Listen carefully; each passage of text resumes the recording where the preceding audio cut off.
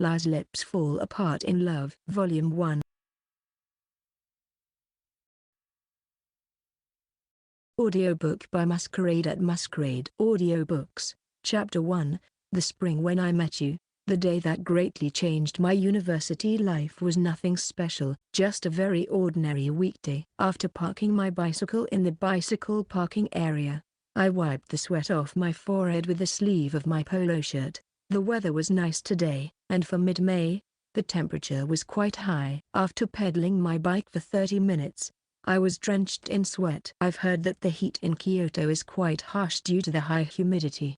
I can't help but worry about whether I'll be able to get through the summer without any trouble. After the Golden Week holiday, the population on campus significantly decreases. It seems that the freshmen, who had been coming to university diligently since enrollment, gradually learn to skip classes. There are also a few who catch the so-called May sickness and stop coming to university altogether. Just as I started walking towards the school building, a loud gashan sound echoed from behind. When I turned around, I saw a toppled bicycle and the figure of a female student. It seemed that the contents of her bag, which she might have put in the bicycle's basket, were scattered all over, and she was hurriedly picking them up. Then, something rolled to my feet, a very small cylindrical object, probably a lipstick. I picked it up and called out to her back. This. She looked up at me with a shock. The moment I saw her face, I was stunned. She had curly lashes, impressive double eyelids, large eyes that seemed to draw you in, skin so pale it seemed to stand out, and shiny, peach-colored lips. She was a glittering beauty that one could inadvertently marvel at for a moment. I think she's from the same seminar. What was her name again? While I was trying to remember, she saw the lipstick in my hand and relaxed her cheeks in relief. That's mine. She took it from me with great care. Her slender white fingers, with pink nails adorned with tiny sparkling stones, were delicate. It's something important to me. Thank you for picking it up, Sagara-kun, she said, smiling. I was surprised that the beauty of our seminar knew my name. I thought she wouldn't recognize a plain guy like me. I set her bicycle upright. Well then, I said, and left the spot. I could hear someone saying thank you from behind, but I didn't turn around. It's better not to get involved with such a sparkling beauty. Crossing the lawn square, I noticed a group of about 4 boys sitting and frolicking. One of them looked familiar, though I couldn't remember his name. It seemed he noticed me too as our eyes met, but I just walked past. We weren't exactly on greeting terms. After all, I didn't come to this university to exchange greetings. When I entered the large lecture hall, I made my way straight to the center of the front row without hesitation. The Wednesday third period class is notorious among students as nap time because the professor's voice is so soft and mumbled it's hard to hear, plus the post-lunch condition doesn't help. At the back of the lecture hall, a flashy group of male and female students was talking loudly. From their conversation, they seemed to be from the Faculty of Sociology. Strangely enough, you can somewhat tell the different colors of the students by their faculty. By the way, I'm from the Faculty of Economics. Gradually, more and more people started coming in, and the seats began to fill up. It's about to start. There are 5 more minutes before the class begins. Is it okay if I sit here? I heard a whisper-like voice and lifted my face. Bright chestnut-colored long hair swayed smoothly before my eyes, and a sweet, floral scent wafted over, making me involuntarily swallow my saliva. It was the sparkling beauty I had just picked up the lipstick for. I still couldn't remember her name. Yeah, my voice slightly cracking. Damn, why am I getting nervous? Excuse me then, she said with a smile and hesitantly took a seat next to me. Thank you for earlier, Sagara-kun. You're taking this class too, huh? This professor's voice is really small, right? It's hard to hear from the back, but the class is interesting, so I thought I'd sit in the front today and listen properly. Sorry for suddenly talking to you. No, it's fine. I gave the bare minimum of responses to her monologue. I can't come up with, nor do I intend to give, any clever replies. It was then that I finally remembered her name. It must be Nane's Haruko. I was dreading being chattered at like this for the duration of the class, but when the professor entered the lecture hall, Nanase closed her mouth and began to take notes with a serious expression. Her back was as straight as if she had a ruler stuck behind her. Even though we're from the same seminar, there was absolutely no interaction between Nanase and me. I knew nothing about her besides her name. Well, it doesn't really matter to me anyway. And yet, while thinking it doesn't matter, I covertly observed Nanase out of the corner of my eye. In our seminar? No, even looking at the whole university. I think she's one of the top beauties. I can understand why the guys in the same seminar make a fuss about how cute that she is. Her clothing is something I don't quite understand, but she seems to dress stylishly. A plain type like me wouldn't even be on her radar. I have no intention of getting close to her either. Looking at her perfectly shaped face, earnestly listening to the professor, I felt a sense of nostalgia for some reason. This face, I feel like I've seen it somewhere before. I tried to think where I might have seen her, but no matter how much I searched my memory, I couldn't recall ever gazing at such a beauty up close. It must be my imagination, I thought, tearing my gaze away. When the 120-minute class was over, I shoved my textbook and pencil case into my shoulder bag. That's when a familiar girl ran up to Nanase. "Haruko, you were sitting here." It was the Kansai dialect, something I've grown used to hearing since coming to Kyoto. I don't know her name, but I think she was probably in the same seminar. Her slanted eyes were striking, and she seemed like a strong-willed beauty. A friend of the dazzling beauty is dazzling too, I thought.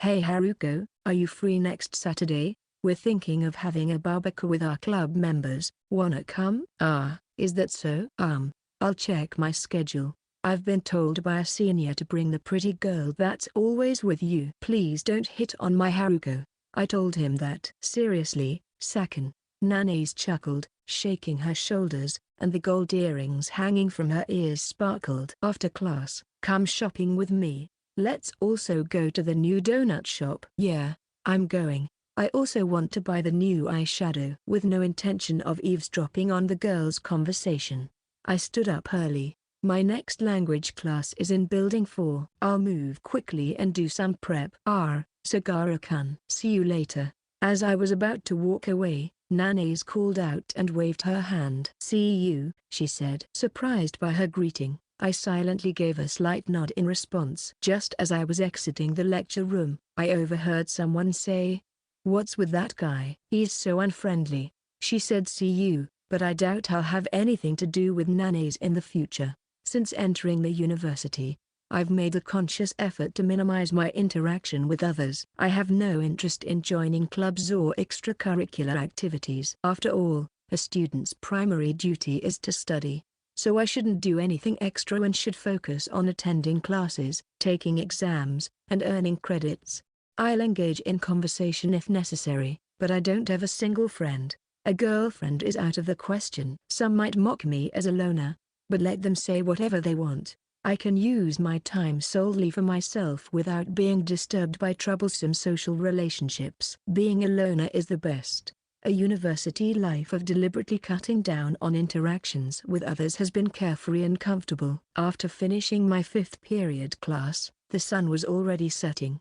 I'll go home, have dinner, and then it's straight to my part-time job. The night shift pays well, so I'm grateful for it. When I straddle my bicycle and start pedaling, I head towards my apartment back home. I'm from Nagoya, and I've been living alone since April. The reason I chose a private university in Kyoto for my further studies was simply because I wanted to get out of my parents' house, and I ended up missing the National Public University exams due to influenza, leaving me no choice but to attend my backup private university. At these crossroads in life, I seem to always be plagued by bad luck. As I make my way through the residential area near the university, I head south on Nisyoji Street. The uphill is tough on the way there, but it's a breeze on the way back. There's a crowd of students in uniforms at the bus stop, likely on a school trip, blocking the way. Even though it's a weekday, the buses are packed with tourists. The students who commute by bus must have a hard time. Continuing south, I reach Sanjo Street and come across the train tracks in the middle of the intersection. This is where the trams, known as Randon, Kyoto Electric Train, run. As I wait for the signal to turn green, I casually glance over the tracks and, oh, I notice her. A girl with her back straight, pedaling a bright red bicycle with her chestnut brown long hair fluttering in the wind. It's Nana's, whom I had a conversation with today, judging that it would be troublesome if she noticed me. I wait a bit even after the signal turns green, and only start pedaling again after her figure has shrunk in the distance. However, Nana's figure doesn't disappear no matter how long I wait, which makes me a little anxious. Maybe she lives quite close. It's quite far from the university, and I liked that I didn't run into people I know. Crossing another intersection, I see Nana's turn west at the corner of the post office. I slowly turn the corner myself and see that she has just gotten off her bicycle. As she goes up the stairs of an old apartment building, I'm shocked. Seriously? She lives in the same place. I live in an apartment building that's over 40 years old with a unit bath and a single room. It's run down and far from the university, but the rent is incredibly cheap. Nana's stops in front of a corner room on the second floor. She takes out a key from her bag, unlocks the door, and goes inside. I can't help but let out an involuntary groan. Of all places, she lives next door. Is such a coincidence even allowed? I can't believe I haven't noticed for a whole month. Why would such a beautiful girl live in a run-down apartment like this?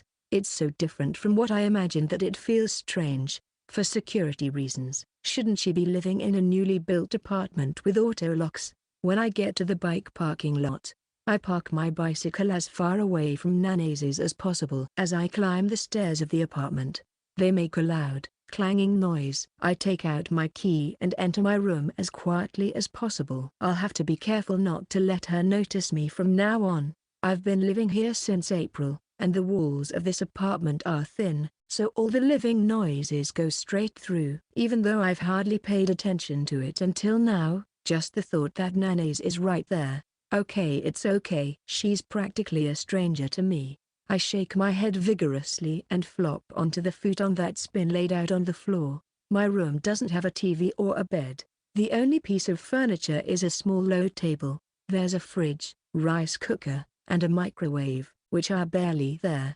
But since I don't cook, the fridge is almost empty. I seem to remember buying udon for 30 yen at the supermarket. I'll just boil that today, add some soy sauce, and eat up. After eating, I'll take a nap until it's time for my part-time job. As I close my eyes and think about this, that's when it happened. Kawaii!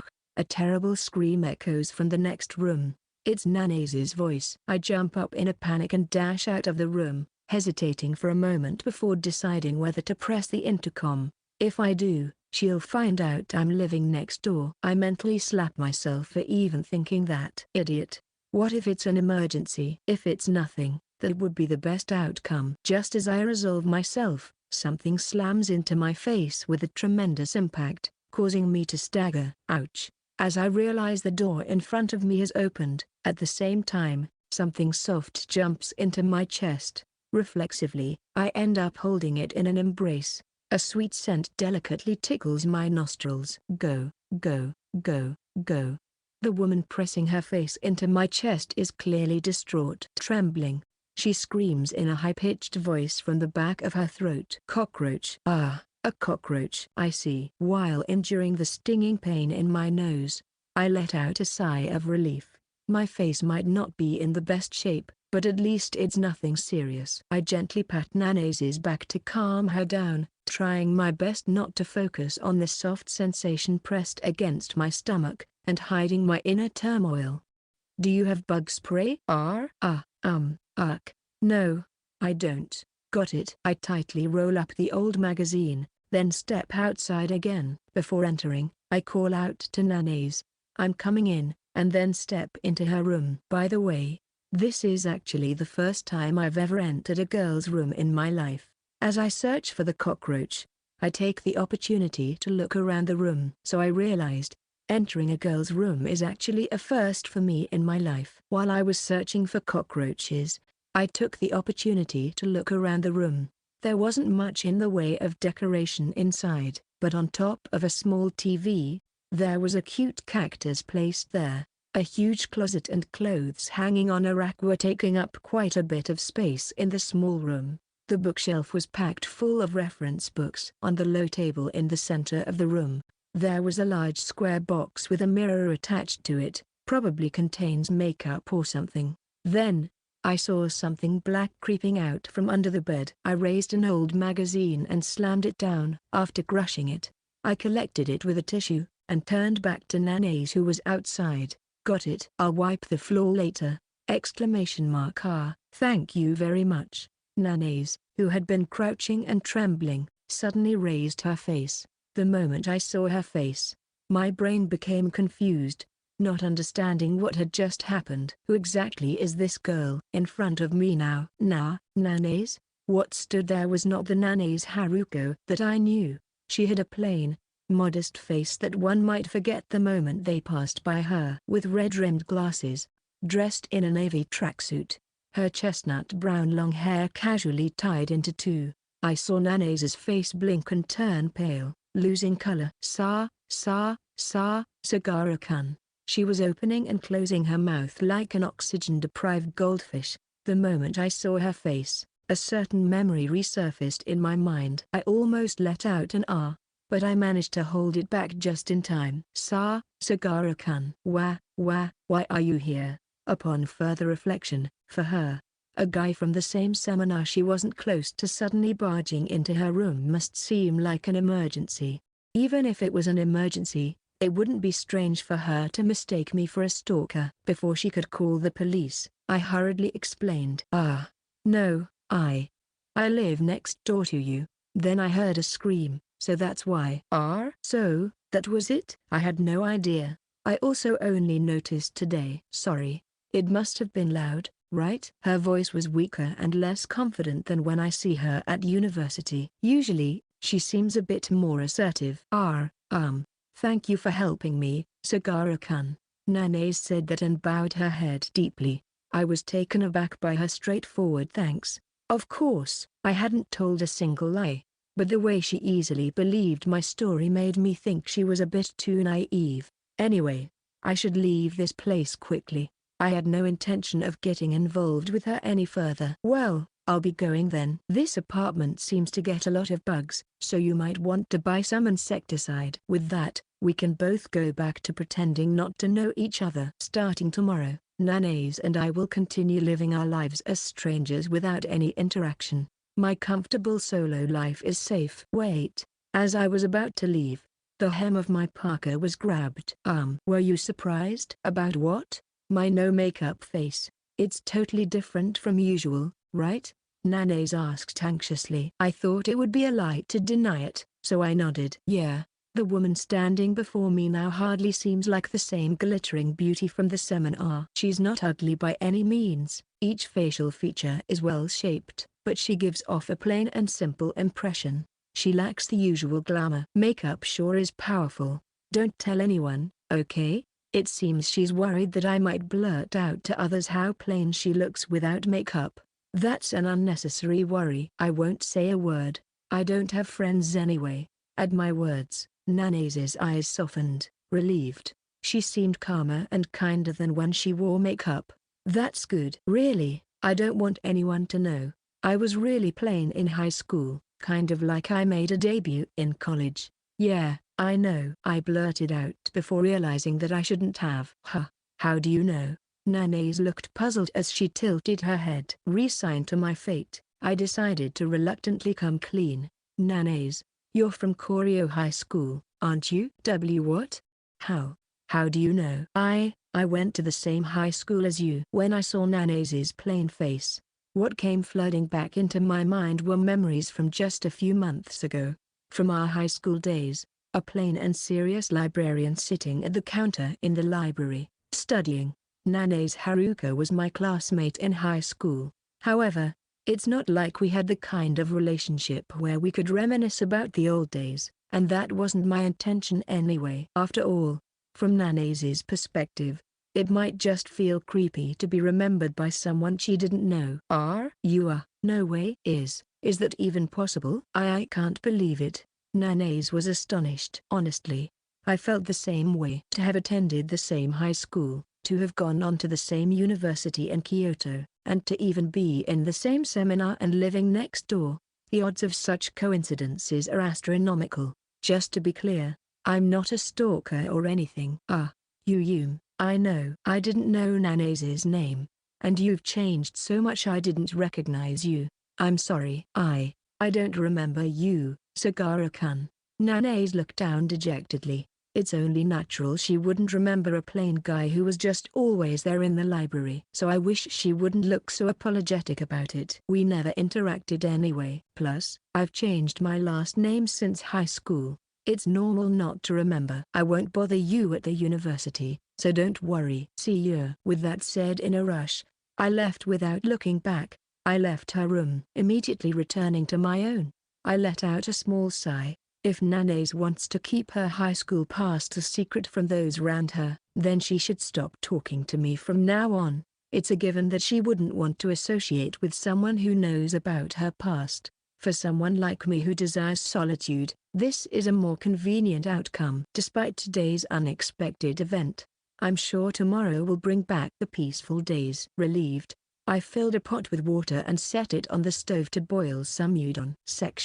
I love putting on makeup. When I apply foundation over my makeup base and add blush, my skin becomes beautifully white and clear, with healthy-looking cheeks. Using double eyelid tape and fake lashes, and drawing on eyeliner transforms me into having big, captivating eyes like an idol. It's fun to see my plain and unremarkable face change into something glamorous, like painting on a blank canvas. Lastly, I apply lipstick and smile brightly at myself in the mirror. Strangely enough, doing this seems to well up a sense of confidence within me. At that moment, I heard the sound of the door next door closing. It's 8 in the morning now. He came home at dawn, and it seems he's already leaving for campus.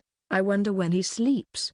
It's worrying to think that the boy from the same seminar lives next door, and to think he was a classmate from my high school. I had my first conversation with him, Souhei Sagara-kun, just yesterday. He doesn't try to mingle with anyone. He's always seated at the front of the lecture hall, listening intently to the professor. Everyone says, that guy is seriously serious, but I felt a sense of kinship and positive regard for him. Seriousness is a virtue. At least, that's what I believe. Up until high school, I was a girl whose only redeeming feature was being serious. I never wore my uniform sloppily, never dyed my hair, and makeup was absolutely out of the question. I was always punctual and never missed a class, spending my breaks glued to my desk, studying.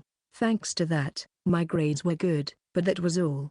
It's not that I was hiding things or being ignored or gossiped about. However, my classmates were somewhat distant towards me, and during pair work in class, I was always the one left over. Nanae-san is serious, so she's a bit different from us, right? The girls in the group I was pityingly included in for the school trip said so without any malice. I, pretending not to be hurt, replied with a smile, "That's right." Then, I tried not to be a nuisance, quietly following from a little distance behind. My memory of the school trip is nothing but the backs of my classmates. My high school life was empty. I don't have a single memory. I just went to school and breathed every day. I didn't have anyone I could call a friend. Not to mention a boyfriend. I didn't even have someone I liked. I wanted to have a sparkling high school life just like everyone else. I wanted to dress up, hang out with friends, experience romance like in shoujo manga, and go on dates with a boyfriend.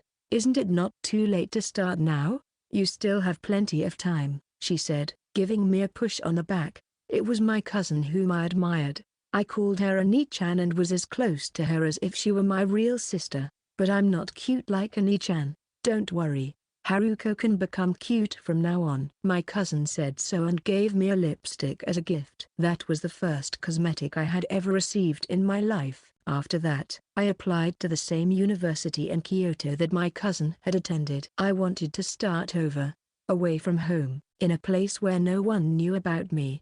As soon as I received the acceptance notice, I bought a full set of cosmetics, clothes, and accessories. I went to the hairdresser to change my hairstyle and got my ears pierced. The New Year's money I had been saving since elementary school was gone in no time.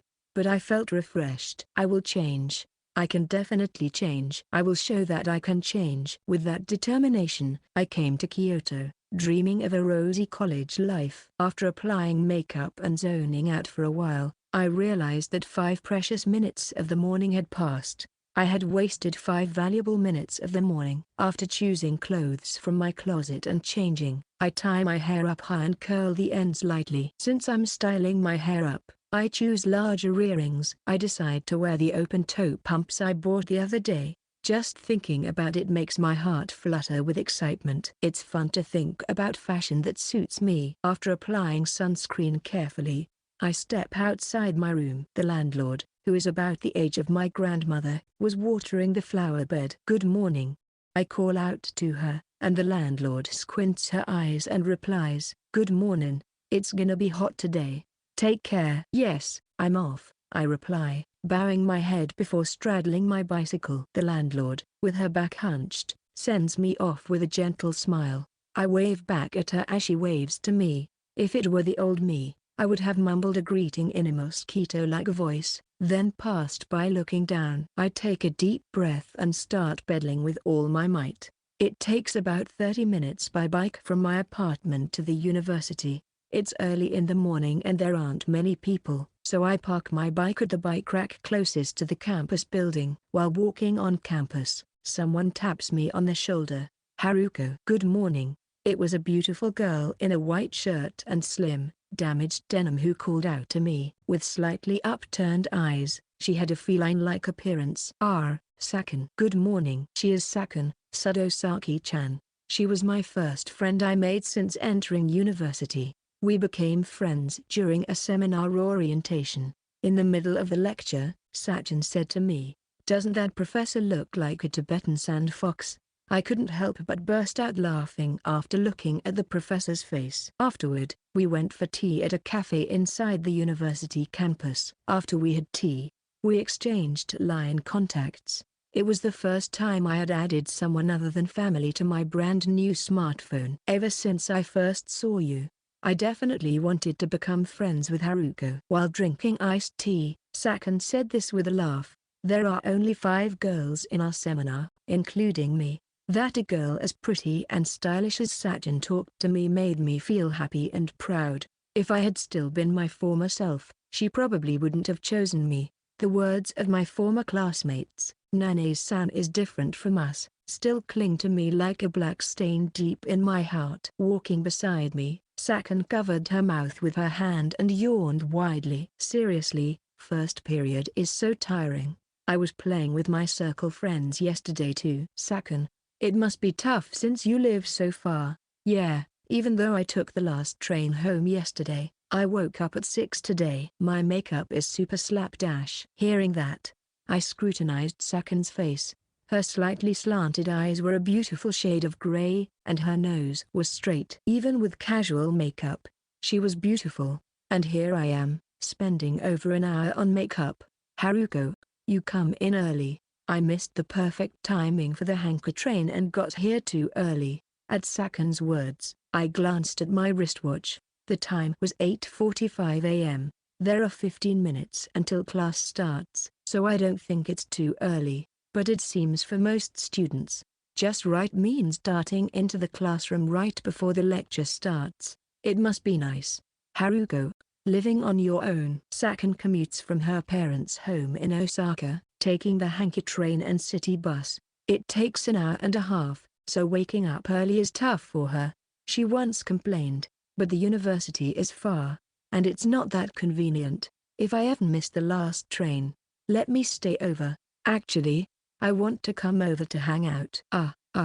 My place is kind of small." While saying that, I thought of my 6-tatami one-room castle. I'm a bit hesitant to invite friends over. It can't be helped that I prioritized cheapness over comfort. No key money, no deposit, and a rent of 40,000 yen. It's a bargain considering the location. I want to spend as much of my living expenses as possible on cosmetics and clothes. Even though I knew it was run down, I never expected cockroaches to appear. Sagara-kun, who defeated the cockroach for me, was, without exaggeration, a godsend. If it weren't for him, I might never have been able to return to my room. Today, I'll buy some insecticide at the drugstore on my way home. Now that I think about it, inviting a boy into my room was a first for me. Lost in such thoughts, I arrived in front of the classroom. Today's first period is compulsory English. We were sorted into English classes based on our initial test scores at the beginning of university, and I was placed in the top class. Sagara-kun is also in the same class. Let's have lunch together later. I'll message you online when it's over. Sakan said that, then walked away with a light step. I waved goodbye and entered the classroom. In language classes, unlike other classes, seats are assigned. My seat is at the front by the window. Sagara-kun's seat is the second from the back in the middle. I immediately spotted him, dressed in a black t-shirt and cargo pants, probably having arrived early to study on his own. He's always been serious. Come to think of it, he knows me from high school, the plain and unremarkable me. He said he wouldn't tell anyone, and it's not that I doubt him, but it's unsettling to have someone unilaterally hold a secret about you. Hey, Sagara-kun. Good morning. When I called out to him, Sagara-kun looked up with a start, then frowned as if annoyed. What? I'd rather you didn't talk to me too much. About yesterday. It's fine, I get it. I won't tell anyone. Not like I have anyone to tell. Sagara-kun said that and focused back on his textbook. Feeling his strong will to not continue our conversation, I meekly returned to my seat. Is it really okay, though? He says he doesn't have friends. But, after a while, the American native teacher came into the classroom with a cheerful good morning. The students returned a sparse and mumbled good morning. I glanced at Sagara-kun, sitting diagonally behind me, but as usual, he was taking the class seriously and didn't even try to look my way. Section. Sagara's point of view. The student cafeteria bustles with students during the lunch break, staring intently at the menu posted above the counter, from top to bottom. Among the offerings of the affordable and hearty No. 2 cafeteria, the cheapest is the plain udon for 100 yen. I open my wallet with a prayerful heart and check the contents. All that's inside are 2 10-yen coins. In other words, I have to get through the last day before payday with just 20 yen. I didn't mean to waste any money, but it seems that the expenses of starting a new life are now catching up with me. Last month, my part-time job was still in the training period, so the hourly wage was low, which hurt because I hadn't earned as much as I expected. For a moment, I considered contacting my mother, but I immediately concluded that I absolutely did not want to. No matter what happens, I don't want to rely on my parents. After all, I haven't received a single yen in allowances. Can't be helped, I'll have to endure. I can get through today somehow. While being pulled by my lingering feelings, I left the school cafeteria and began to wander aimlessly. Today, after classes, I have a part-time job from midnight until morning. I plan to nap somewhere to conserve my energy as much as possible. Sagara-kun. Just then, as my name was called from behind and I stiffened in surprise. The voice, which I've grown accustomed to hearing, was Nanase's. I tried to ignore it and kept walking, but then I heard Sagara-kun. Once more. Reluctantly, I stopped and turned around. Why are you ignoring me? You definitely heard me, right? Nanase, panting, was glaring up at me with her eyes. Do you need something? It's not that I need anything, but Sagara-kun, are you going to have lunch now? Nanase smiled cheerfully and peered into my face. For some reason, even after she had seen my true face, she would frequently talk to me like this. Maybe she's worried that I'll spread her secrets around. I would never do such a thing, though. I don't have lunch. Why not? It's right before payday.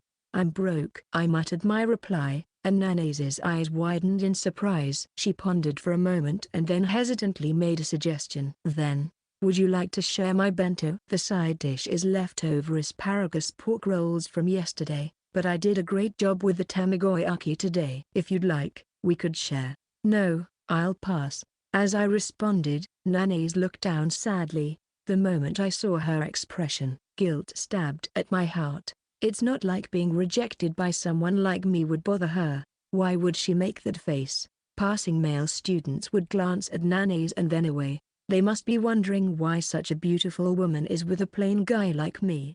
Nanase, with makeup on, is a radiant beauty. Every time she blinks, her long eyelashes flutter, and her large eyes reflect the sunlight like sparkling jewels. I don't intend to get involved with her more than necessary, but I don't want to hurt her either. I softened my tone just a bit and added, "Sorry, but I really don't need it." "That's your bento. But you're hungry, right?" "Not really." As I said that, my stomach growled loudly in protest. Nanase's eyes filled with sympathy for me when she heard the loud rumbling of my stomach. Damn. How embarrassing. I clicked my tongue as if to cover it up and started walking quickly again. Perhaps finally giving up, Nanase didn't follow me. After finishing classes and returning home, I lay sprawled on the tatami, blankly staring at the ceiling. I know it's pointless to waste time like this, but I don't want to consume any more energy than necessary. As I closed my eyes and tried to ignore my hunger, the scent of curry wafted through the air. My stomach growled even louder at the smell. The source of the aroma was the room next door. Apparently, Nanase was making curry. The image of the glamorous beauty I saw at the university combined with the plain and modest face of the library committee member. No one would normally think they're the same person. In high school, Nanase was plain and inconspicuous. I remembered her face because she was a library committee member, and there was a time when I frequented the library. I didn't want to go home at the time, so I was looking for a place to kill time after school. I didn't belong to any clubs or committees, so I ended up in a library in the corner of the old school building. The librarian at the counter was always the same girl, Nanase. The high school library wasn't well equipped, but it was always clean and tidy. Books that students had carelessly returned to the shelves were promptly put back in their proper places. The writing on the notice return due by month day was beautiful. I knew it was her handiwork. The reason I frequented the library was that it was a comfortable place. The plain, serious librarian never showed any irritation towards me, even though I stayed until the last minute of after-school hours. I only spoke to her once, just before graduation. After the closing time, as she was locking up, I asked her a question. Was I in the way? She answered nonchalantly, "Not at all." Surely, to her, it was nothing but a casual remark. However, the moment I heard her answer, I felt as if I had been saved. Therefore, I had no intention of spreading rumors about her, whether she had made her university debut as a beauty or if her makeup-free face was plain. In the first place, I didn't have any friends to tell. If she could live happily without my knowing, that was fine with me. That's what I thought. And yet, why does she bother with me? Now that she's become beautiful and made her university debut, she should just leave me alone and enjoy her university life to the fullest. The delicious smell wafts through the open window again. Just being tantalized by the scent of curry without being able to eat anything is too much to bear. Damn, if only I had even just plain rice. I went to the kitchen to at least drink some water when the doorbell rang. Who could it be at a time like this? When I opened the door, there stood Nanase, holding a large pot. She was wearing her makeup-free glasses and high school tracksuit. "What is it?" I asked in surprise, and Nanase slightly lifted the pot she was holding. "I made curry, but I made too much." "Won't you eat some? It's hard to make just one serving." "I'll refrain." I said so out of a desperate show of restraint, but Nanase did not back down. "I can't finish all this by myself. I'd be happy if you could help me consume it." Nanase lowered her eyebrows and flashed a troubled smile. My will wasn't strong enough to keep refusing when faced with such a tempting aroma of delicious curry. I resigned myself and took the pot. "But I don't have any rice." "What? You don't even have rice?" Nanase let out a pained voice. Feeling unbearable under her pitying gaze, I quickly looked away. "Then, I'll bring some rice too. It's a good thing I cooked extra. Just wait a little, okay?" After a short while, Nanase returned carrying a bowl heaped with white rice. "Will this be enough?" I nod silently. "It's more than enough." "Good. After you've finished eating, I'll come to collect the pot and dishes." "I hope it's to your taste." With that, Nana's turned on her heel and went back to her room. I placed the curry pot and the bowl on the low table, took out a curry plate I hadn't used since moving in, and served myself rice and curry. After putting my hands together, I took a bite of the curry. I couldn't help but exclaim, "Wow, this is really delicious." Perhaps it was partly due to my hunger, but Nana's curry was exceptionally good. The vegetables cut into small pieces were plentiful and melted into the thick roux. The right amount of spiciness and flavor soaked into my empty stomach. In the end, I finished all the curry neatly. No matter how much she had made, the amount she brought over was too much just for a neighborly share. She must have made the curry especially for me, knowing I was hungry. I really have to thank her for this. After washing the pot and bowl in the sink, I headed to Nana's room. When I pressed the doorbell, Nana soon appeared. "Thank you for the meal." As I held out the empty pot, Nana's eyes went wide. What? You've already eaten all of it?" "Yeah, it was incredibly good." I honestly told her how delicious it was. Perhaps saying she could open a curry soup would be overpraising, but she smiled shyly at my words. "I'm glad it tastes good." "So I'm happy Sagara-kun got to eat it." Though it's hard to tell when she's wearing makeup, Nana's has quite droopy eyes. When she smiles brightly, her eyes almost disappear. She seems self-conscious about her plain face, but even without makeup, she's quite not bad at all. There must be guys who like that kind of face. "Sorry, it really helped me out. When I get my paycheck, I'll pay you back." You don't have to do that. Making food for 1 or 2 people is the same. Even so, I know Nana's is living in this run-down apartment, so she probably doesn't have much spare money either. I won't feel settled until I make it right. After a back and forth, Nana's finally conceded. "Okay, then, next Friday, after the seminar, are you free?" "Huh? Oh, yeah. Then, do you want to have lunch together?" "I actually have a place I want to go to. I don't have the courage to go alone, so I'd be happy if you came with me." "Wait a second," I hastily interjected. Going out for a meal with someone of the opposite sex might be a daily occurrence for Nana since her university debut, but for me, it's a big deal. "No, I started to refuse, then clammed up. I might be able to get away without paying her back, but the curry was really good. Leaving a debt unpaid would go against my principle of relying on no one and living in solitude." "Okay, got it." Reluctantly, I answered, and Nana's joyfully raised both hands in the air. Yay! Why she would be so happy about going to lunch with me, I just couldn't understand. The seminar I belong to meets twice a week. On Tuesdays at third period and Fridays at second period. There are about 20 freshmen, 5 of whom are girls. Among them, Nana's Haruko stands out conspicuously.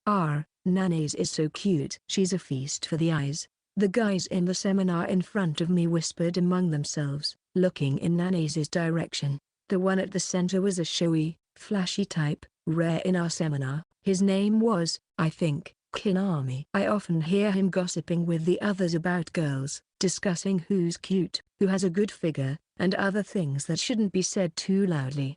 Maybe I'll ask Nana's out for a meal next time. Hey, does Nana's have a boyfriend? I wonder. Who knows? With looks like that, probably, but I have no idea. Kinami held his head in his hands, moaning, "Ugh, I'm so jealous of the guy who gets to like Nana's," or something like that. What a vulgar guy. He should just stub his little toe and die. And so, we'll start group work from next week. That's all for today. As soon as the professor said that, the bell signaling the end of class rang. I listened to the signal marking the start of the lunch break with the feeling of a prisoner awaiting a death sentence. Today is Friday. I have a lunch date with Nana's. In such a crowded place with so many acquaintances, it would be bad to call out to Nana's. It might be better to leave the university and arrange a meeting outside. I've, reluctantly, exchanged contact information with her recently, so it should all work out. Just as I was about to stand up and leave the seminar room first, I heard Nana's voice from behind. "Sakun, sorry, I'm going out for lunch today." I heard the sound of her heels tapping against the floor of the lecture hall. At the same time, a sweet fragrance wafted over as she tapped me on the shoulder. Nana's, with her long hair neatly tied up, looked up at me. "Sagara-kun. Shall we go then?" At that moment, and probably not by mistake, the seminar room buzzed with noise. "Why Sagara?" That's what the stares of the men seemed to say, piercing my skin. Kinami, who had been sitting in front of me, was looking this way with his eyes wide as saucers. "Give me a break. I want to stand out as little as possible. Or rather, don't call out to someone like me in such a place. I'm starving. I think I can eat a lot right now." Nana's is laughing innocently, unaware of my feelings. Her smile was like the sun, brightening everything around her. "It's too dazzling for me to look at directly." Resigning myself, I stood up and left the seminar room. Looking down as we walked and the stares of acquaintances faded, I felt somewhat relieved. Nana's also seemed to relax, letting out a sigh of relief. While looking at her perfectly arranged profile, I said, "You've really changed a lot, Nana's. I worked hard, you know. I learned all about makeup and fashion desperately, and even lost 5 kilos with dieting.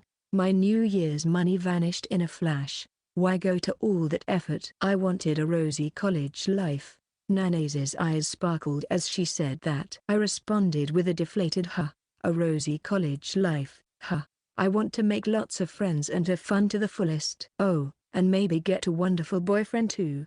Unfortunately, I have absolutely no interest in such things. In fact, I even consider them a nuisance. But for the girl in front of me, those were things worth expending great effort to obtain. Then you should have joined a club or something. As far as I know, Nana's hasn't joined any clubs or teams. When I think of the glittering, sunny type people, I imagine them belonging to clubs and spending every night out playing. It's a total prejudice, though." At my words, Nana's gave a slightly troubled smile. "Yeah, maybe I should have, huh?" "Well, yeah, maybe you should. What is there to even worry about? If she really wants a rosy college life, she should broaden her horizons. She shouldn't be wasting her time with a dull guy like me." Once we leave the university through the east gate, we reach a quiet residential area. After walking for about 5 minutes while pushing our bicycles, Nana's stopped and said, "Here it is." Looking up, I saw a dark blue noren with Kaifute written on it. It seemed to be a set meal restaurant. You can get a set meal for 600 yen, and rice and miso soup are all you can eat, Nana's said with excitement as we passed under the noren and opened the somewhat ill-fitting sliding door. The shop was small with only a counter and 2 two-seater tables. We could see other customers who seemed to be university students like us. An older couple appeared to be running the place. We sat down facing each other at a 2-seater table, and the server came to take our order. I ordered the chicken katsu set meal, and Nana's ordered the daily special, a mackerel miso set meal. "Do you like chicken katsu?" "It's okay." If there had been a fried chicken set meal, I would have chosen that. "Oh, you like fried chicken?" "Not really." "Fried chicken set meals are on Wednesdays. So, let's come back on Wednesday." Nana's said that after looking at the menu, and I was at a loss for a reply. Does she think there will be a next time? As for me, I'd like to decline forever. While I remained silent, the chicken katsu set meal and the mackerel miso set meal arrived. It came with the main dish, miso soup, rice, and a salad. The freshly fried chicken katsu was rather delicious. I felt it lacked variety, but for 600 yen, the cost performance was excellent. I'd come again when I have more financial leeway. After finishing the salad, I alternated between eating the chicken katsu and rice while looking at Nana's across from me. Nana's had a beautiful way of holding her chopsticks. The way she delicately flaked the mackerel and brought it to her mouth was enchanting, and I found myself staring. However, the current hair felt somewhat out of place in this setting. "It's kind of surprising." "What is?" "I thought you'd take me to a different kind of place. Something more Instagrammable. Although I think this is a good, affordable, delicious restaurant. It's not the type of place that the glittering girls Nana's admires would choose to go to. It's not a stylish cafe or Italian restaurant, which seems more up her alley." Of course, if she had taken me to such a place, I might have fainted from discomfort. At my words, Nana's put down her chopsticks and replied, I love places that are Instagrammable too. I went to one for the first time after entering university, and it was really fun. But, sometimes, it's tiring, or something. Why? Maybe it's that I've changed, but in the end, I haven't really changed that much. Nanae looked down powerlessly and sighed. Sagara-kun. Earlier, you asked me if I wasn't going to join any circles, right? Nanae continued to stare down into her glass of cold water, and after a moment of silence, she began to speak as if muttering. I joined right after enrollment, you know. I tried really hard, thinking I'd make friends at the tennis circle's welcoming party. But it was no good.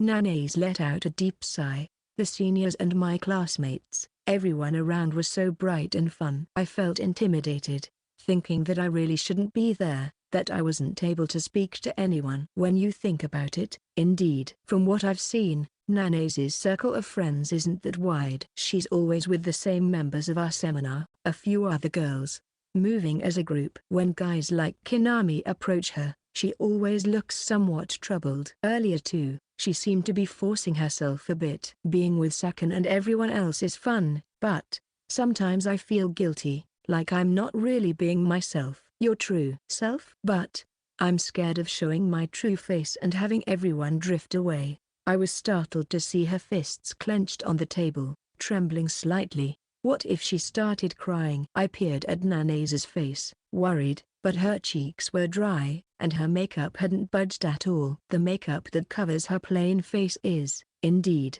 Nanae's Haruko's armor.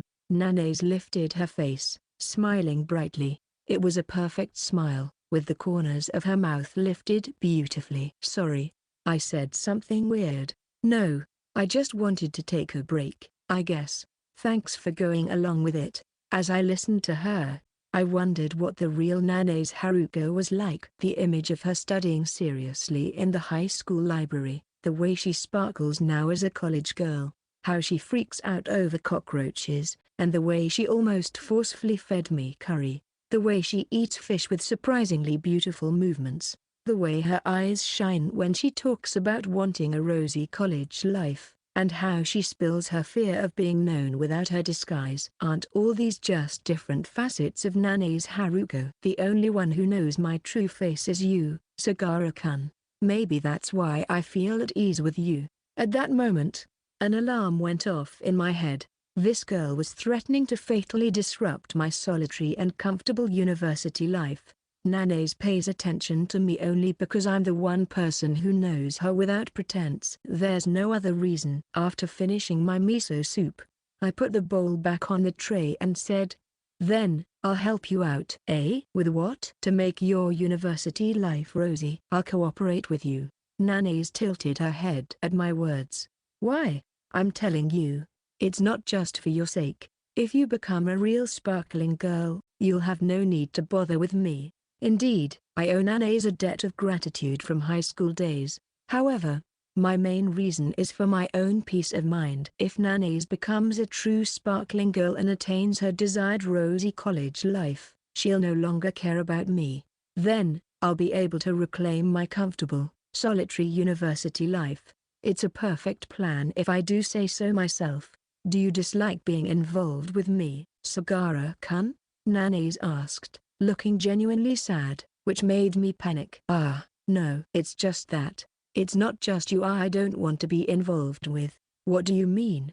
I just don't want to let anyone into my world. I don't want to waste my resources on bothersome relationships. So, I try to interact with others as little as possible. It makes me really happy that you'll help me, but Sagara-kun, you're being stubborn.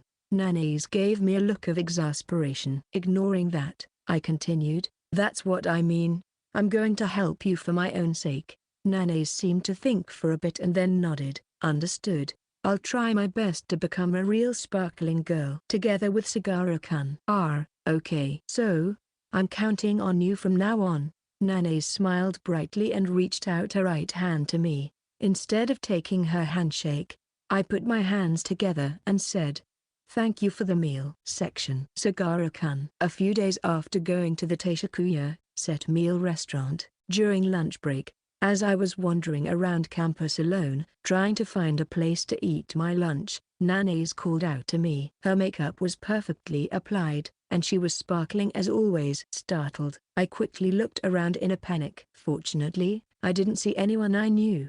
"Are you going to have lunch now? Let's eat together." Ignoring Nana's cheerful invitation, I started to walk away quickly. "Wait up," she called after me in a flustered voice. It wasn't until we were behind the deserted campus buildings that I finally stopped. "Why are you talking to me?" "Ah, is that bad?" Nana's looked downhearted. "Give me a break." With that look on her face, it seems like I'm the bad guy here. "I'm saying this for your sake, though. Do you really have any intention of pursuing the so-called rosy college life?"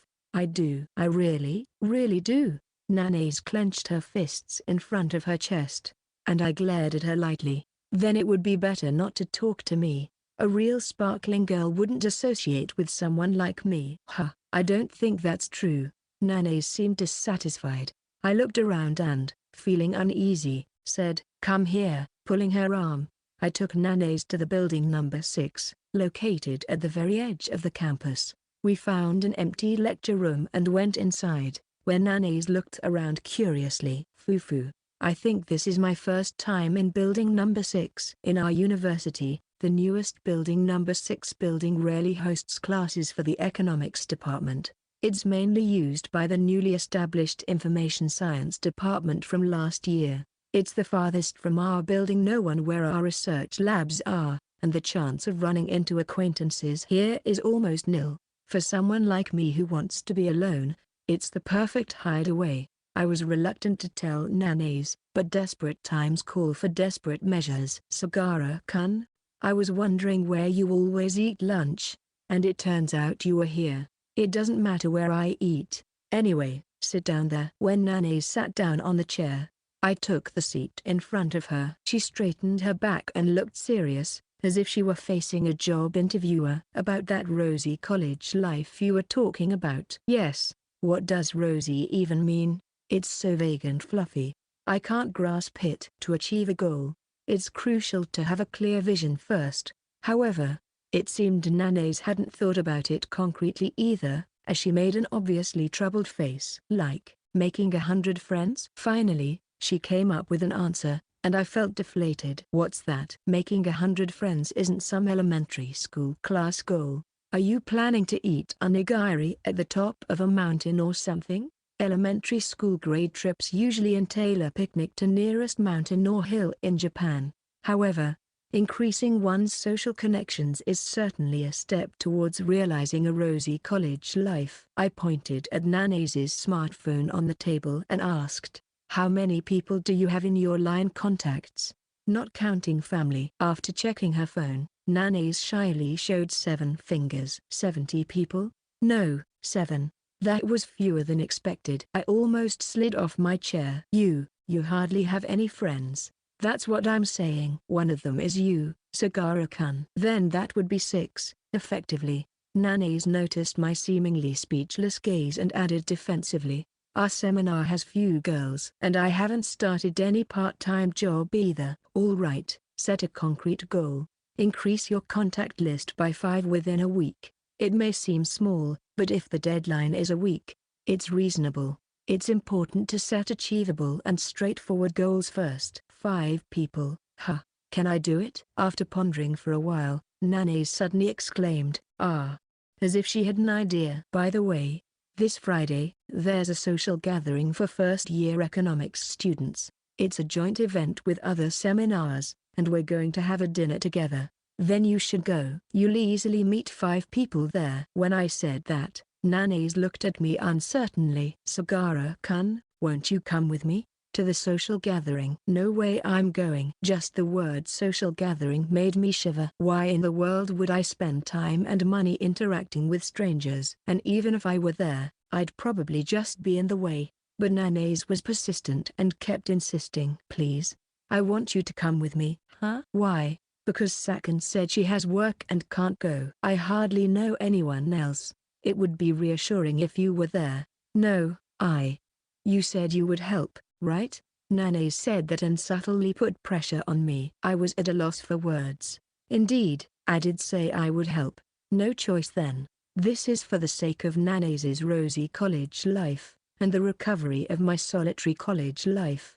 Just don't talk to me, okay? With a sigh, I spoke, and Nanase's expression brightened. Okay, just having you there is enough. Thank you. She doesn't realize that she's strayed about 500 steps from a rosy life by relying on me as her emotional anchor. Seriously, is she really okay? I became anxious all over again. Friday, 6 p.m. After my classes ended, I went home for a bit and then headed to Shukawaramaki, the bustling district of Kyoto. A short walk from Kawaramaki Street took me to Kiyomaki Street, where the Takase River flows. This area is known as one of Kyoto's premier nightlife districts, with all sorts of eateries lined up from Sanjo Street to Sho Street. It's not as intimidating as nearby Pontacho or Gion, so there are many chain restaurants that students can casually use. Also, I've been told by a senior at my part-time job, having skipped every welcoming party imaginable, I've hardly ever set foot in this neighborhood. Now, where could the venue for the social gathering be? I took out my smartphone to check the map when I spotted a beautiful woman standing under a tree by the river. It was Nanase. Nanase today had her hair intricately braided and was wearing a trendy patterned one-piece dress. Even someone like me, who has no interest in fashion, could tell she was all dressed up. While staring at her phone screen, she kept tilting her head as if she was lost. Although we were headed to the same destination, it wouldn't be good for us to arrive together. As I started to walk past her, a group of guys around my age were leering at Nanase with grins on their faces, displeased by their rude stares. I moved casually to cut off their line of sight and called out to her, raising my voice slightly, "Nanase." As she looked up from her smartphone, Nanase noticed me and waved vigorously. Sagara-kun. I heard what seemed like a tch and a muttered lucky guy from somewhere. There was absolutely nothing for them to be jealous of. I'm glad I found you. I didn't really know the place. Nanase seemed oblivious to the men's stares, smiling airily. I said, "It's probably this way," and started walking quickly. The venue for the social gathering was down a narrow alley off Kiyomaki Street, with only a small noren curtain marking the entrance, making it quite hard to find. Inside was a surprisingly stylish Japanese restaurant. We were led upstairs to a large tatami room with several tables set up. A few people who had arrived earlier turned their gaze toward us as we entered. Oops. Thinking about it, coming with Nanase might have been a mistake. I settled down at the very edge of the tatami room, pretending it was just a coincidence that we arrived at the same time. I gave Nanase a sharp look and shooed her away with a flick of my hand when she tried to sit next to me. She looked a bit forlorn but headed to a table at the opposite corner, the farthest from me. Good. As the starting time approached, nearly all the tables in the room were filled. A senior, who was the organizer of the social gathering, said a few words before a course of Japanese dishes was served, and the event began. Which seminar is everyone in? Someone started the conversation, and the room gradually became lively, but I didn't say a word. I just sat there silently, eating. Those sitting around me gave me curious looks, as I emitted a full force aura of rejection. They must have been thinking, why did this guy even come? If I were in their place, I'd probably think the same. Now, how was Nanase doing? I sneaked a glance at her, and she seemed a bit downcast, sipping her orange juice slowly. The two girls sitting opposite her were having a great time without paying her any attention. The guy sitting next to her kept talking to her non-stop, but she only had a troubled look on her face. No, what are you even doing here? Perhaps tired of the unresponsive Nanase. The guy eventually left his seat. Seizing the opportunity, I stealthily moved next to Nanase. I tapped her on the back, and when she turned around, her face lit up with recognition. Sagara. Remembering the promise not to speak, Nanase hastily covered her mouth. I gestured silently for her to come here, and we quietly left the tatami room, hoping no one would notice us. What are you doing? As soon as we were alone, I confronted Nanase. She looked down, embarrassed, and muttered, "I'm sorry. I thought it would be less intimidating to ask girls for their contact information, so I sat at a table with them, but the girls that were sitting there seemed to be friends already. You shouldn't worry about that. Just jump into the conversation. Yeah, but they were all talking about things I didn't know about. I couldn't fit in at all. Come to think of it, I vaguely remember someone saying long ago that when three girls get together, one is always left out. It might not be as dramatic as being left out, but it certainly isn't a pleasant feeling. Trying to cheer up the disheartened nannies, I spoke as kindly as I could. There were girls sitting at the middle table. Why don't you try talking to them? Okay, I'll give it my best shot. Nannies lifted her head, clenched her fists in front of her chest, and with a swift turn, she said, "Watch me." Before heading back into the tatami room to sit next to a girl with fluffy short hair. "Hello, nice to meet you," Nannies said with an awkward smile, and the girl next to her laughed, saying, "Aren't you a bit stiff?" Good, not a bad start. After that, I completely blended into the background, taking a seat in the corner of the tatami room. I had become one with the walls, and no one paid me any attention. Sipping my oolong tea, I watched Nannies. She seemed to have warmed up to the girl she was talking to and was nodding along happily. It looked like Nannies' table was the most lively spot in the room. The guy sitting across from her was, if I remember correctly, a handsome guy from our seminar. I forgot his name, but getting along with someone like him would probably bring her 50 steps closer to a rosy college life. After 2.5 hours, the social gathering ended, and I paid the participation fee to the organizer before slipping out early. "Who's up for karaoke at the after party?" I heard someone shout, but I ignored it as usual and stepped outside. Kiyomichi Street at 9 p.m. was bustling with many people, showing a different face from when I had arrived. Ignoring the touts calling out to passers-by, I walked away when I heard Sagara-kun called out to me. I exchanged contact information with 5 people. Goal achieved. Nannies caught up to me, proudly holding up her smartphone. I couldn't leave her alone in a place like this, so I reluctantly slowed down my pace. The girl I made friends with, Tsugumi-chan, said she knows Sakan. Good for you. Sagara-kun, are you taking the bus or Hanki Railway? Let's go home together. Nannies looked at me with a cheerful smile, and I glanced at her from the corner of my eye. This time, I couldn't bring myself to refuse. I'm not heartless enough to tell her to go home alone in this situation. But, what about her? Is she not going to the after party? Hey, Nannies, what about the after party? Aren't you going? If she truly wanted to live the life of a social butterfly, she should definitely attend the after party. It's an opportunity to expand her social network even more.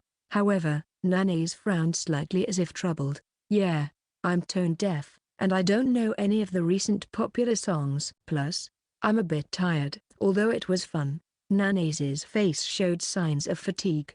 She looked up at me with a sleepy smile, her makeup seemingly faded, revealing a natural, bare-faced expression. I'm glad I came today. I was able to take a step forward thanks to you, Sagara-kun. Thank you. I hadn't actually done much. Being thanked so directly made me feel restless. I'm not used to this kind of thing. We boarded the bus at the Shukawaramaki stop together.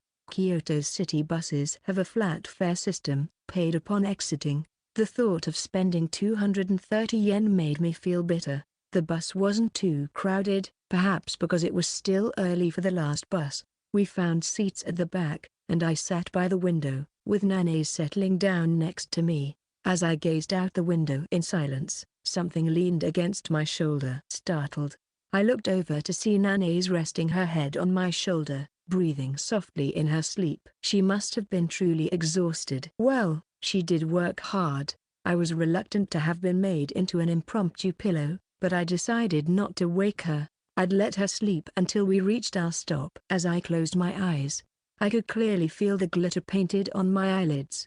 The fake eyelashes were curled perfectly, sticking naturally to my eyelids. The sleeping Nannies radiated warmth, and her weight gradually shifted onto me. She wasn't heavy, but she was definitely close. Every time the bus swayed, her chest brushed against my arm, changing shape softly. It was a softness I couldn't imagine having anywhere on my own body. I briefly thought they were larger than I expected, and apologized internally for the accidental touch. I felt like I could hear her heartbeat from where we touched. No, maybe that was the sound of my own heart. As much as I felt sorry for Nana's, I found myself focusing all my senses on my arm until she woke up. It's just a sad man's saga. Section. Haruko's point of view. Haru-chan's lipstick is super cute. Which brand is it? A week after the social gathering, during lunch break, after eating lunch in the cafeteria and touching up my makeup, Tsugumi-chan asked me that. Delighted, I took out my lipstick to show her. This one. My cousin gave it to me as a graduation present from high school. That brand has really good reviews. It's known for its great color payoff and long-lasting wear. But I can't really afford department store makeup casually. Maybe I'll buy it when I get my next paycheck. Tsugumi, weren't you broke last month? You're going to bankrupt yourself shopping again. At the cafeteria table, besides Sakon, there were Tsugumi-chan and Nami-chan. Sakon and Nami-chan had a language class together, and Tsugumi-chan and Nami-chan were in the same seminar. Since the recent social gathering where Tsugumi-chan and I became friends, we've often had lunch together as a group of 4. Speaking of which, my boyfriend got mad at me the other day. He said I spend money without thinking. Isn't Tsugumi's boyfriend a working adult? You met him through an app, right? Yeah. He acts all mature and gets really annoying. Just the other day, the conversation shifted to more intimate boyfriend stories, so I kept quiet. Since Tsugumi-chan and Nami-chan both have boyfriends, this kind of talk has become more common. When it gets to this point, there's nothing I can do but listen silently with my zero experience. The love lives of sparkling girls are quite something. As I nodded along, Sakon suddenly turned to me and said, speaking of which, Haruko, are you dating Sagara? Sakon's sudden question made me fumble, and my lipstick slipped from my hands. I hurriedly picked it up and put it back in my pouch. What? Why do you ask? I tried to sound calm, but my voice came out embarrassingly squeaky. Well, I've been seeing you two together a lot lately. You even had lunch together the other day. Haruko, you're popular yet you don't talk much with boys, so I thought it was unusual. Really? What kind of person is Sagara-kun? Nami-chan tilted her head. Sakon is the only one here in the same seminar as us, so not many know about Sagara-kun. After all, he doesn't try to mingle with others. He's always wearing black clothes, has a sober and serious look. Sakon described him, and I remembered he was unusually wearing a navy polo shirt the other day, but I decided not to interject. Tsugumi-chan seemed to understand right away. Oh, I get it. He's the guy who came to the party with Haru-chan, right? I thought he was an unexpected type. Ah, are you really dating?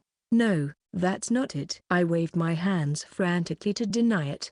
I never expected such a misunderstanding. Measuring the right distance with boys is really difficult. I'm a complete novice when it comes to relationships, having had no friends until now. So, just friends? Tsugumi-chan's question made me ponder. Are Sagara-kun and I friends? If you become a true sparkling girl, you won't need to bother with someone like me, right?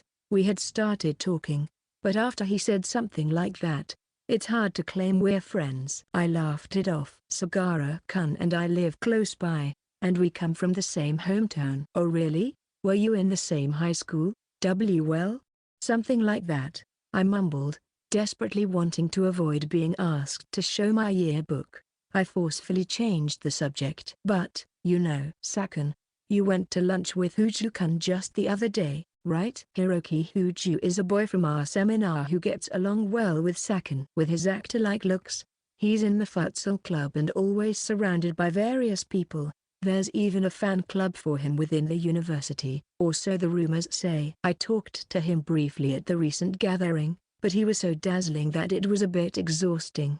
No, it's different with Hiroki. Sagara seems more serious. Ah, he does seem serious. Sakon's remark was met with agreement from the others. I didn't quite get the difference, but it seems going out for a meal with someone like Sagara-kun is considered serious. I learned something new. Well, but Haru-chan and Sagara-kun do seem a bit different. Tsugumi-chan's casual remark stabbed me in the heart. Nanae-san is so earnest, she's different from us. The words of a high school classmate resurfaced, making it hard to breathe. What exactly is so different between him and me? I clenched my hands under the table so no one would see. I hate that I can't deny it when times like these come. Is that so? I returned a vague smile and somehow got through the moment. I pretended not to notice the sting in my heart and thought about making carriage for dinner tonight. Hey, Sagara-kun, would you like some carriage? It was the evening after classes, when I was thinking of taking a nap before my late-night part-time job. When I opened the door to the sound of the intercom, there stood Nanase in her high school tracksuit and glasses. Nanase, with her makeup removed and looking more approachable than usual, was a refreshing sight compared to how she looked at the university. I made too much, but it's delicious. On the plate she held out were nicely fried pieces of carriage. It's also a thank you for coming with me to the party the other day, okay? After she said that, I found myself with even less reason to refuse. I hesitated, not wanting to owe her more, but I couldn't resist my own desires and accepted the offer. With my recently deposited paycheck quickly disappearing into rent, utilities, and various other expenses, I ended up eating soy sauce-flavored udon every day. In such a situation, receiving carriage felt like a thread of hope in hell. I wouldn't mind taking some. Thanks. As I thanked her, conflicted, Nanase puffed up her cheeks. Come on, Sagara-kun. You should accept people's kindness more. Isn't it hard living like that? I think I find it easier to live without involving others, but I had to admit, the carriage was a welcome offer. I sighed at the thought that I needed to be more independent. Nanase's carriage was slightly on the darker side, but the aromatic soy sauce smell was appetizing. When was the last time I had carriage? Looks delicious, I muttered, and Nanase peeked at my face. Did you smile? No. I'm not smiling. I hurriedly straightened my expression, but Nanase just beamed with a satisfied smile. Hee. You really like carriage, don't you? Not really. Anyway, you should head back. I waved my hand lightly, but Nanase didn't seem to want to leave. She stood at the entrance, fidgeting with her hands. Is there something else? When I asked, Nanase hesitated before speaking. Today, Sakan asked me if I was dating you. See, what I was worried about happened. Nanase had said it was fine, but as expected, people speculate. It's extremely unnatural for a standout beauty like Nanase to be seen with a gloomy introvert like me. If you learn from this, you should stop talking to me at campus.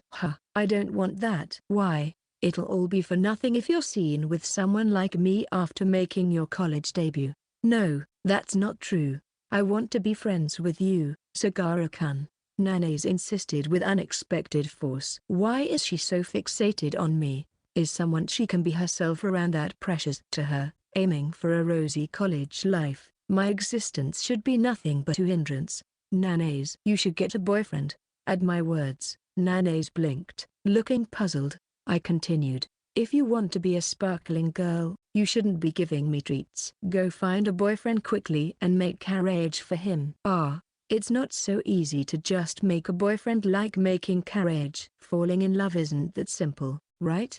Nanase said with a confused expression.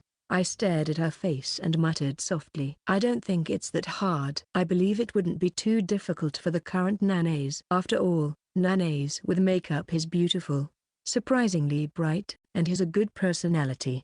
If she smiled and talked just as she does with me, most guys would probably fall for her easily. Probably any guy but me. Look, for example, what about him? Huju, was it? The face that came to mind was that of Hiroki Huju from the same seminar. A pretty handsome guy. He's the cheerful type who talks to everyone, including someone like me, who's more of a shadowy presence. Even Nanase, who doesn't usually interact with guys, had talked with Huju at the recent party. He's bright, sociable, and refreshingly pleasant, the kind of guy everyone likes. If someone like him were her boyfriend, her university life would undoubtedly be rosy. However, Nanase tilted her head in confusion. Why Huju-kun? Girls all like guys like that, don't they? You're generalizing too much. I think Huju-kun is a nice person, but, as for dating him, it doesn't really strike a chord with me. After saying that, Nanase hurriedly added, of course, it's not like I'm in a position to say that. Apparently, even Nana's has her own preferences. I admitted to myself that my generalization was indeed too broad. So, what kind of guy do you prefer? I haven't really thought about it. I've never had someone I liked before. Well, that makes sense. The Nanas who used to study in the library all the time didn't seem to have much interest in romance. But even you wouldn't be okay with just anyone, right? Why yeah. But I don't have anyone in particular in mind either. Anyway, even if you find a great boyfriend, what do you want to do with him? Just so you know, your rosy life lacks any concrete detail. Ugh. Nanae stumbled over her words, apparently hit the mark. She folded her arms and thought hard with a serious expression. Maybe she was imagining her rosy days with a boyfriend. I want to have lunch together at university, talk on the phone every night before bed, go shopping together, and sit side by side on the banks of the Camo River. Sigh. Hearing Nanae's talk, I inadvertently let out a sound. I've never dated anyone before, but is this what all couples do? Just the thought of it was disheartening. Is that really fun? As I asked, tilting my head, Nanae's replied passionately. It is. If it's with someone you like, definitely. Is that how it is? I can't understand at all, and I don't really need to. But dating isn't just about that kind of stuff, right? What do you mean? No. It's more like, there are things that you do only if you're in a romantic relationship, right? What came to mind were more direct words, but I refrained from saying them out loud. However, it seemed that Nanae's got what I was implying. Perhaps she hadn't considered that aspect, as she blushed and looked down. Right. I guess so. An awkward and somewhat tense atmosphere going on. Damn. One wrong step and this could be considered sexual harassment. Anyway, if you ever find someone you like, I'll support you. After saying that, I felt a tiny prick in my heart, but I pretended not to notice. Thanks, Nanae said, smiling ambiguously. After closing the door, I warmed up the somewhat cooled carriage in the microwave before eating. The carriage Nanae's made was unquestionably delicious. Whoever might become her future boyfriend and taste this carriage will surely be happy. Section. Then, discuss in groups and summarize. The presentation will be the Friday after next. At the professor's words, a groan rose from the back of the lab. The professor glared at the group with a stern look. Our seminar's professor has a severe expression and is nicknamed Chibsna by some students. It seems to be short for Tibetan sand fox. I think there's a slight resemblance as I looked at the professor's cold eyes. The seminar I belong to involves a lot of group work, which is a pain for someone with zero sociability like me. However, it's a required course, so there's no helping it. To work in society in the future, it's important to develop at least basic communication skills. I understand that, but interacting with others is still a hassle. The professor randomly assigned the groups. I want to finish the discussion quickly and go home since I have a shift at my part-time job in the evening. So, let's decide on a theme. What should we do? The one who looked around the group and spoke was Huju. Contrary to his appearance, he's quite serious and makes sure to complete any necessary tasks. In the same group were Hujul and Saki Sudo, who seem to be good friends with Nanae's. Sudo is quick-witted and not the type to prolong discussions with unnecessary chatter. With Huju and Sudo leading, the theme and role distribution were decided efficiently. They even managed to assign me a role without much input from my end. Okay, so that's settled. Once we've gathered the materials, let's meet again. How about after the seminar on Friday? Is lunchtime okay? Okay, for now. Let's make a line group. As Sudo took out her smartphone to say that, I spoke up. Do we need that? We've already decided on the meeting schedule, so there's no need to contact each other. I, who uphold individualism, have no intention of belonging to pointless communities. I'd rather not connect on social media with seminar acquaintances I'm not close with. Huh? You finally speak up and it's that? Sudo seemed annoyed and snapped back at me. Do you even know the word corporation? I know it. I don't plan to get in the way, but I don't want to get chummy more than necessary. After saying that, I realized I might have gone too far, but before I could apologize, Sudo started making a fuss, saying, "What's with that attitude? So rude." And I missed the chance to smooth things over. Well, it can't be helped. I have no desire to cozy up.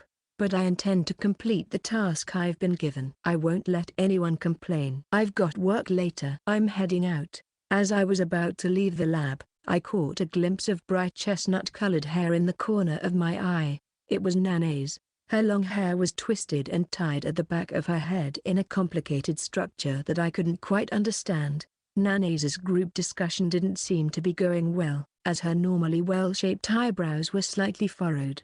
It seems she was in the same group as Kinami, who doesn't appear to be very serious. Kinami was leaning in and talking to her about something. He probably has feelings for Nanae's. Not that it matters to me. Perhaps noticing my gaze, Nanae suddenly turned around. Our eyes met, and her vivid pink lips formed a gentle arc. She waved at me with a small motion of her hand. I averted my gaze in a flash and left the laboratory. Then I could hear the tap-tap of heels on the floor coming from behind me. Sagara-kun, wait. The one who had followed me was, as expected, Nanae's. I stopped and frowned. I told you not to talk to me. But you got Sado thinking weird things, didn't you? The rumor that I'm dating you, Sagara-kun? Idiot, not so loud. I scolded Nanae's and looked around nervously. If someone heard this conversation and a baseless rumor started, it would be serious trouble. Weren't you going to find a wonderful boyfriend? That is, I want one someday. But someday, when? You only have 4 years of university life. Like a scolded puppy, Nanae's looked down dejectedly. Anyway, don't talk to me too much from now on. If a strange rumor starts, guys won't approach you. But I see you. I cut off whatever Nanae's was about to say and walked away quickly. Just before turning on my heel, I caught a glimpse of Nanae's face, which seemed unusually sad. Once I stepped outside the school building, the damp and uncomfortable air clung to me. The rainy season hadn't been declared yet, but it had been raining a lot lately, and the humidity was abnormally high. I remember last June being a bit more comfortable. But maybe this humidity is unique to Kyoto. Sagara, today seems to be a day when my name is called a lot. Turning around, I saw a tall, handsome man jogging toward me. It was Huju. Looking at him again, he really did have a model-like figure. Even though he's about the same height as me, the length of his legs is entirely different. Sagara, give me your contact info. I won't just add you to the group without permission. What? If you suddenly can't come to campus and no one knows how to contact you, we'll be in trouble. He did have a point. I was ashamed of my narrow perspective. Maybe I should apologize to Sado next time. Pulling out my smartphone, I exchanged line IDs with Huju. Since entering university, he was only the second person I've shared contact information with, following Nanae's. The communication skills of a popular and handsome guy are fearsome indeed. With a pop, a stamp featuring a comically posed middle-aged man was sent. It could be a setup for a punchline, but I didn't say anything. While putting his smartphone back in his pocket, Huju casually asked me as if making small talk, Sagara, do you like Nanae's? Although I was slightly shaken, I was somewhat prepared for the question and answered firmly. That's not true. Huju responded with a non-committal, and continued. I saw you talking with Nanae's earlier. You came to the party together too, so I thought you were close. I cursed inwardly. See, that's what I was worried about. People are getting the wrong idea. But you're not dating, right? Ah, this is what Saki said. So, maybe it's unrequited love on your part. This kind of misunderstanding was, as expected, a situation I had anticipated. A plain and unremarkable guy like me getting smitten with a beauty who is kind to everyone. It's a plausible scenario. No way. Someone like me doesn't match up with Nanae's. I gave the prepared model answer, but Huju didn't seem convinced and tilted his head. Really? I think you'd be a good together. Huh? How? This response was unexpected, so I inadvertently asked back. To be clear, Nanae's, when she's made up, is a strikingly attractive woman. There's no way someone as plain as me would be a good match for her. What on earth was Huju basing his comment on? Maybe the atmosphere? Like the air around you when you're together. Atmosphere? Nanae's isn't that flashy, you know? When she talks with me, I can sometimes feel she's straining a bit. No, I don't think that's the case, I answered, maintaining my composure, but I was inwardly startled. Someone had already seen through the plainness inside the made-up nannies. Perhaps you can't deceive the eyes of the real charmers at the top of the hierarchy. But somehow, when she talks with you, she seems more natural. That's not really true. The reason why nannies seems natural around me is that she doesn't need to pretend. It's simply because I know her true face. That's all there is to it. Being a good match is absolutely impossible. Indeed, my existence must be nothing but a nuisance to nannies, who aims for a rosy university life. Being matched with someone like me must be annoying for her. I need to be even more careful in the future and maintain an appropriate distance. With a meaningful smile, Huju patted my shoulder. Let's do our best with the group work. Good luck with your part-time job. See you later. As Huju raised one hand, I vaguely lifted my right hand as well. University students tend to say Otsuke a lot as a greeting, but I never really understood what they're tired from. Looking up at the sky, the heavy gray clouds looked ready to pour rain at any moment. I decided to take an umbrella to my part-time job section. Haruko's point of view. No, it's not coming together at all. Struggling with the pile of materials in front of me, I finally raised the white flag and flopped down on the floor. Looking up at the stained ceiling, I let out a deep sigh. The clock showed midnight. I craved chocolate, but eating such things at this hour is an enemy of beauty. I had a breakout on my forehead recently, and I need to be careful. I've been somewhat sleep-deprived lately. Checking my smartphone, I saw a line message from Sakan. The notification screen displayed, "Look at this and laugh," along with the URL of a video. It's probably a clip of a comedian Sakan likes. I felt sorry, but I wasn't in the mood to watch it right now.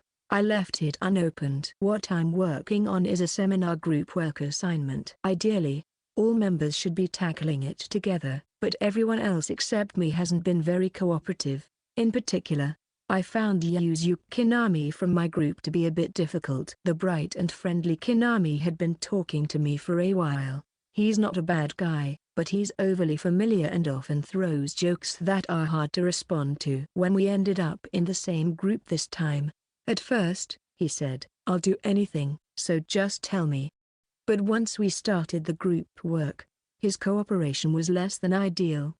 He gently pushed the tedious tasks onto others. When asked for his opinion, he'd escape by saying he didn't understand. Yet at the end, he'd claim, "If you had told me, I would have done that." He might not have bad intentions, but he's the type I'd rather not work with. The other group members, too, citing busyness or other reasons, didn't offer much enthusiasm. As a result, most of the work ended up on my plate. Thinking back, I had a similar experience in high school. I was supposed to do the library committee work with everyone, but I ended up doing it alone. Because I have club activities, they'd say, and before I knew it, I was sitting at the reception counter every day. It's not that I don't feel it's unfair that it's always me, but I still couldn't bring myself to do any less than my best. I don't want to believe that the diligent person loses out. Surely, there's someone who sees my efforts. Just then, I sensed someone leaving the next room. It was Sagara-kun. The door closed, and he descended the stairs. He must be heading to his part-time job now. Come to think of it, Sagara-kun was in the same group as Sakan. Sakan was angry, saying, "He's totally uncooperative." But honestly, I was envious. Sagara-kun, who is always so serious, would surely complete the task without cutting corners. Lately, I haven't been speaking to Sagara-kun at all. Anyway, from now on, don't talk to me too much. If strange rumors start, guys will stop coming near you. Sagara-kun must be worried about me. But still, I felt lonely. Of course, it's not that I don't want a boyfriend to share a rosy university life with, but the idea of not being able to talk to Sagara-kun because of that might be unpleasant. Since entering university, I've had the vague idea that I wanted a wonderful boyfriend, but I never seriously considered what I should do to achieve that or what kind of boyfriend I wanted. To begin with, I can't even imagine myself dating someone. The hurdle is too high. It's only natural, considering I didn't have a single friend until not so long ago. There are things that you can only do if you're in a romantic relationship, right?" When Sagara-kun said that, I was quite shocked. Dating someone isn't just about sitting side by side on the banks of the Kamo River. When I imagine having such a deep relationship with someone yet unknown, I feel fear before anything else. Maybe I'm not ready to become someone's girlfriend. If that's the case, I have to tell him properly. Anyway, for now, group work is my focus. After the presentation is over, maybe I'll bring dinner again as a treat. With that thought in mind, I turned back to the task at hand. Section Sagara's point of view. What? Sagara, you've actually done it properly. Looking at the report I had compiled, Suda was dumbfounded. It had been a week since our group work began. We had gathered for a meeting. I, who had finished the assigned task quickly in between part-time job shifts, was the first to submit it. Wow, it's really well put together and easy to understand. You're quick and amazing, Sagara. Huju nodded in admiration.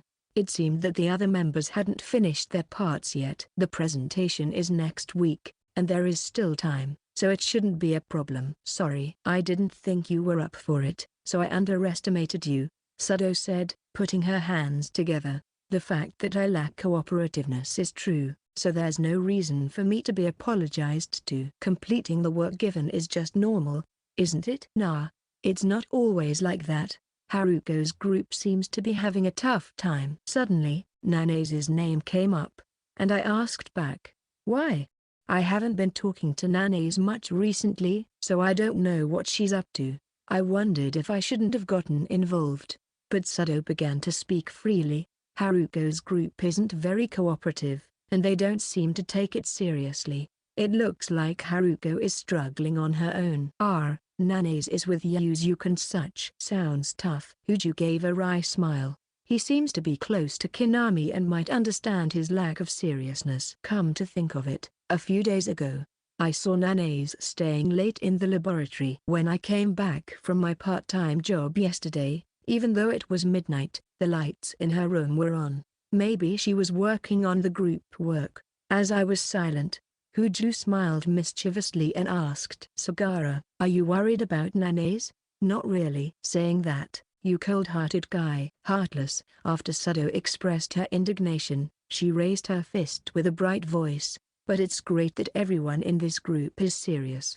Let's work hard and get the highest evaluation. Saki. Just so you know, right now you're the one who's the most behind, Huju sharply pointed out, and Sudo stumbled over her words. As I watched from the corner of my eye, I was vaguely thinking about Nane's. Then another week passed, and it was Wednesday. I woke up to the sound of large raindrops fiercely beating against the window glass. Peeking outside the window while still lying down, I saw a downpour. Checking the time on the smartphone charging by my pillow, it was 8:53 a.m. Since I had the shift until 4 a.m. and took a shower and slept around 4:30 a.m., I had managed to get about 4.5 hours of sleep. More than enough. I don't have classes until the third period, so the morning is completely free. The group work is going smoothly, but the presentation is the day after tomorrow. It might be good to prepare a little more. I'll go to university early and stop by the library. Getting up, I washed my face at the small sink. I noticed I had a bedhead at the back of my head, but it was bothersome to fix it. No one would probably care anyway. With this heavy rain, commuting by bicycle would be tough. Even if I wore a raincoat, I'd end up soaked. It takes nearly an hour to walk to university, but taking the bus seems like a waste. I'll have to walk. With a vinyl umbrella in hand, I headed to university while avoiding puddles. It looks like the rain had just started a while ago, as I could see salarymen stranded under eaves without umbrellas. When I arrived at university, I went straight to the library. There's something like an automatic ticket gate at the entrance, and you can pass by holding up your student ID. I put my drenched vinyl umbrella into an umbrella bag. The library was air-conditioned and a bit chilly. After picking up a few legal documents from the shelves, I looked around and noticed a back as straight as if it had a ruler in it, causing me to shrug my shoulders a little. It seems I'm quite good at spotting her.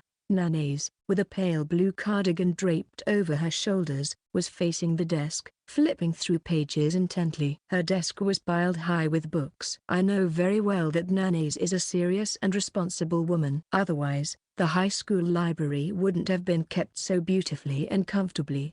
The figure sitting at the desk overlapped with the girl with braids and glasses from back then. Her core hasn't changed since that time. I know that I shouldn't speak to her. Still, I couldn't leave her alone. I walked slowly over and pulled out the chair in front of Nanase. Sitting down, Nanase looked up as if startled, let out a small ah, and after glancing around nervously, she spoke in a whisper. "Good morning. You've got better." Being told that, I instinctively reached for the back of my head. Damn, next time I'll make sure to fix it. Are you also preparing for the day after tomorrow, Sagara-kun? Are you doing this alone? I didn't answer Nanase's question and asked instead.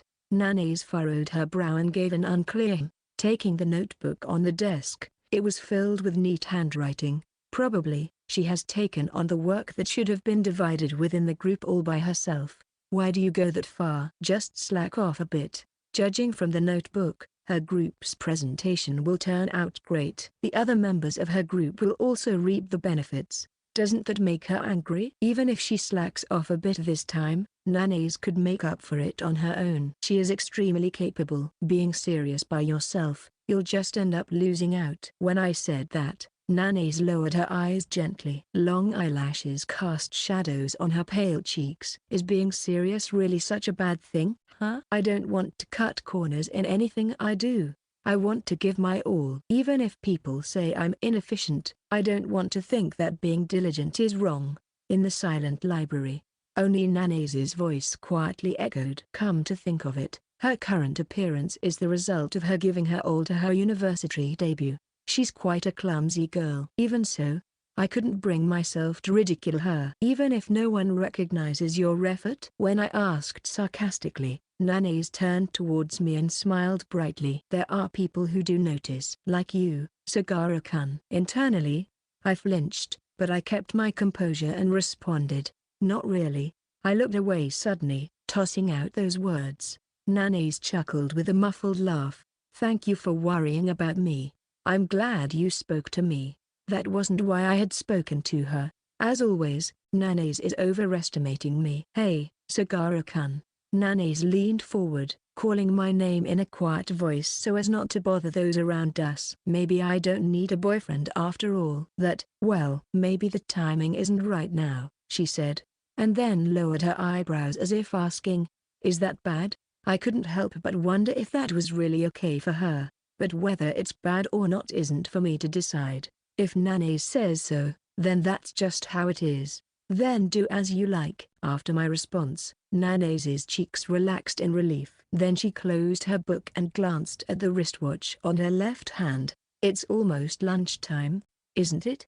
I was thinking of buying bread from the convenience store. Oh, I see. I wonder if it's raining outside. I didn't bring an umbrella, Nanase said, looking at my vinyl umbrella. It seems that when she left her apartment, it wasn't raining yet. You can buy umbrellas at the convenience store inside the university, but it's a bit of a walk from the library. Without an umbrella, she would surely get drenched for sure. After hesitating for a moment, I spoke up. Want to share? The umbrella. Nanase's eyes widened in surprise. Really? Yeah. I was thinking of going to the convenience store too. To buy something for lunch. If someone sees us sharing an umbrella, they might start unfounded rumors again, but I had become indifferent to that. It's a hassle, but if asked, I'll just deny it. It's impossible for me and Nanase to be a couple, even if the world turned upside down. Thank you.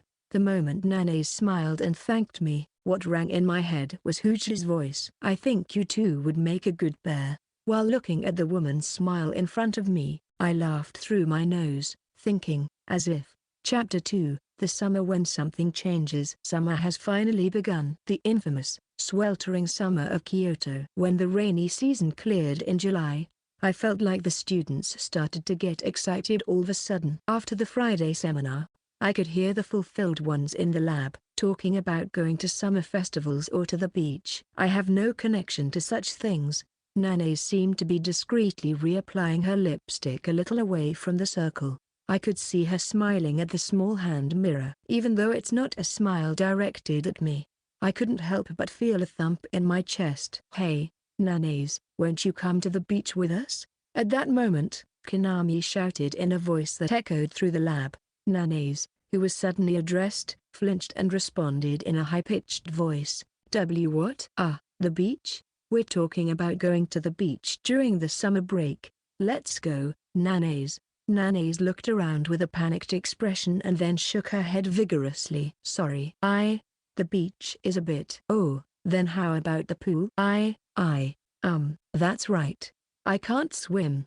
As Nanaze stuttered, Konami burst into laughter. "No, but even if we go to the beach or pool, we don't have to swim, right?" Nanaze tilted her head. "Is that so?"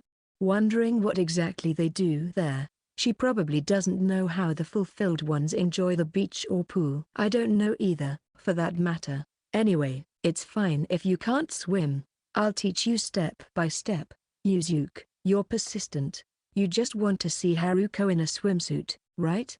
Sado said that and lightly hit the back of Konami's head. Konami didn't seem to be offended, and just laughed. "Was it that obvious?" "I thought as much. However, going to the beach with seminar friends would be the very picture of the rosy summer Nanaze aspires to." "Why did she turn it down?" Nanaze glanced at me. Perhaps noticing my gaze, she waved her hand slightly, and I gestured to her. "Don't look over here." On my way to the bicycle parking area after the fourth period, I spotted Nanaze from behind. Her chestnut-colored long hair was tied up high, and large earrings dangled from her ears. Her outfit was somehow refreshing and summery. I was impressed by how she dresses stylishly in the summer. My summer attire is basically just t-shirts. I had been keeping my distance, but suddenly, Nanaze turned her head and looked around.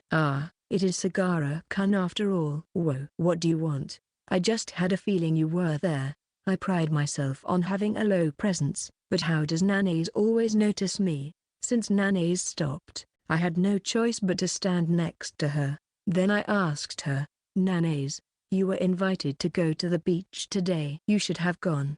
"No, absolutely not." "No way." Nanaze's voice was almost a scream. Surprised by her extreme rejection, I wondered what was so bad about it. "Is it because you don't want to be seen in a swimsuit?" "Well, I also think she shouldn't show her swimsuit to someone like Konami." Nanaze mumbled, "That too," and then said, "The beach, the pool. If I think about my makeup coming off at such places, I'd rather die than show everyone my bare face." So that's the reason. It seems Nanaze is excessively afraid of her bare face being exposed to those around her. "I think her bare face isn't that bad. There are probably quite a few guys who prefer it that way. Not that I'm one of them or anything." "By the way, Nanaze, do you have any plans for the summer break?" "You're always with Sado and the rest. It doesn't seem like you've made any progress." Perhaps I hit the nail on the head, as Nanaze pressed her chest and slumped down dejectedly. "Plans for the summer break? I don't have any. Maybe I'll just go home for a bon."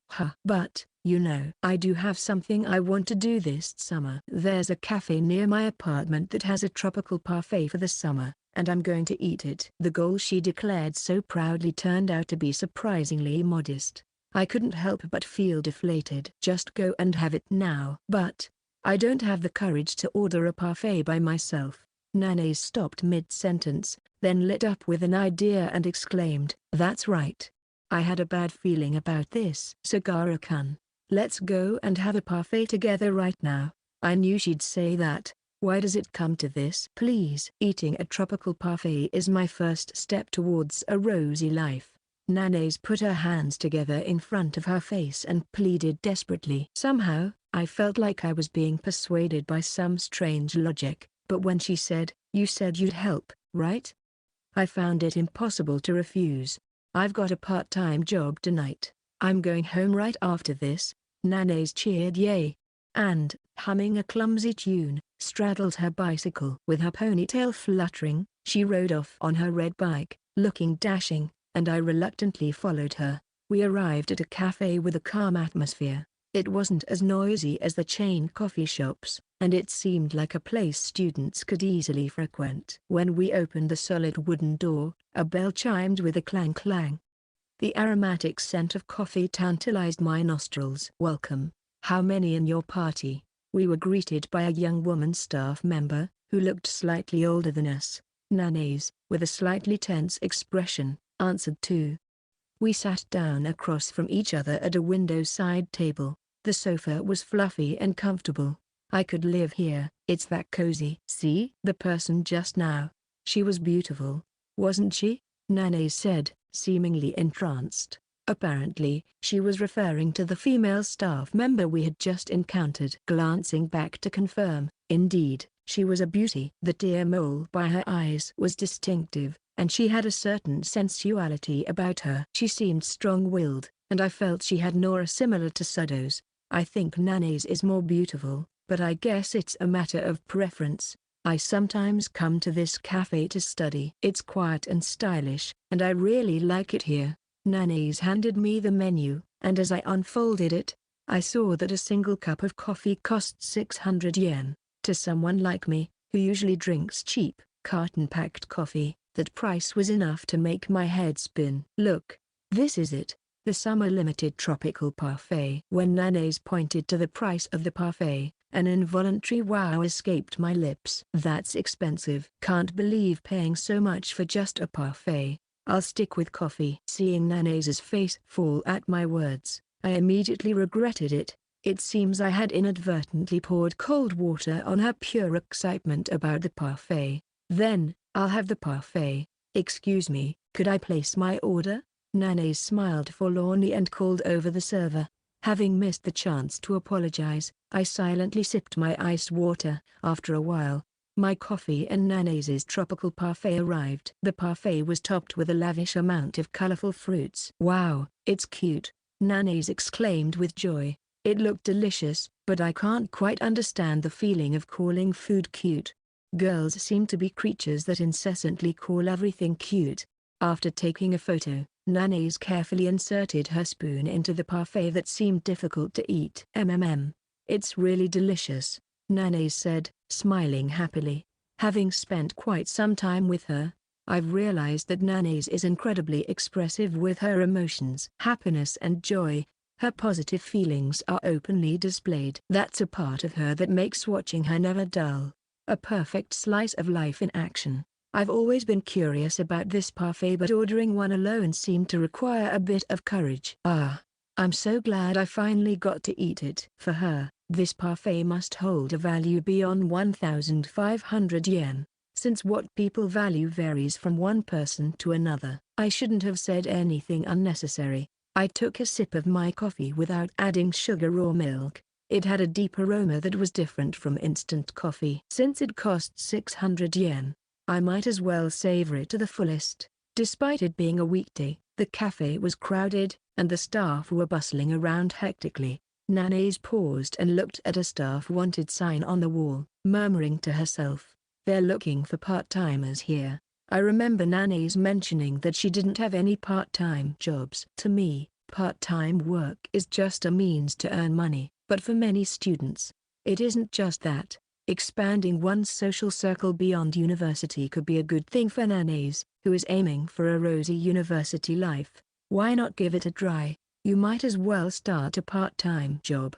At my words, Nana's eyes widened in surprise. Then, she looked down unconfidently and poked at her parfait's ice cream with her spoon. "But everyone there is so sparkly, and it might not suit me." "That's the kind of sparkly crowd you're aiming to get along with, isn't it? Plus, I've never worked part-time before. I wonder if I can handle customer service." Customer service can be surprisingly manageable. The important thing is not to let your emotions get the best of you. I've been working at a convenience store for 2 months now, and I think I've been doing pretty well.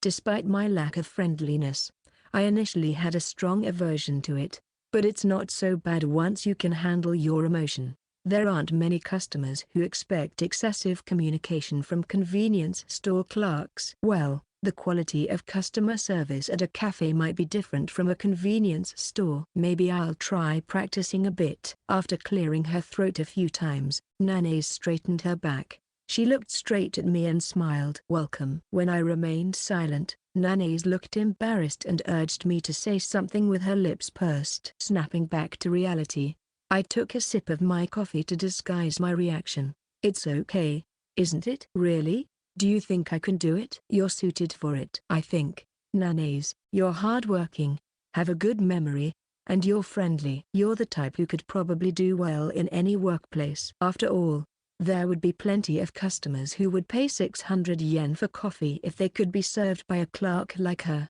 What people value varies from person to person. Nana's had been looking down in thought, but after a while, she seemed to make up her mind and looked up. Sagara-kun, I'll try applying for the job. Thank you. I'll give you this parfait as a thank you for pushing me forward. It's delicious. Saying this, Nana's handed me a spoon. I took it impulsively and then wondered if this was what they call an indirect kiss. Am I the only one who cares about this because I'm a loner? Well, it doesn't matter. She probably isn't thinking about anything like that. With a sense of resignation, I scooped up some peach, cream, and ice cream with a spoon and took a bite. It's probably delicious, but I couldn't really taste it. It's delicious, isn't it? Smiling, I handed the spoon back to Nana's. She took it with an unperturbed face and continued eating her parfait. I took another sip of my coffee, trying to hide my agitation. Somehow, my body temperature had risen, and I regretted not ordering iced coffee instead. And then, a few days later, Nana's, having finished her job interview, came to my room and gave a peace sign, saying, "I got the job." If this helps her world expand and brings her one step closer to a rosy university life, then paying 600 yen for that coffee was worth it. Section: Haruko's point of view. Giant Matsuri is a summer tradition in Kyoto. Once July arrives, floats called Yamaboko line up along Sho Street and Kawaramaki Street in the heart of Kyoto, and the sounds of giant bayashi echo through the air. On July 17th, there is an event called Yamaboko Junko, where the Yamaboko parade through the streets of Kyoto. From the 14th to the 16th at night, the evenings are called Oyama, with many stalls lining the main streets. When students in Kyoto say they're going to Giant Matsuri, they usually mean this Oyama. That's what I heard from Tsugumi-chan, a Kyoto native girl. Wearing a yukata and going to Giant Matsuri with a boyfriend seems to be a status symbol for Kyoto girls. Perhaps because of this, hastily made couples seem to increase before Giant Matsuri, or so they say. Well, it's super crowded, so there's a high chance they'll just end up fighting and breaking up. While Tsugumi-chan explained, I sipped my frappuccino and nodded with There's no way for me to verify how accurate her story is. It might even be slightly prejudiced. The first Sunday of July. The rainy season hasn't officially ended, but it's a clear, sunny day. Tsugumi-chan had invited me out shopping. There are youth-oriented fashion buildings in Kawaramaki, Kyoto's downtown area, and the pre-summer sales had already begun. I fell in love with a blouse but gave up on buying it due to its not-so-cute price. Shopping is definitely fun. It would be even more enjoyable with money. After shopping, we entered a coffee shop near Sanjo Bridge. The limited-time peach frappuccino had a refreshing aftertaste and was delicious. But, it was quite pricey. I'm sure if I told Sagara-kun the price, he'd make a face and say, "You can order a set meal at Kaifuyuta and still get change." I smiled a little at the thought. But no matter what Sagara-kun thinks, a limited-time frappuccino shared with a friend is priceless to me. The Kamogawa River outside the shop reflects the relentless sunlight. Couples sitting at equal intervals along the riverside is a typical scene at Kamogawa, but in this scorching heat, I think it looks hot before feeling any longing for it. Still, some couples sit closely together, showing impressive perseverance. Haru-chan, are you going to Giant Matsuri? I don't really have any plans. When I answered, Tsugumi-chan said, "I see," and sipped her frappuccino through a straw. To tell the truth, I'd like to go to Giant Matsuri. I had never participated in local festivals before. I listened to my classmates planning to go to festivals with a face that said I wasn't interested. I really wanted to wear a cute yukata with friends, take pictures, eat candied apples, and enjoy an extraordinary atmosphere.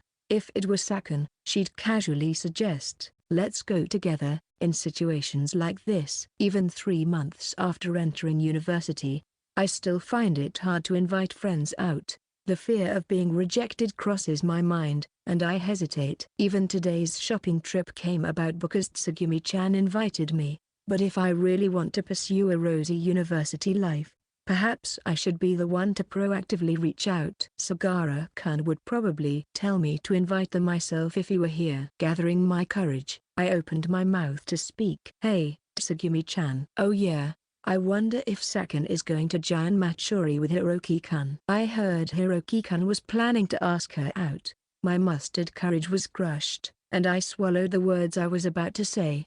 I sipped the almost melted frappuccino and asked, "Why, Huo-kun? It seems like they're on the countdown. They're likely to start dating soon." I covered my mouth with one hand in surprise. Huo-kun and Sakan get along well, but they said it wasn't like that. Was I the only one who wasn't informed? Seeing my shocked reaction, Tsugumi-chan hurriedly tried to reassure me. No, I didn't hear it directly from Sakan. It just seems like they're getting along well. Oh, I see. Sakan and Huo-kun dating. They do make a good match and would probably be a wonderful couple, but it's a little shocking. I want to be happy for them, but it feels lonely. If Sakan is going to Giant Matsuri with Huo-kun, maybe it would be a bother if I invited her. Tsugumi-chan and Nami-chan have boyfriends too, so maybe it's better if I don't say anything unnecessary. Hey Haru-chan, can we go back to that store later? I can't forget the dress I didn't end up buying. Yeah, sure. I want to take another look at that blouse too. After going back to the fashion building with Tsugumi-chan, I ended up buying the cute blouse with the not-so-cute price. For a while, I'll follow Sagara-kun's lead and live frugally, deciding to increase my shifts at my part-time job section. There is a chain convenience store where I work part-time near Shoshinmaki, the center of a giant festival. Normally, I'm stationed at a store a bit further away, but today I was called in for backup. You can enjoy the atmosphere of the giant Matsuri. It'll be fun. Do your best, Sagara-kun. That's what the manager said as she sent me off, but honestly, I'm not enjoying it at all. The Oyama of Giant Matsuri was 3 times more crowded than I had imagined. Between the floats and food stalls, a sea of people writhed and squirmed. It was so packed that walking properly seemed impossible. Just looking at it was suffocating. Amidst the sounds of the giant bayashi, the voice of a girl rings out. How about some chaimaki? Normally bustling with cars, Karasuma Street has now become a pedestrian paradise. Drenched in sweat, I stood in front of a stall right outside the convenience store. Fried chicken and bottled drinks were set at prices significantly higher than usual. It's a cheeky strategy to take full advantage of the giant Matsuri. It's so hot. Less than an hour has gone by, and I'm already yearning for the cool, air-conditioned inside of the store. I even endure heat in my own room without turning on the AC, and yet, here I am suffering the heat at my part-time job too. Excuse me, I'd like to buy this. At that moment, a woman wearing a red yukata approached to buy a drink. I took the 1,000 yen bill, handed over the change and the bottled drink. Mustered the bare minimum of friendliness. I bowed my head and said, "Thank you very much." The woman smiled and returned to the person who seemed to be her friend. As I watched her nape peeking out from her yukata collar, I thought it wasn't too bad. I told Nana's otherwise, but the truth is, I quite like yukatas. They have this indescribable sexiness despite the minimal exposure. Women in yukatas appear 30% more beautiful, I believe. I have no intention of diving into the crowd, nor do I plan to spend money on ridiculously overpriced night stalls, and I was getting a bit tired of the ever-present giant bayashi, but that doesn't mean I dislike the giant Matsuri itself. Being able to see many women in yukatas is quite a pleasure. It's now 9:30. I wonder if Nana's is walking around somewhere in her yukata at this moment. I'm looking forward to Giant Matsuri. Huo-kun and Kinami-kun are coming too. That's what Nana's said when we met at university yesterday. By the way, it seemed like Kinami took a liking to her. I bet he's overjoyed seeing Nana's in a yukata. A feeling of irritation mixed with envy wells up inside me. Just then, my smartphone in my pocket vibrated. Sneaking a peek at the display, I saw a line message notification. It's from who? Oh, good work. I'll share a photo of Nana's in her yukata with you. Then came a notification. A photo has been sent. What is he thinking? Sending me that photo? Does he expect me to be happy? If so, that's a huge misunderstanding. But as if driven by something, I opened the Line app. It's not that I'm interested, but now that it's been sent, I have to check it. I opened the chat room with Huo, and below the message, there should have been a photo of Nana's in her yukata, but there wasn't. No matter how long I waited, it just kept loading. Come on, my smartphone, work harder. Apparently, due to the dense crowd, the signal was very poor. The budget carrier I've contracted with is known for slower data speeds, and my phone model is a few generations old. Damn, maybe it's time for an upgrade. Feeling let down, I slumped my shoulders. That's when someone patted me on the back. Sagara-kun, good work. Good work to you too. It was my senior at work, Kazuha Itagawa. She's a third-year student in the Faculty of Economics at the same university as me. A beautiful woman with an active vibe and short bob cut. She's kind and takes good care of others. Normally, she works at the same store as me, but it seems she was also called in for reinforcement today. You can take a 1-hour break, okay? Make sure you hydrate since it's hot. Today's shift is a long 8-hour haul, with a 1-hour break in between. Relieved that I could finally escape the heat, I let out a sigh of relief. By the way, Sagara-kun, you're not from Kyoto, right? Don't you want to enjoy the giant matsuri? No, I'm good. Just looking at this crowd is enough to make me feel full. I was about to head back inside to the store's backyard to rest when a woman in a yukata caught my eye. I couldn't see her face, but I thought she looked beautiful. More than anything, she had good posture. Her yukata was dark blue with white morning glory patterns, and her red obi was neatly tied around her waist. Her chestnut hair was tied up, with some strands loosely waved. The nape of her neck peeking out from her collar was delicate and shockingly white. As I absent-mindedly stared, the woman slowly turned towards me. Our eyes met, and she lifted her red lips into a smile. Standing there was an exceptionally beautiful woman, not betraying any expectations. Sagara-kun. Startled by my name being called, I came to my senses. She was waving at me with a beaming smile. I was surprised. What are you doing in a place like this? The yukata beauty was none other than Nana's. Clacking her gaiter, she hurried over to me. Tilting her head slightly, the floral ornament in her hair swayed. I'm working, I managed to reply at last. Noticing my voice was hoarse, I swallowed. My throat had become parched without me realizing it. What about you? What are you doing here alone? I couldn't see Sudo or Huo around her. Nanae smiled with her eyebrows lowered. That's the thing, I got separated. I just got in touch with them, so I'm about to meet up. I think they said they're near the Najine Toboko float. Oh, I see. What's this? She's super pretty. Is she, by any chance, your girlfriend, Sagara-kun? At that moment, Itagawa-san teased me, nudging me with her elbow. I hastily denied.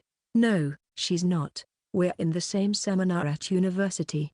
Nanae responded with a smile, not seeming to take any offense. Itagawa-san's interpretation of our relationship was ambiguous, with a teasing grin on her face. Sagara-kun, you're about to take a break, so why don't you go enjoy the festival with her for a bit? Really? If you don't mind, let's go together for a little while, Nanae said cheerfully, clasping her hands in front of her chest. That's out of the question. Walking around with Nanae in her yukata would definitely lead to misunderstandings if someone saw us. I was about to refuse when Itagawa-san chimed in. Besides, it's dangerous for such a cute girl to walk alone. She might get picked up by some random guy. Don't take giant matsuri lightly. That might indeed be a possibility. In fact, there was a pair of men not too far away, sneakily glancing at Nanae. It seems I won't be able to rest in a cool place just yet. My break is just an hour. I'll go with you to where Sudo and the others are and then come back. Nanae's face lit up, and she nodded with the air. I steeled myself and dove into the crowd with her. 360 degrees, everywhere I look it's people, people, and people. The walls of people make it difficult to walk straight. It's already sweltering, and the heat makes it hard to breathe. From Shinmaki Street, where the convenience store is located, to where Sudo and the others are, it would normally take less than 10 minutes. But with this crowd, it's hard to move forward as I want to. I could feel Nana's walking half a step behind me, grabbing the hem of my t-shirt tightly. For a moment, my heart skipped a beat. When I turned around, she looked at me with an apologetic face. "Sorry, I don't want to get lost again." "Well, it's okay." Nana's forehead was slightly sweaty, and her cheeks were redder than usual, probably because of the heat. A sigh escaped from her slightly parted lips. I felt strangely affected. Noticing my gaze, Nana's started fiddling with her bangs uncomfortably. Is my face okay? Is my makeup smeared? Are my eyelashes still on? You look the same as always." As if reassuring myself, I responded. Nana's murmured with relief. "That's good. Anyway, I never thought it would be this crowded." I wanted to try a candied apple. "Sagara-kun, can I buy one?" Nana's raised her voice excitedly, pulling on the hem of my shirt. Reluctantly, I followed her to the candied apple stall. "One, please." "Here you go, thank you." The candied apple stuck on a chopstick cost 500 yen. It was a rip-off price, I thought. But seeing Nana's eyes sparkle as she received the candied apple, I held back any unnecessary comments.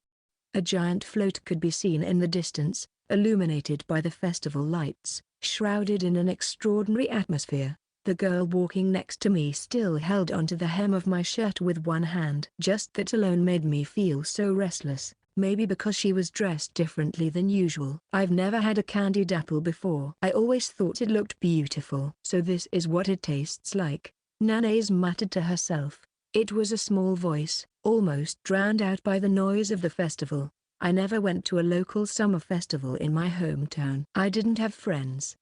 I'm glad I got to wear a yukata and come to the festival with friends. I guess it was good that I tried hard. "Thank you, Sagara-kun." I said nothing. Surely Nana's wasn't expecting a reply. By the time Nana's finished her candied apple, we had arrived at the Nage Toboko float. A woman in a bright light blue yukata was waving wildly. It must be Sudo. Next to her was Huo. It was good that they managed to meet up safely. With this, my role was completed. I'm going back to work now. "See you." Sagara-kun. Wait a minute. What is it?" Well, you see." Just as Nana's started to speak. "Nana's finally found you." A male voice rang out from not too far away. Parting the crowd, Konami rushed over. Nana's face tightened slightly, and she gripped my shirt harder. "What's wrong?" She mumbled a vague before I could press her. "Do you not like Konami by any chance?" Nana's gave a wry smile and nodded slightly. "Well, I had somewhat guessed it. It's unfortunate for Konami, who seemed to have feelings for her, but he was uncooperative even in group work, so it's his own doing." Kaya. Before Konami could reach us, a tall man bumped into Nana's. Before I could ask if she was okay, Nana's suddenly flung herself into my chest. The pure white nape of her neck was right before my eyes, and my heart felt like it was flipping over. Nana's, the girl with her face buried in my chest, smelled unbelievably good despite being sweaty. My hands, with nowhere to go, roamed aimlessly in the air. "What happened?" "My eyelashes." "My false eyelashes fell off," Nana's said in a fading voice. It seemed that the fake eyelashes glued to her eyelids had come off when she bumped into the tall man. I let out an exasperated sigh. Who cares about some eyelashes? No, I can't. It makes a huge difference with or without them. What should I do? I absolutely can't let anyone see me like this. Nana's shoulders were shaking. I couldn't understand it, but the presence or absence of lashes on her eyelids seemed to be a very serious and important matter for her. While I was wondering what to do, Konami had arrived right in front of us. He saw Nana's, who seemed to be hugging me, from his perspective, and furrowed his brows suspiciously. "What's going on?" I thought. "Who's that with Nana's? We just happened to meet here." "What's up with Nana's? She seems to be feeling unwell," I said, trying to sidestep the issue, and Konami expressed concern with, "Really? Nana's, are you okay? Should we go somewhere to rest?" Konami reached out to Nana's, who still had her face buried in my chest. Nanase's shoulders jolted, and the hand gripping my shirt trembled. Before Kinami's intrusive hand could touch her, I forcefully knocked it away. "Huh? What are you doing?" Kinami was obviously annoyed by my sudden action. He glared at me with dissatisfaction. But for Nanase's sake, I couldn't back down. "I'll take her." "That's okay, right, Nanase?" Nanase nodded silently, over and over. As we walked away, I could hear a sullen "What's with him?" from behind. I might have made an unnecessary enemy, but it couldn't be helped. Section. Haruko's point of view. Sagara-kun took me to the toilet at Sho subway station. I fixed my false eyelashes firmly, touched up my foundation, and reapplied my blush and lipstick. Finally, with a decent face, I let out a sigh of relief. That was close. It really was a crisis. The thought of being seen by Sakan and the others with that face sends shivers down my spine. Sagara-kun cleverly handled the situation and took me away. I remember hugging him and my cheeks grow hot. By the way, he was on his work break. He needs to get back soon. I hurried out to the restroom, and there was Sagara-kun, leaning against a pillar, looking spaced out. I noticed him glancing at a passing woman in a yukata, and I couldn't help feeling a little put off. "Do you like yukatas, Sagara-kun?" "Not really." I'm starting to realize that Sagara-kun actually likes women in yukatas. His "not really" is synonymous with yes. I checked my face once more with my compact mirror and made sure my yukata's obi had no come undone. I called out to him with a loud voice, "Sagara-kun." Finally, Sagara-kun turned towards me. For a moment, he squinted as if he saw something dazzling. I rushed to him, conscious of my yukata's hem. "I'm sorry, you really saved me, Sagara-kun." My university life almost ended right there. "Thank you." "You're exaggerating." Sagara-kun shrugged in exasperation. "Well, I'm going back for real this time." As he started to walk away, I found myself involuntarily grabbing the hem of his shirt. Sagara-kun turned back with a look of reluctance. Just one thing. Do I look good in my yukata?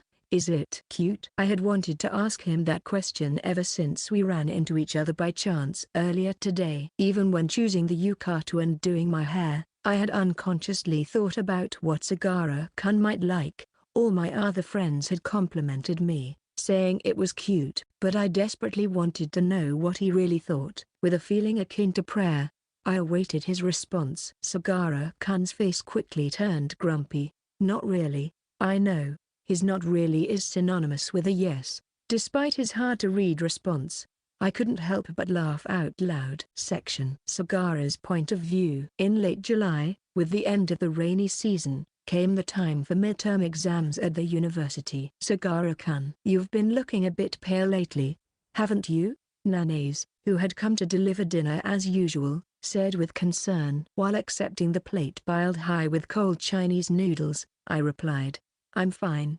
Nanase muttered, "Is that so?" and tilted her head in doubt. The regularity of Nanase bringing dinner had become part of my daily routine. However, I had not forgotten to be grateful. "Thanks. This helps." "No problem." "Sorry for the simple meal." Though Nanase said that, it was far from simple. The cucumber, ham, and eggs were beautifully shredded, and it was topped with a delicious sesame dressing.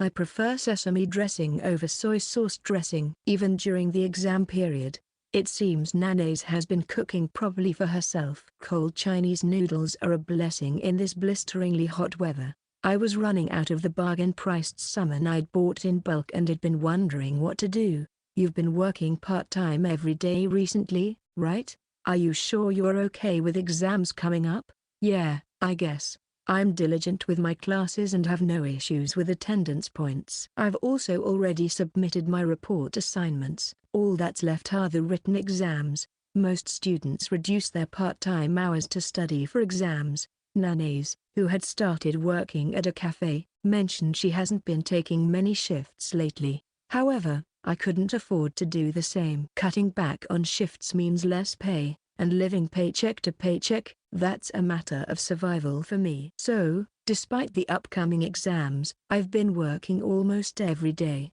The manager appreciates it because it's a busy time with fewer hands on deck. Still, I can't afford not to study. Failing a course is out of the question, and for the sake of my future, I want to get the best grades possible. I have no intention of skipping classes, so, as a result, I have to cut back on sleep. Well, either way, it's not like I can sleep well in this unbearably hot apartment anyway. You've got serious bags under your eyes. Aren't you sleeping much? I can't sleep.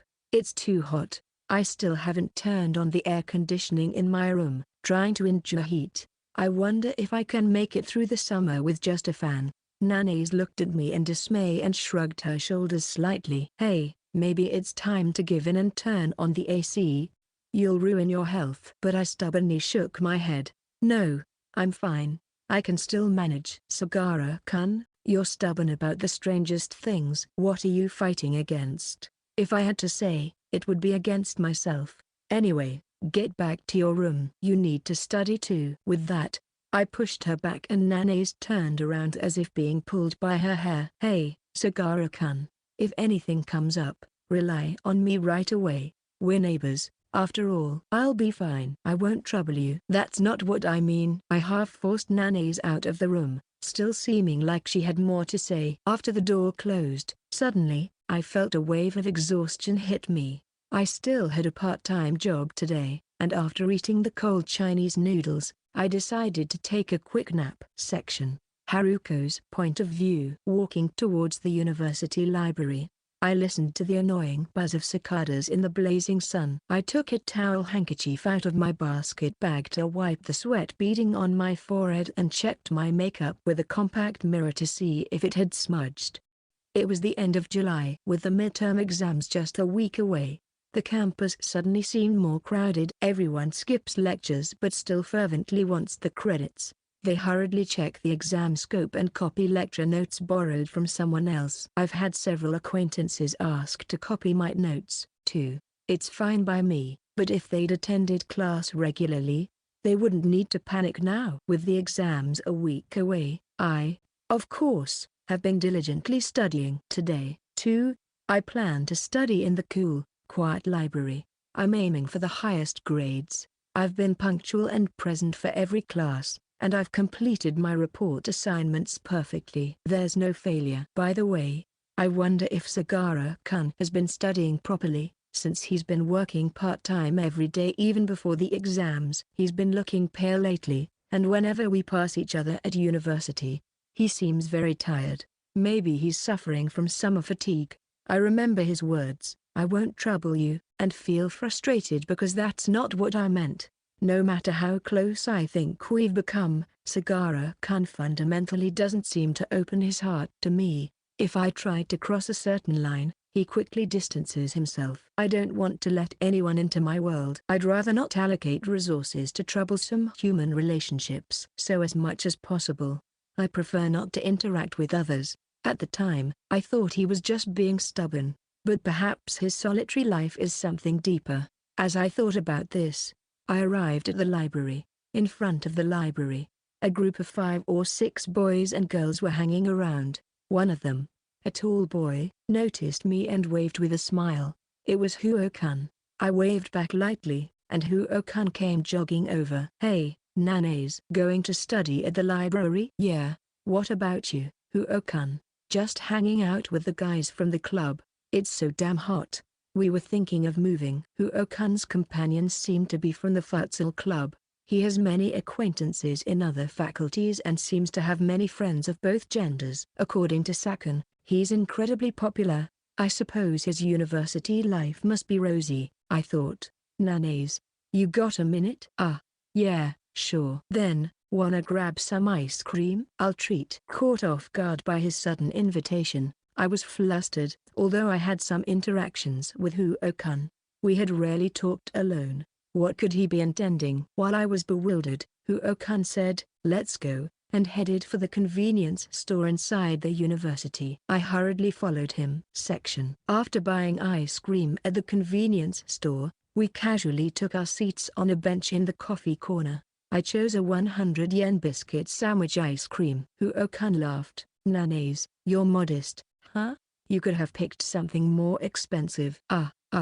Do you have a favor to ask me or something?" "Oh, You have good intuition. Saying that, Huo-kun's lips curved into a sly grin. Perhaps he wanted to copy my notes too. I would lend them to him even if he didn't treat me. However, his request was something I didn't expect. I've been thinking about asking Saki to hang out during the summer vacation. Ah, is that so? Hojo-kun and Sakan really get along well. Especially recently, I often see the two of them together. I summoned my courage and asked about something that had been bothering me for a while. Huo-kun, do you like Sakan? Yeah, I do. Huo-kun affirmed it boldly, without a hint of shyness. Oh, cool. But, when I invited her to the giant festival before, it ended up being with everyone.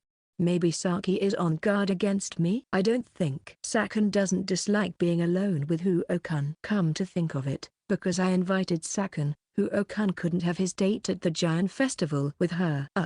I'm sorry. A sense of guilt prickles my heart belatedly, but maybe it's too much of a hurdle to be just the two of us from the start. So, Huo-kun made a peace sign with his right hand and thrust it out towards me. Nanays, how about a double date? I was taken aback and my eyes widened. Saki will feel more at ease if she knows you're there from the beginning. Well, I suppose we can split up at some point. Wait a minute. I don't have someone to date. I finally comprehended Huo-kun's suggestion and cut him off in a panic. Huo-kun tilted his head in confusion. No way.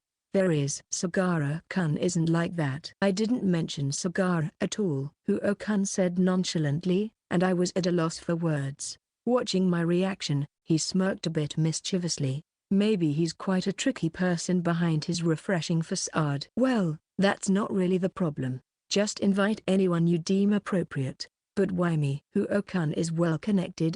He has plenty of friends who'd go on a double date without him having to ask me. Looking straight at me, Huo-kun's gaze seemed to pierce through to my very core, making me feel uncomfortable as if he could see through my facade. Nanays, you're not the type to blab about who likes who, right? I have a pretty good sense about these things. That's, of course. I wouldn't say anything. Well, anyway, it means I trust you. You can refuse if you don't like it, but Nanays, you ate the ice cream. It's my treat. Yes, I did eat it. I couldn't refuse when he said he trusted me. Although Huo-kun and I weren't that close, I wanted to help as much as I could. It would also serve as atonement for ruining their giant festival date. Yeah, I'm okay with it. Really? That helps. After the exams, let's plan for the summer vacation. I'll get in touch with you later. Huo-kun smiled, waved his hand, and walked away. As I watched his retreating back, I wondered what I should do. Although he said anyone would be fine, the face that came to mind was inevitably Sagara-kun's. Sagara's point of view. After finishing my shift at 9 p.m., I yawned widely. Just as I entered the back room, I was spotted by Itagawa-san. Oh, Sagara-kun, you look really tired. Suppressing another yawn, I responded with a yes. I had worked a shift until morning yesterday, so I went straight to the university without sleeping. Today's shift was from 4 to 9 p.m., so I have time to go home and study now. However, my body is sluggish. Maybe due to lack of sleep.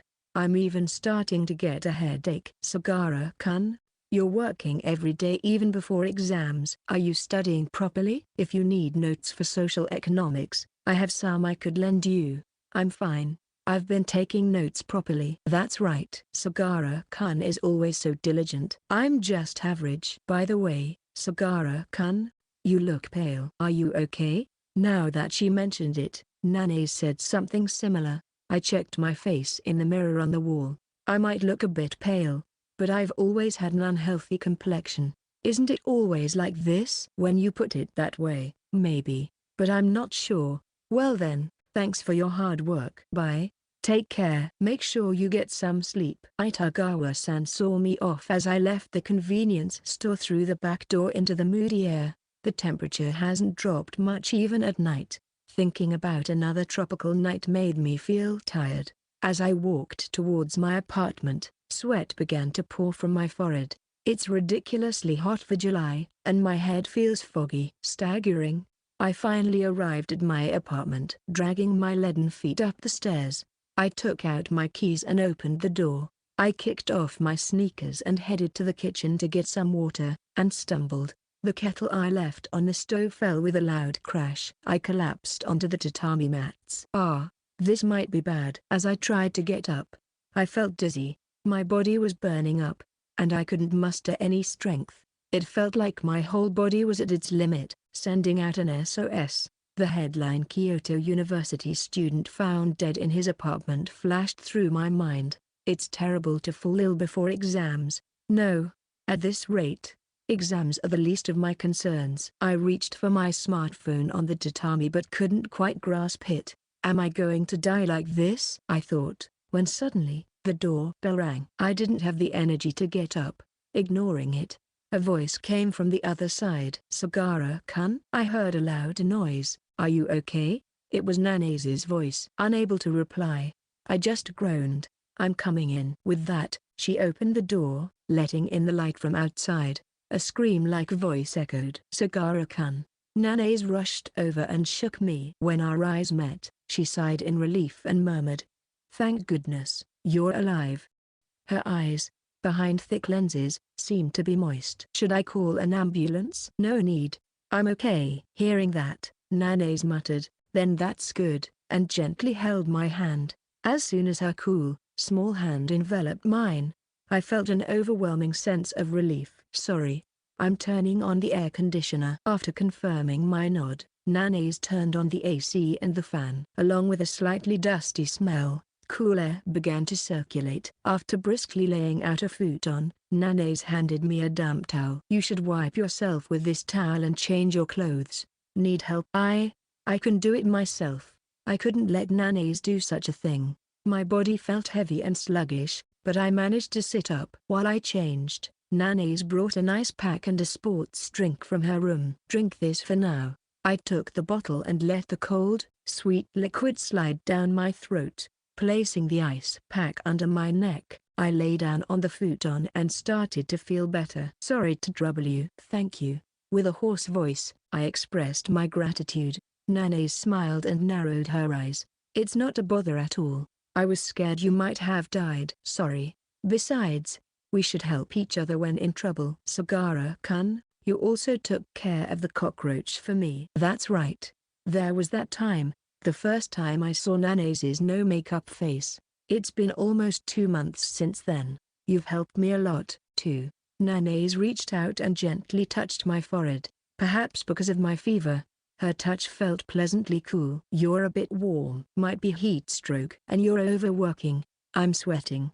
"Don't worry about it." "I'll leave the sports drink by your pillow. I'll come check on you tomorrow." "Leave the door unlocked, okay?" "Good night." With that, Nanase left the room. I lay there, my thoughts drifting. Living on my own is hard, huh? When Nanase entered the room, I felt a profound sense of relief from the bottom of my heart. Now that she's gone, I feel a little lonely. I remember the sensation of her firmly gripping hand. Damn, what am I getting so disheartened about? Ever since I graduated high school, I decided to live by myself without relying on anyone. As I lay down, drowsiness slowly creeps up on me. I had a fleeting thought about the exams, but getting better should be my first priority. I close my eyes and almost immediately fall asleep.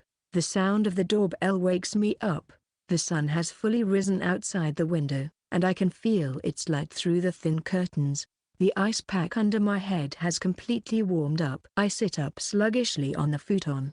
I'm still a bit sluggish, but my head feels clear. Thanks to the air conditioner, I feel like I've had a proper sleep for the first time in a while. The inventions of civilization are indeed wonderful. From now on, I'll stop being so frugal. Opening the door, there stands Nanase, perfectly made up and holding a small pot in her hand. "Good morning. How are you feeling?" "Much better." "That's great. I made some porridge. Let's eat together." Nanase comes in, takes out the bowls, and serves the porridge. The good smell of the broth wafts through the air. Upon eating, I realize I'm hungrier than I thought. I finish it in no time. Seeing that, Nanase exhales a sigh of relief. "Good.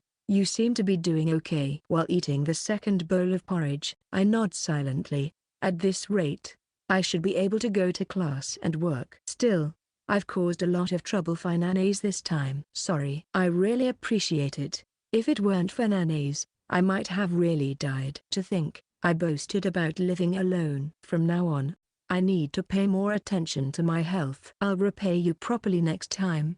Don't worry about it. I told you, we're even.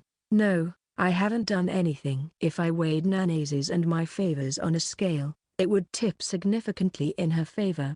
I can't leave it like this. If there's anything I can do, just ask. I'll do my best. Then, as if Nana's remembered something, she suddenly opened her eyes wide. She fidgeted with her hands on her knees before speaking hesitantly. Then, can I ask you for one favor? Okay, sure. This time, I am ready to accept whatever she asks for. Bracing myself, Nana's grabs my hands firmly. Her large eyes looking at me hold a serious intent. Sagara-kun, will you go on a date with me during the summer break? Huh? Caught off guard by the unexpected favor, I blurt out a dumbfounded response. Nana's looks at me with an earnest expression, as if it's the most natural request in the world. My summer vacation, which wasn't going according to plan, was about to begin. Section. The exams are over, and a week has passed since the start of summer vacation. Nana's begged me to go on a date without asking any questions, so here I am, taking the day off from work, on a city bus. Our destination is the Kyoto Aquarium, located in Amekoji. I sneak a glance at Nana's sitting next to me. Today, she's wearing a dress that comes down to her ankles and has her hair tied up in a bun on top of her head. Maybe it's because it's summer break, but she feels a little different from when she's at university. Hey, Nana's, with her perfect makeup, smiles and says, "What?" In the end, I couldn't ask anything and just looked out the window, saying, "Nothing." I repeat the unasked question in my mind. Why did she invite me? A date is typically between people in a romantic relationship or something close to it. Does that mean could Nana's possibly have feelings for me? No, I don't want to get involved with others, and I have no intention of getting into the relationship. After such thoughts, I scold myself for being too conceited. Nana's, who boasts about wanting a wonderful boyfriend for her rose-colored college life, wouldn't fall for a guy like me. I am, if anything, at the opposite end of the spectrum from wonderful. As I stew in my thoughts, the bus stops. We're here. Let's get off. I followed her off the bus. In front of the aquarium is Amekoji Park, a large park bustling with families, student groups, and couples despite the scorching sun. At the entrance of the aquarium, I can see a familiar man and woman standing. Hey, Haruko. Over here. Waving at us is Sado, with the handsome Huo standing next to her. What's going on? I look at Nana's for an explanation, and she mutters an apologetic sorry. Huo looks at me and smiles meaningfully. Somehow, I get the gist of the situation. For some reason, she must have been asked by Huo to bring me along. So it's not really a date at all. What a complicated way to put it. Let's go in. I've got the tickets, so I'll collect the money later. Haruko, let's take a picture with the giant salamander. Sado, overly excited, pulls Nana's along and runs off, leaving us behind, and then the handsome Huo turns a refreshing smile towards me.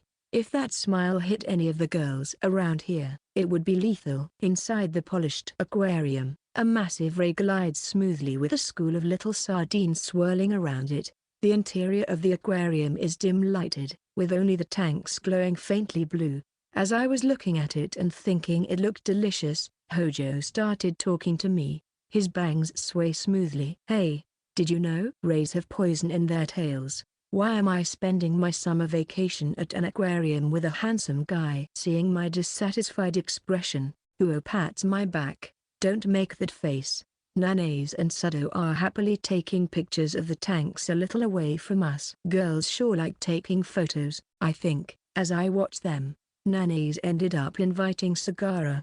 Huh? Even though I said anyone would do. What do you mean? As expected. Sorry, man, for getting you involved in my stuff. So you're the one who started this? I ask, and Hojo blinks in surprise. Huh?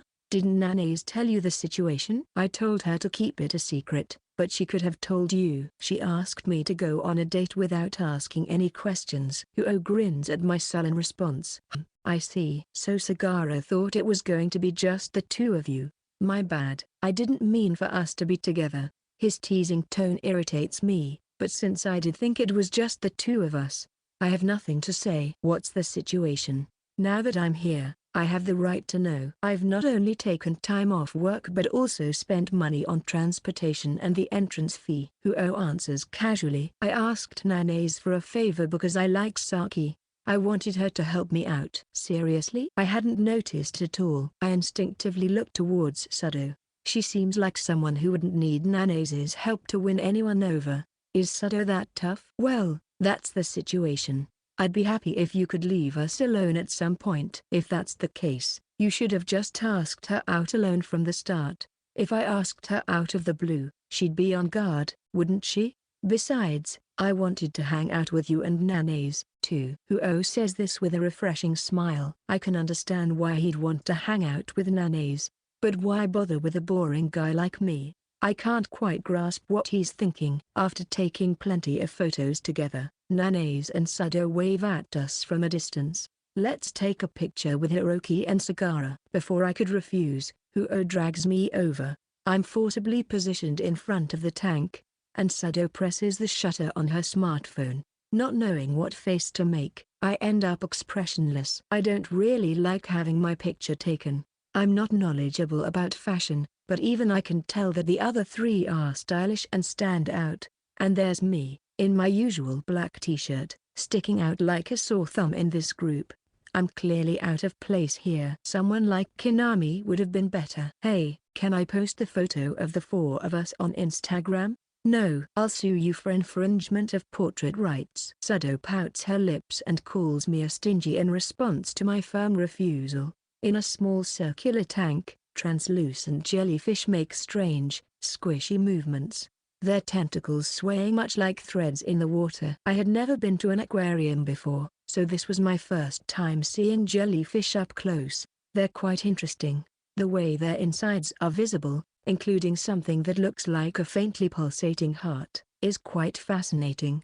I'm captivated and observe the jellyfish intently. Sagara-kun. I turn around at the sound of my name, and there's Nanaze standing behind me. Where are Huo and Sado? They're over there in the deep-sea fish section. They said you were looking at the jellyfish so intently. They didn't want to disturb you. Do you like jellyfish? Not really. They're cute, aren't they? I like the small, round ones.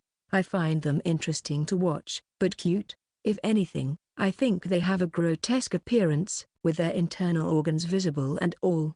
It seems Nanaze and I have a different sense of aesthetics. I stole a glance at Nanaze before turning back to the jellyfish. I heard from Huo. You were used as a bait to get Sado to hang out with him, right?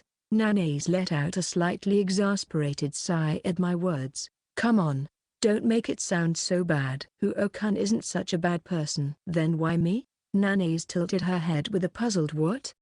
Her large eyes, enhanced by contact lenses, reflected the blue light of the aquarium, shining in a mysterious hue. I'm obviously out of place here. If you're going to invite someone to this kind of things, there are better candidates. That's not true. I wanted it to be you, Sagara-kun. Nanaze's answer was earnest. She probably just doesn't have any guy friends, that's all.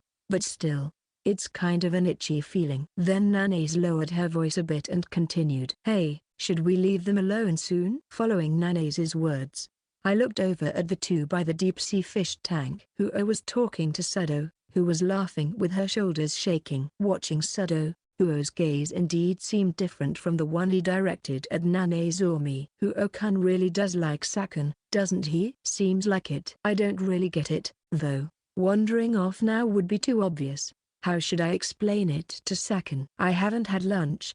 I'm getting hungry. While we whispered, Sado turned round and shouted in a loud, clear voice, hey, there's a dolphin show starting soon. Wanna go watch? Since Sado beckoned us insistently with her hand, we gave in and went over to them. I actually wanted to watch the jellyfish a bit longer, but it couldn't be helped. After watching the dolphin show with the four of us and taking a full tour of the aquarium, we moved to the cafe inside the facility.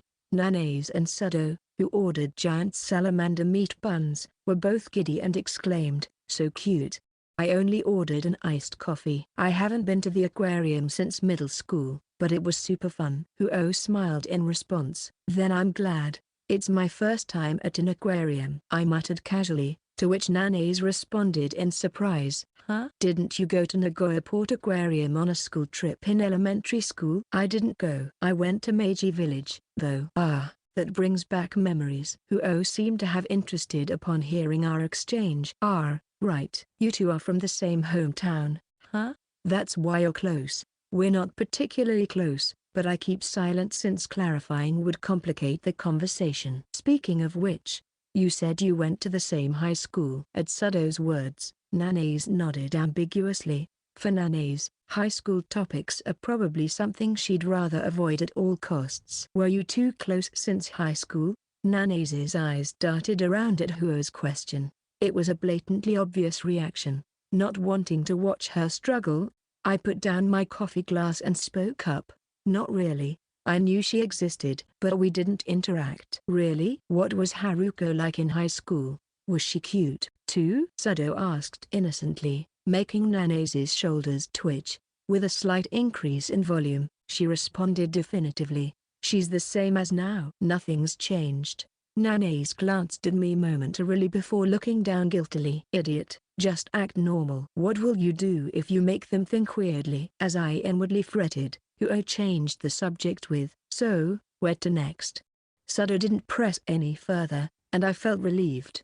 Before leaving the aquarium, Sudo said, I'm going to the bathroom for a second, and stepped away. Seizing the moment, I told Huo, I'm heading home then. Since we're here, let's hang out a bit more. I've had enough. Nana's, let's go. Nana's looked puzzled. Where to? Could she have forgotten her original purpose? What did you come here for? You were supposed to leave Huo and Sudo alone together, right? Oh, right. Then good luck, Huo-kun. Fight on. Nana's seemed to finally remember, clenching her fist in front of her chest. Huo waved a fluttering hand, saying, thanks. As we left the aquarium, we walked toward the bus stop. Nana's kept looking back, as if she was worried about Sudo. I wonder if they'll be okay. I'll send Sakan a line message later, just in case. If she really hates it, she'll go home on her own. I think Sakan doesn't hate it. Probably, Nana's said, holding her parasol against the sun. Frankly, I don't care what happens to those two, but I don't want to be involved again. I hope they just get together quickly. Huo-kun is handsome, and Sakan is beautiful. They're a perfect match, aren't they? Yeah, maybe. Then I remembered something. Huo once told me that Nana's and I were a good match. I looked at Nana's walking next to me. She's a beauty, clearly out of my league. A good match with me? That's impossible. Even if I turned myself inside out. After a while, we arrived at the bus stop. Our bus was scheduled to come in 5 minutes, but Kyoto buses are never on time. The bench, heated by the sun, was so hot it seemed like it could cause burns, making it hard to sit down. It's really hot, I'm thirsty, Nana's said and bought a drink from a vending machine near the bus stop. A refreshing summer lemon soda. I thought about getting something myself, but I didn't have any change, so I gave up. Nana's took 2 modest sips from the bottle, leaving faint pink lipstick marks on the rim, which made me feel oddly conscious. Sagara-kun. Sorry about earlier, Nana's suddenly said. Her voice was almost drowned out by the loud cicadas. The black parasol cast a shadow on her profile. Why she was apologizing. For what? For making you tell an unnecessary lie. That I haven't changed at all since high school. Ah, not really? Don't worry about it. I already own Nana's, and a little white lie like that doesn't hurt me at all. If such a thing can protect Nana's peace of mind, it's a small price to pay. Besides, it's not completely a lie, anyway. Nana's has changed, but there's also a lot about her that hasn't changed, like her straight posture and her diligent attitude towards work. Those things are the same as they were in high school. I stared at the tips of my sneakers hitting the asphalt and continued slowly. You've always been serious and hardworking, haven't you? I guess. I mean, it's just that the direction of your full effort has shifted a bit. The core part of you hasn't changed at all. When I looked up, Nana's was still staring at me, listening to my words. Eventually, she smiled with a soft, drooping eye, reminiscent of her unguarded self. "Thank you. It's not something to be thanked for." After my reply, Nana's leaned in to look at my face, then pressed the cool bottle against my cheek with a "There." "Whoa. What's that for?" "Sagara-kun? Your face is red." "Heat stroke again?" The lemon soda felt refreshingly cold against my skin. That's when I finally realized that my face was surprisingly hot. Several days after going to the Kyoto aquarium, as usual, Nana's came over with dinner. The moment she opened the door to my room, her eyes widened in surprise. "Wow, it's hot." "Sagara-kun, you're not using the air conditioner again?" Her tone was somewhat accusatory, and I scratched my head awkwardly. Today the heat wasn't as bad, and I had to go to work in 3 hours, so I thought I could endure it for a little while. "Sagara-kun, have you already forgotten when you collapsed the other day?" Being glared at like that, I couldn't say anything back. I definitely caused Nana's a lot of trouble that time. "Sorry, I'll turn on the air conditioner." As I give up, Nana's had a flash of inspiration and exclaimed, "That's right." She clasped her hands together in front of her chest, looking pleased. "Why don't we eat together in my room?" "It's cool because I have the air conditioner on." Her outrageous suggestion made me exclaim, "Huh?" I always thought she was a girl with a strange sense of distance, but what on earth is going on with her sense of crisis management? "Why you don't just easily invite guys into your room?" "I'm not saying it easily. I wouldn't do this for other boys." Watching Nana's innocently smile, I shrugged slightly. Maybe she should hurry up and get a boyfriend. At this rate, she's going to drive other guys even further away. Besides, we already ate porridge together in your room the other day. You should cool off in my room until you have to go to work. Come on, let's go. When she said that much, I started to feel like maybe it's okay. Whatever. And I went along with it.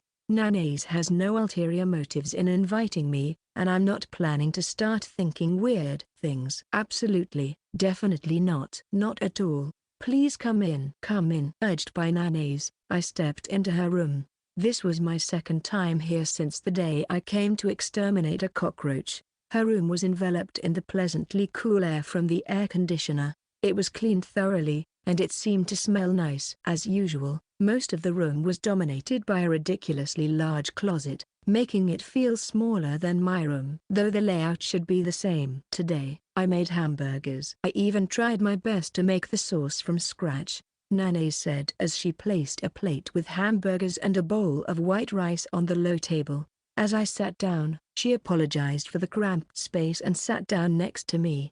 There wasn't enough room to sit across from each other because of all her stuff. I was secretly unsettled by the close distance, but I tried to appear calm.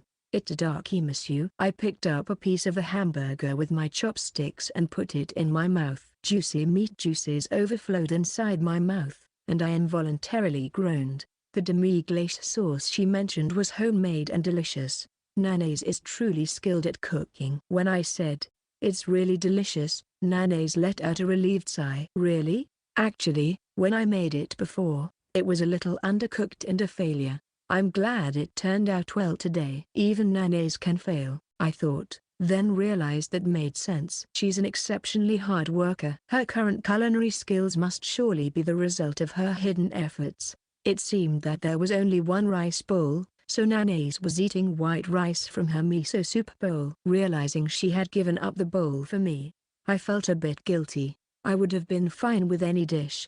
As we ate in silence, Nana's murmured softly, "I'm going back to my parents' house next week." Nana's face as she said this seemed to be tinged with an unavoidable gloom. I swallowed my rice and responded nonchalantly, "Huh. It's on holiday, so they're telling me to come back." I thought it would be troublesome if the topic shifted to my family, but Nana's didn't touch on that. After chewing her hamburger thoughtfully, she let out a small sigh. "I don't really want to go back." "Why not?" "When I go back to my hometown, I can't help but remember who I used to be." For Nana's, her hometown must be a place that forcibly confronts her with her less brilliant self. While the reasons may be completely different, I can understand the feeling of not wanting to visit one's parents. Well, Probably nobody will remember me anyway. It's fine, I guess. Yeah, no one probably remembers me anyway. As if convincing herself, Nanase muttered. Then, turning to me with a smile, the gloominess from before had vanished. Ah, Sagara-kun, do you want another serving of rice? I'll prepare it for you. Nanase, with a smile, took my bowl. In the process, our shoulders lightly touched, and my heart skipped a beat ever so slightly. Section: Haruko's point of view. In the middle of August, I returned to my parents' home in Nagoya. I hadn't gone back even during Golden Week, so this was my first time since graduating. I might run into someone I know. Even if they see the current me, no one will probably recognize me, but I still felt a sense of discomfort. I'm grateful to my parents. They allowed me to live on my own after leaving home and accepted the changes in me after high school graduation. Well, Haruko is a university student now, they said with a laugh. Yet, I wasn't enthusiastic about going back because being here, I'm reminded of my empty past self. Welcome home. You must be tired from the long trip. When I got home, my mom greeted me warmly. My dad still hadn't come back from work. I replied with a smile. I'm home. It's convenient with the Shinkansen, but it's expensive. Maybe Kintetsu would have been better. You got back quickly, so it's good. Dinner isn't ready yet, so go change and relax. At my mom's words, I headed to my room with my suitcase. My room, which I hadn't entered in a while, was exactly the same as it had been months ago. Yet, it felt somewhat like someone else's room. I changed into a t-shirt and shorts I pulled out from the dresser and flopped onto the bed. I wonder how Sagara-kun is doing. Since summer vacation started, he's seemed extremely busy. He's still doing a lot of part-time jobs, and I can sense him coming home at dawn. I hope he's eating properly, even without me around. He's probably just eating udon all the time. Hopefully, he hasn't gotten sick again. Come to think of it, I wonder if Sagara-kun is going back to his parents' house. A thought struck me, and I sat up, pulling my high school yearbook from the bookshelf. Truth be told, I hadn't opened it even once since receiving it. There are no memories of mine within this thick album. I opened the album with Nagoya City Koryo High School embossed in gold on the deep green cover. I was in class 3 to 4. There was a plain, unremarkable girl with black hair braided into 3 parts. Wearing a navy blazer with a red tie, all the buttons on her shirt were done up to the top. She was the very image of the correct way to wear a uniform depicted in the student handbook. I wasn't featured in the pages of school events or club activities that followed. The only time I appeared was in the photo of the library committee. Next, I turned to the page for class 3 to 6. I found Sagara-kun surprisingly quickly. He looked almost the same as now, but his hair was a bit shorter. He might not be good at taking pictures, as his expression was stiff.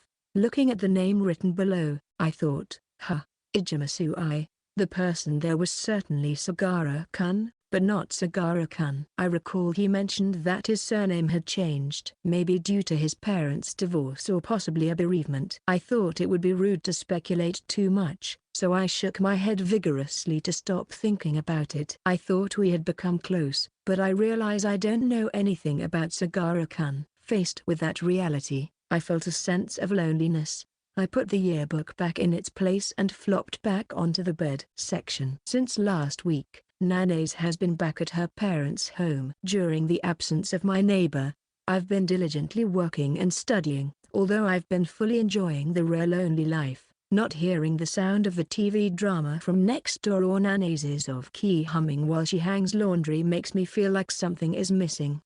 Every time I eat the discounted udon, I hear Nanase's voice in my head. You should eat something more nutritious. With Nanase not bringing dinner, my diet has been getting worse. I have to try cooking for myself to prove that I can manage without Nanase. I bought some green onions and chikawa from the supermarket and pulled out the never-used knife and cutting board from the back of the shelf. Tentatively, I start cutting the chikawa and green onions. Just when I thought I had finally finished, I realized the green onions were all still connected. Apparently, I'm not cut out for cooking. I sigh and start over. I toss the green onions and chikawa into the frying pan. Add the 30 yen udon, Stir-fry it, and finish with a splash of soy sauce. It wasn't as good as Nanase's, but it wasn't inedible. After finishing the udon, I washed the dishes, cutting board, knife, and frying pan. Cooking is one thing, but cleaning up is really a hassle. I'm newly impressed by Nanase, who does this every day. From now on, I'll make sure to be more grateful. After the cleanup, I lay down to sleep before work when I heard someone climbing the apartment stairs. Accompanying the footsteps were the thudding sounds of a carry-on suitcase's wheels. Soon after, I heard the sound of the key turning in the lock next door and a tadama that wasn't meant for anyone in particular. Nanase had returned. As I lay with my eyes closed, the intercom in my room rang. I got up and opened the door.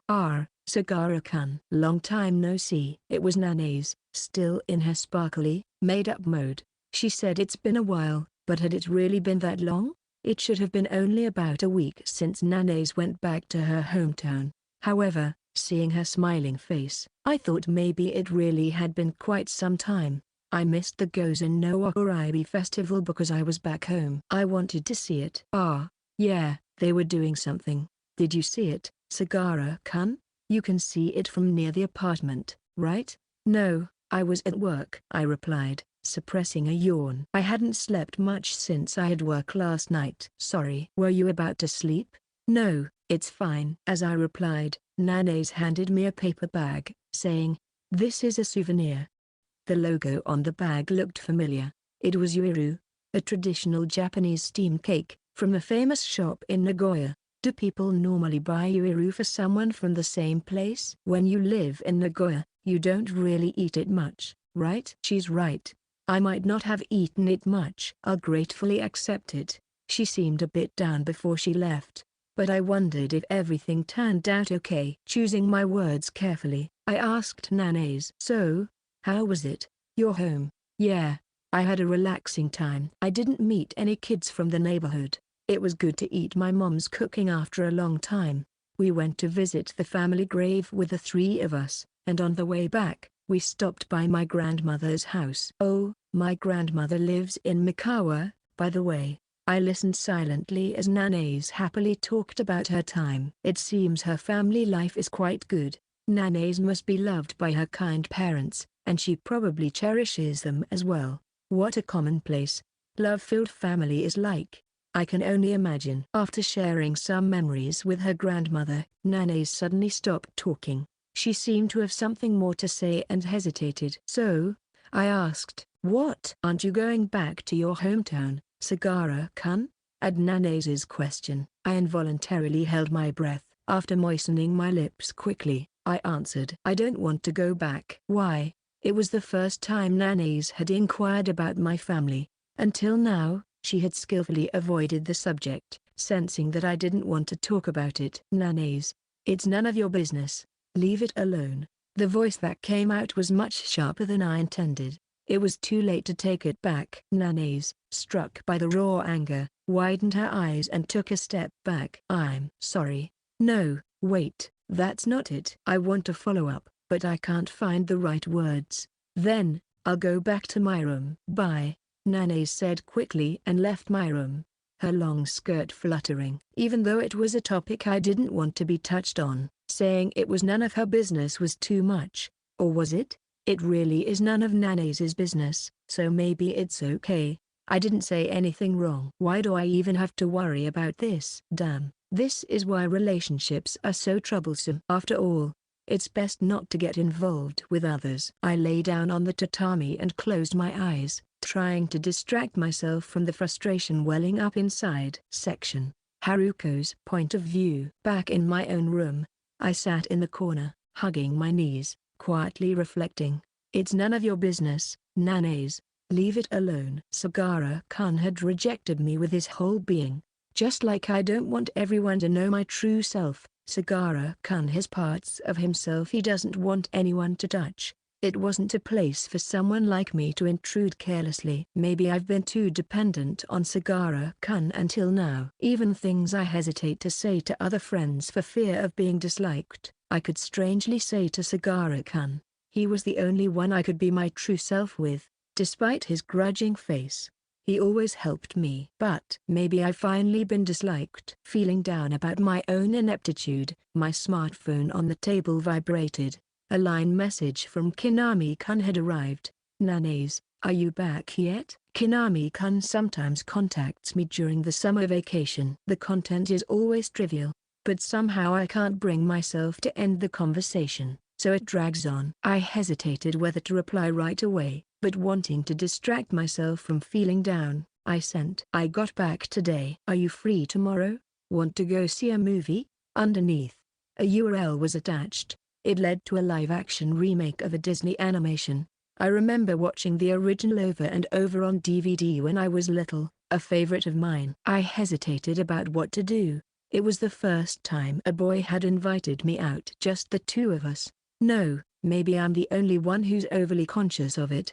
And Kinami-kun didn't intend it to be just the two of us. "I don't have work tomorrow, and if Sakan or the other are there, it might be nice to go for a change of pace." While giving a vague reply, I sent a message that said, "That sounds fun."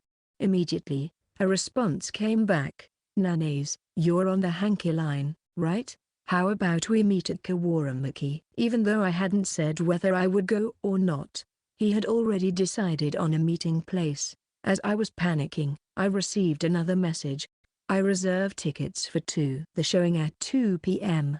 He was quite pushy. Oh, what should I do? Holding my smartphone, I slumped down. I felt bad for him, but I really wasn't keen on going. Feeling gloomy, I murmured to myself, "I'm such an idiot. The movie was great." I only remembered the story from when I was a kid, but now I remember that's what it was about. After leaving the movie theater, we moved to a nearby cafe. Kinami-kun was drinking iced coffee, and I was sipping hot cocoa. The theater's air conditioning was too strong, and I had gotten completely chilled. Even here, the direct blast of cold air from the air conditioner above us was cold. I rubbed my arms, which were exposed from the sleeves of my light purple blouse, thinking I should have brought a cardigan. Kinami-kun, wearing a khaki t-shirt and shorts, was in a good mood. Talking about the movie, I sat opposite him, nodding along to what he was saying. I had been worried about being alone with Kinami-kun, but it wasn't as nerve-wracking as I thought it would be since he was so talkative and I just had to respond. The glass-walled cafe was filled with lively conversations, and I could see couples looking cozy. I wondered if Kinami-kun and I appeared the same way. "You and Sagara are pretty close, huh?" "Nanaze R.W. What?" Caught off guard by the mention of Sagara-kun's name, I stiffened. Kinami-kun looked at me with a probing gaze. "Are you two dating?" No. Kinami-kun smiled happily when I shook my head. "That's good to hear. Is there someone else you're dating? Someone you like?" "No, there isn't." Kinami-kun, swirling his iced coffee with a straw, said in a light tone, "So, why don't you go out with me?" My expression froze while still shaped in a smile. After looking around in confusion, I stared at the steaming hot cocoa. "This is a confession, isn't it? If so, this is the first time I've been confessed to by a boy. A rose-colored college life should come with a wonderful boyfriend." Kinami-kun might be a bit careless, but he's a fun, bright guy. He's not bad-looking, either. He casually held the cafe door open, showing he's attentive. Objectively speaking, he's too good for someone like me. The high school me would have never caught the eye of someone like Kinami-kun. Maybe being with Kinami-kun would bring me closer to a rose-colored college life. I took a small breath before answering. "I'm sorry, I can't go out with you, Kinami-kun." Kinami-kun's face looked momentarily pained, but then he smiled at me. "That's okay, my bad for asking." He didn't push for a reason. He really is a nice guy. Even so, why am I thinking of Sagara-kun's face right now? Unlike the always smiling Kinami-kun, Sagara-kun always has a grumpy look. He's kind but expresses it in a clumsy and twisted way. He doesn't match my pace when we walk, so I always have to hurry after him. Yet for some reason, when I'm by Sagara-kun's side, breathing feels easier. I repeated "I'm sorry" once more and took a sip of my now lukewarm cocoa. The overly sweet cocoa clung to the back of my throat, making my chest feel tight. Section. Sagara's point of view. The sunlight streaming through the gaps in the curtains was dazzling, waking me up. It was the end of August, and the fierce heat had eased up a bit, which was a relief. But the end of summer means I'll have to worry about winter next. I've heard Kyoto gets cold in the winter because it's a lower area, trapping both heat and cold. Hot summers and cold winters? How can that be? It's the worst. I checked the time on my phone by the pillow. It was noon. I have work starting at 5 p.m. today. For now, I should get something to eat. As I pondered what to eat, my eyes landed on a paper bag left in the corner of the room. I got up sluggishly and took out its contents. It was Yuru, a souvenir from my neighbor. For lunch, this'll do. I'm still depending on Nanase's charity, I thought, feeling impy. I remembered Nanase's trembling voice saying, "I'm sorry." Guilt pained my chest. Since that incident, I haven't faced Nanase. There's no sound from the next room, so she seems to be out somewhere now. I peeled the plastic from the Yuru and took a bite. "Aren't you going back to your hometown, Sagara-kun?" "It's not that I won't go back. I don't want to go back. I've felt this way ever since the days I spent in the library." The cicada's cries echoed outside the room. The tepid breeze from the fan brushed against my sweaty skin. Nanase's sad expression was stuck behind my eyelids and wouldn't fade. "Ra-kun, Sagara-kun," jolted back to reality by a tap on the shoulder. I saw Itagara-san waving her hand lightly in front of my face. Damn, I zoned out, even though I was in the middle of my shift. It was almost 9 p.m., time to finish up. "Are you okay?" "Did the cash register tally up?" Yes, it's alright." Before I could finish, I flipped over the coin case with the register's cash. Itagara-san let out a whoops and a chuckle, helping me pick up the scattered coins. While apologizing to Itagara-san, I gathered the coins and put them back in the case. As I recounted them with a sigh, Itagara-san looked concerned. "This is weird, Sagara-kun. The most reliable ones mess up." "What's up?" Well, it's just that." Did you fight with your girlfriend?" "She's not my girlfriend. She just lives next door." I blurted out more than I should have and hurriedly shut my mouth. Itagara-san laughed. "Is it that cute girl from Giant Matsuri?" I hesitated but nodded. "It's not really a fight. I just said something too harsh when she touched on something I didn't want to be touched on. I made her sad." "No matter how you look at it." Itagara-san nodded as she listened to my story. "Somehow, she has a calmness and an embracing quality that makes me want to confide in her. If you want to make up, why not just apologize?" A perfectly logical suggestion. I looked down and replied, "Yeah, I guess so."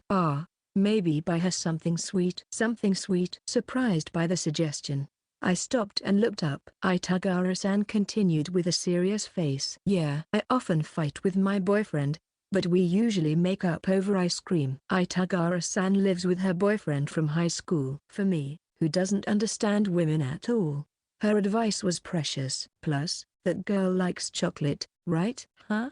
How do you know that?" "Why would Itagara-san know such a thing?" As I tilted my head, she continued, "That girl sometimes comes here when you're not around and often buys small chocolates." She pointed at the chocolate snacks placed near the register. "This is the closest convenience store to the apartments, so it's not strange that Nanase comes here often." Even so, I didn't know she liked chocolate. Thinking about it, I realized I don't know anything about Nanase. I've never tried to learn what she likes or dislikes.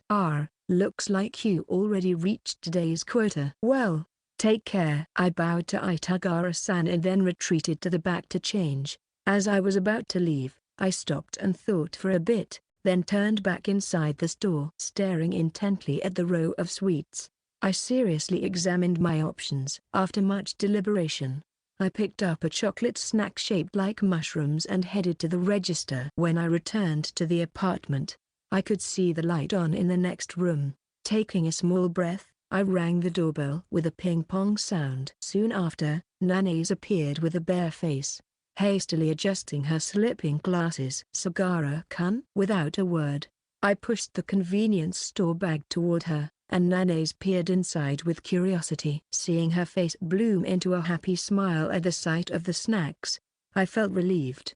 Is this for me? What brought this on all of a sudden? It's just because, I replied, though it wasn't really an answer. But Nana's didn't press any further. Thank you, she said, hugging the bag as if it were precious. I suddenly worried whether the chocolate might melt. Looking down and scratching my cheek, I spoke up quickly. I'm sorry about the other day. Nana's eyes widened. Then she blinked with a troubled frown. No, I should be the one apologizing for asking something so rude. No, it's not that. I was just on edge. It was misdirected anger. As I said this, Nana slowly reached out her right hand. Then, let's make up. I hesitantly took her small offered hand in mine. Nana's hand was warm, or perhaps, it was just that my own hand was cold. Without holding someone else's hand like this, I wouldn't have realized that fact. When was the last time I had a fight with someone and then made up like this? I didn't want to get deeply involved with anyone, to get hurt or to hurt others. But somehow, before I knew it, I had started to worry about all sorts of things concerning Nana's. The clumsy, hard-working, and dangerously earnest girl had, at some point, taken up a tiny seat in my heart. And as for me, I was beginning to not mind it. Nana's, you like chocolate? Yeah, I love it. But actually, I prefer the bamboo shots-shaped takenoko over the mushroom-shaped kinoko. Seriously? We're incompatible then. Sagara-kun? Let's share this. If I eat it all at this hour, I'll gain weight. Saying that, Nana smiled softly. When she smiles without makeup, her eyes disappear. I've grown completely accustomed to seeing that face. A cool night breeze blew between us, signaling the end of summer. Chapter 3, The Autumn When Love Begins. It has been a week since summer vacation ended and university classes resumed. I, as usual, lead a life of study and part-time work, far from the rose-colored university life I had initially hoped for, though it turned out a little different than the solitary and comfortable life I wanted.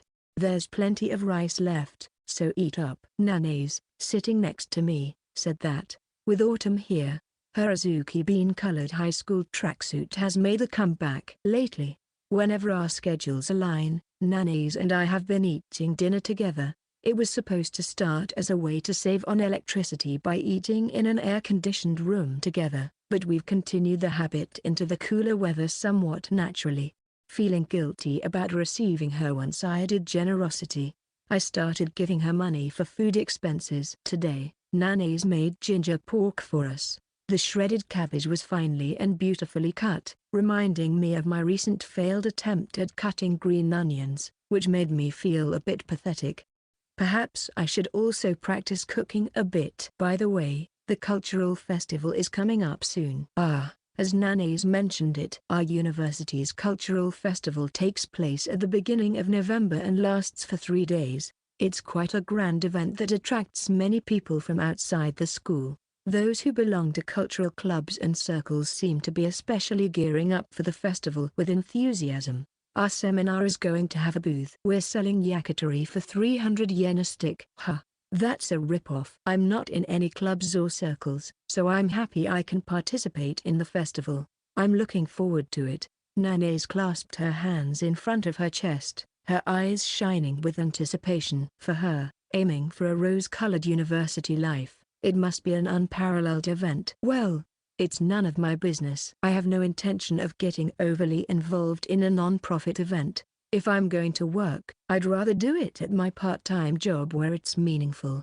Besides, 300 yen a stick, will they even sell? What kind of pricing is that? It's a festival, isn't it normal? Candy apples were up to 500 yen too. They're probably just going to grill frozen yakitori bought from a wholesale supermarket and slather it with sauce. The thought of the cost price gives me chills. I definitely wouldn't buy it. There was also talk about the girls dressing up as saleswomen in yukata, but that got scrapped because it'd be too cold in November. I kind of wanted to wear one. Oh, so, no yukata. I was, internally, a little, fairly, reasonably disappointed. Yakitori sold by Nana's in a yukata might be worth 300 yen. I found myself seriously contemplating such a ridiculous idea. Tomorrow at noon, we're meeting in the labs for the festival planning. You should come too, Sagara-kun. Sounds like a hassle. I let my true feelings slip. Nanae stared at me intently, not pleased with my reluctance. I'd be happy if you came, Sagara-kun. But, well, indeed, it would probably earn me some scorn from others if I, who am in no circle or club, didn't offer any help. Our seminar often involves group work, and it would be difficult to proceed if I lowered my standing with everyone. My part-time job starts in the evening, so maybe it'd be better to show my face. All right, I'll go. Really? Yay! Nanae cheered and hummed the clumsy tune. Listening to her, it seemed to be the theme song of the local supermarket. What a choice, I thought, and chuckled to myself.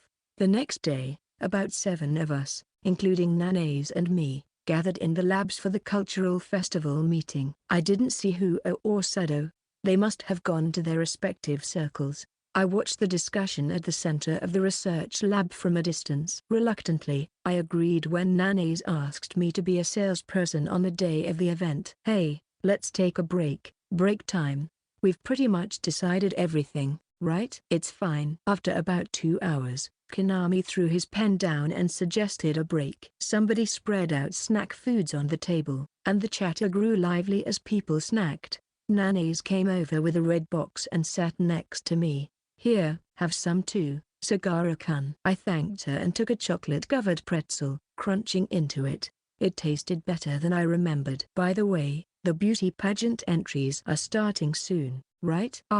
Right. I saw the posters. Wonder if anyone we know will enter. During the casual conversation, someone brought that up. Our university also has a beauty pageant, like many others. However, it's not that extravagant. It's part of the school festival's events, almost like a game. The preliminary round is voted on online, and those who pass can participate in the finals on the festival day. Hey, Nanae, why don't you enter? The moment Konami said that, Nanae nearly spit out her tea. What? No way. Absolutely impossible. Nanae refuses with a desperate look on her face. But Konami, not giving up easily, pressed on. Come on, Nanae is cute. I bet she could make it far. You can apply online, right? Just need to take a photo and write a profile. Before I knew it, the others were also getting excited. I kept silent, feigning ignorance. Then, Nanae, with a troubled look, tugged on the hem of my parka under the table. I was startled and looked at her. She was giving me a pleading look. What should I do, Sagara-kun? She whispered in a tiny voice. I responded, what's wrong? While trying to be discreet, Nanae leaned in closer, and I couldn't help but feel embarrassed. I can't do a beauty pageant. It's ridiculous to think of me entering. What's so ridiculous about it? Because, you know, Sagara-kun, my true face.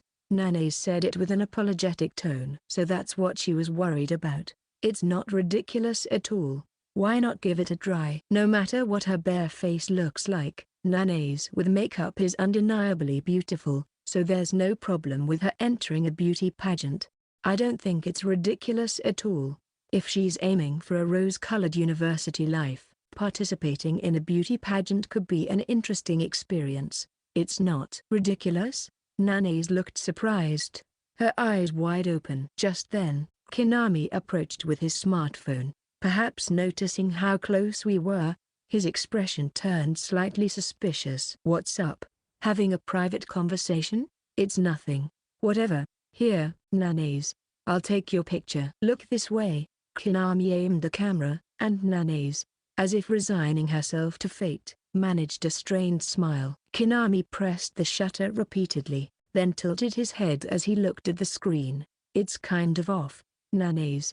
Your photo isn't coming out great. Can you smile more naturally? I don't know how to smile any more naturally than this. Nanae stiffened her expression. In situations like this, she couldn't fully become one of those sparkling girls. Maybe she's actually the type who struggles with standing out.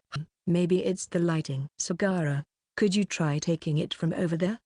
Oh, sure. Suddenly tasked, I reluctantly launched the camera on my smartphone and aimed it at Nanae. Turning towards me, Nanae blushed with embarrassment. Sagara-kun is taking the photo.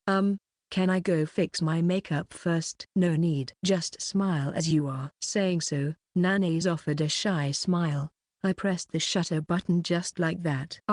Wait a second. I definitely made a weird face just now. Nana's raised a panicked voice, but it wasn't a weird face at all. Rather, I think it turned out quite well. Kinami, peeking over my shoulder from behind, exclaimed, "Nice." She's smiling so naturally. "Good job, Sagara," I was praised. Unusually, all I did was press the shutter without thinking much. "Okay, let's submit this one."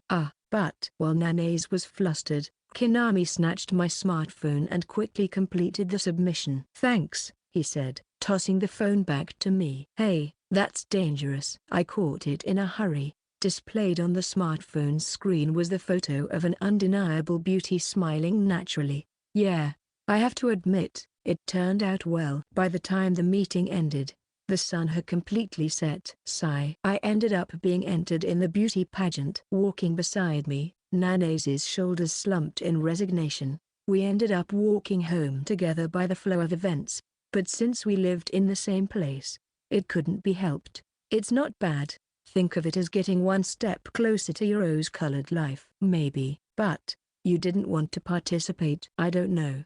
It's not so much that I didn't want to, it just feels wrong somehow. We arrived at the bicycle parking area, but since it was an awkward place to end the conversation, we stopped there. Nana's leaned against her bike's saddle, looking downcast. What should I do? This is definitely a scam, right? A scam? Because I'm not really a beauty. I'm just deceiving everyone with makeup. And now I'm entering a beauty pageant. If they find out, they'll be mad. Nana's hung her head sadly. The woman standing before me now was a perfect beauty, shining and radiant. Compared to her bare face, it might not be strange to call it a scam. However, I didn't feel like she was deceiving anyone. I don't think so. Nana's blinked rapidly as she turned towards me.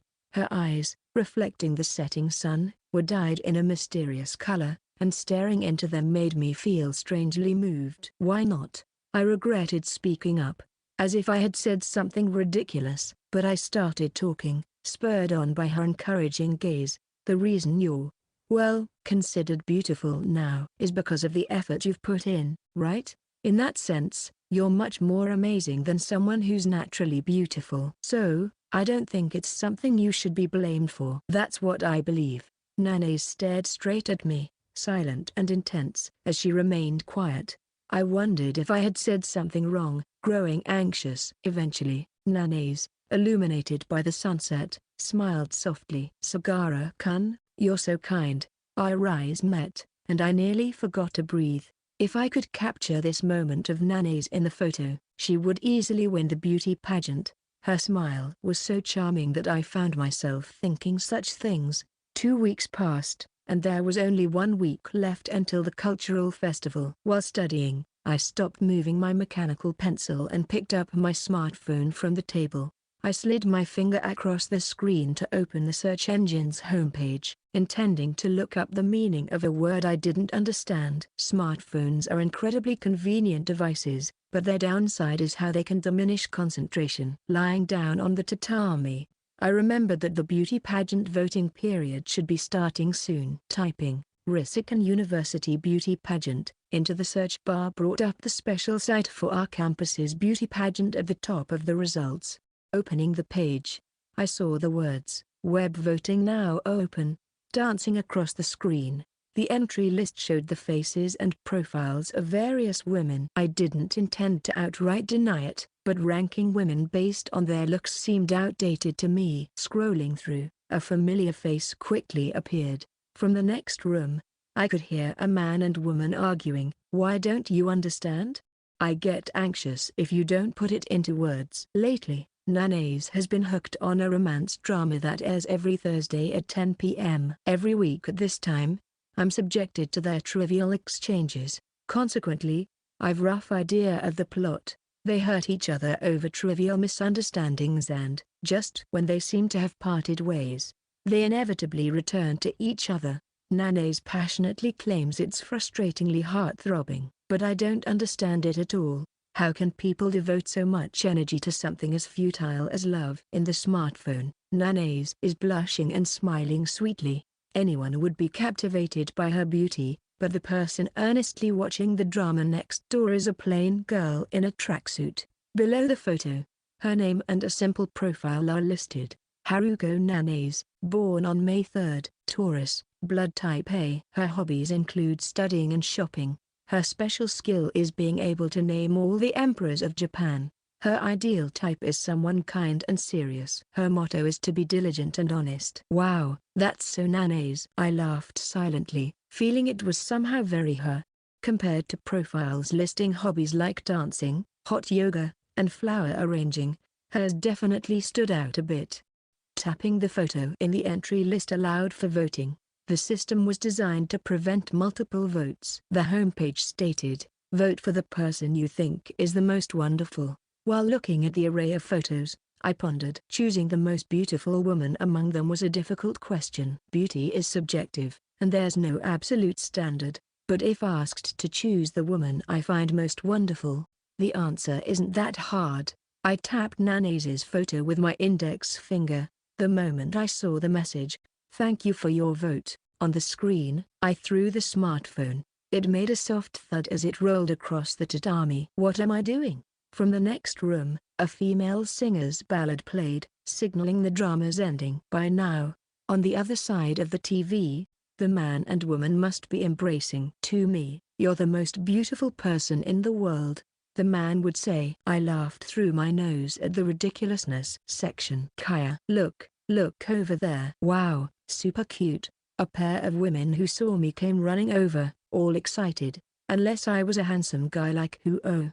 This was a scene I'd never encounter again in my life. "Come on, wave at them," Kinami urged me, and I awkwardly moved my arm. Squeals of cute erupted. Hey, can we take a photo with you?" "Totally okay," Kinami answered for me. The women stood on either side of me, intertwining their arms with mine. It's a bit regrettable that I couldn't feel their touch. As they left, they said, "Bye then, Mr. Panda," taking turns patting my head. Honestly, I didn't mind it. "Hey, ladies, how about some yakitori? We're selling it in front of the Grass Plaza." So, today marks the first day of our campus Risikan University's cultural festival. Stalls line up everywhere within the campus, with calls of "It's delicious, it's cheap, there are cute girls here" echoing around. The visitors weren't just students from our university. There were parents with their small children, groups of high school students in their uniforms,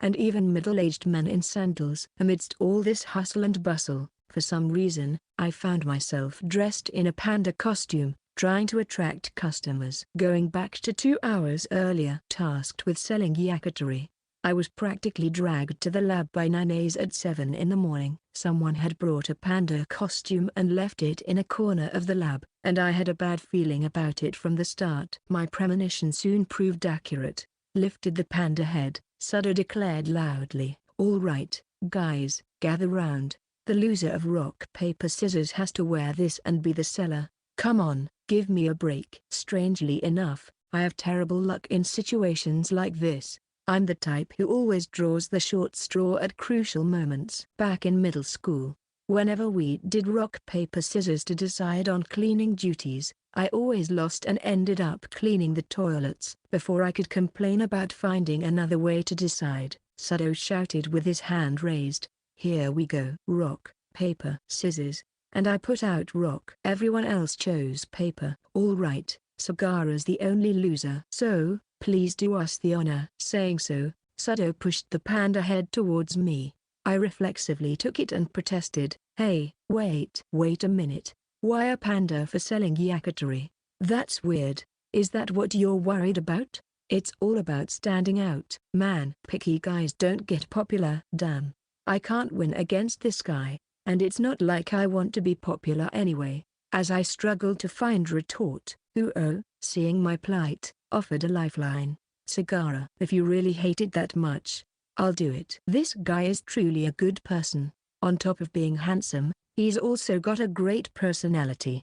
There's got to be a flaw somewhere, like athlete's foot, or the world's balance would be off. I was about to say, "I'll leave it to you," when the women around us erupted in protest. "No way. Hiding Huo-kun's face is such a waste." The women quickly surrounded me, pressing in with an intense fervor. Sagara-kun, you'll do it, right?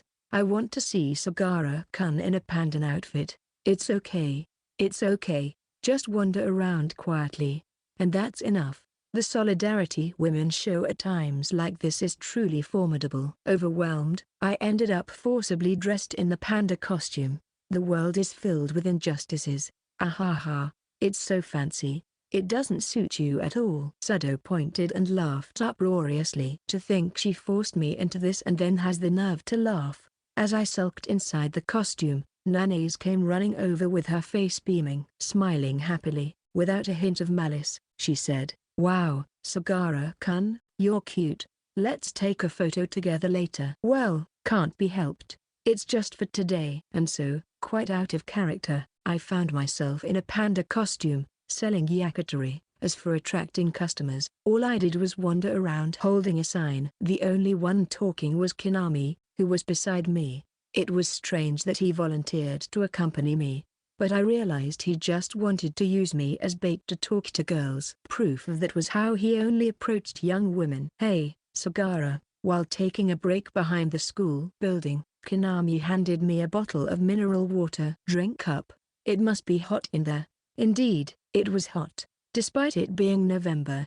With everyone walking around in autumn clothes looking cool, I was sweating buckets inside the costume. Making sure no one was around, I lifted and removed the panda head. Instantly, breathing became easier, and I could finally take a deep breath. Kinami opened the cap and handed me the bottle. Surprisingly, he really considerate. I tilted the bottle, letting the water flow down my throat. Refreshing. The cool breeze caressed my sweaty cheeks, feeling pleasant. As I took in much-needed oxygen, Kinami suddenly spoke up. "Hey, Sagara." "About Nanase.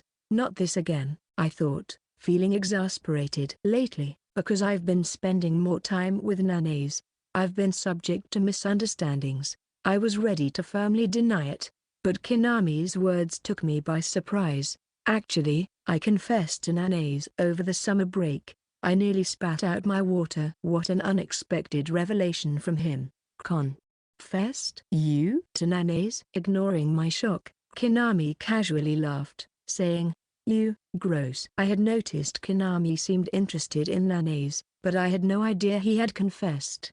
Nanase hadn't shown any signs of it either. "So, are you two dating?"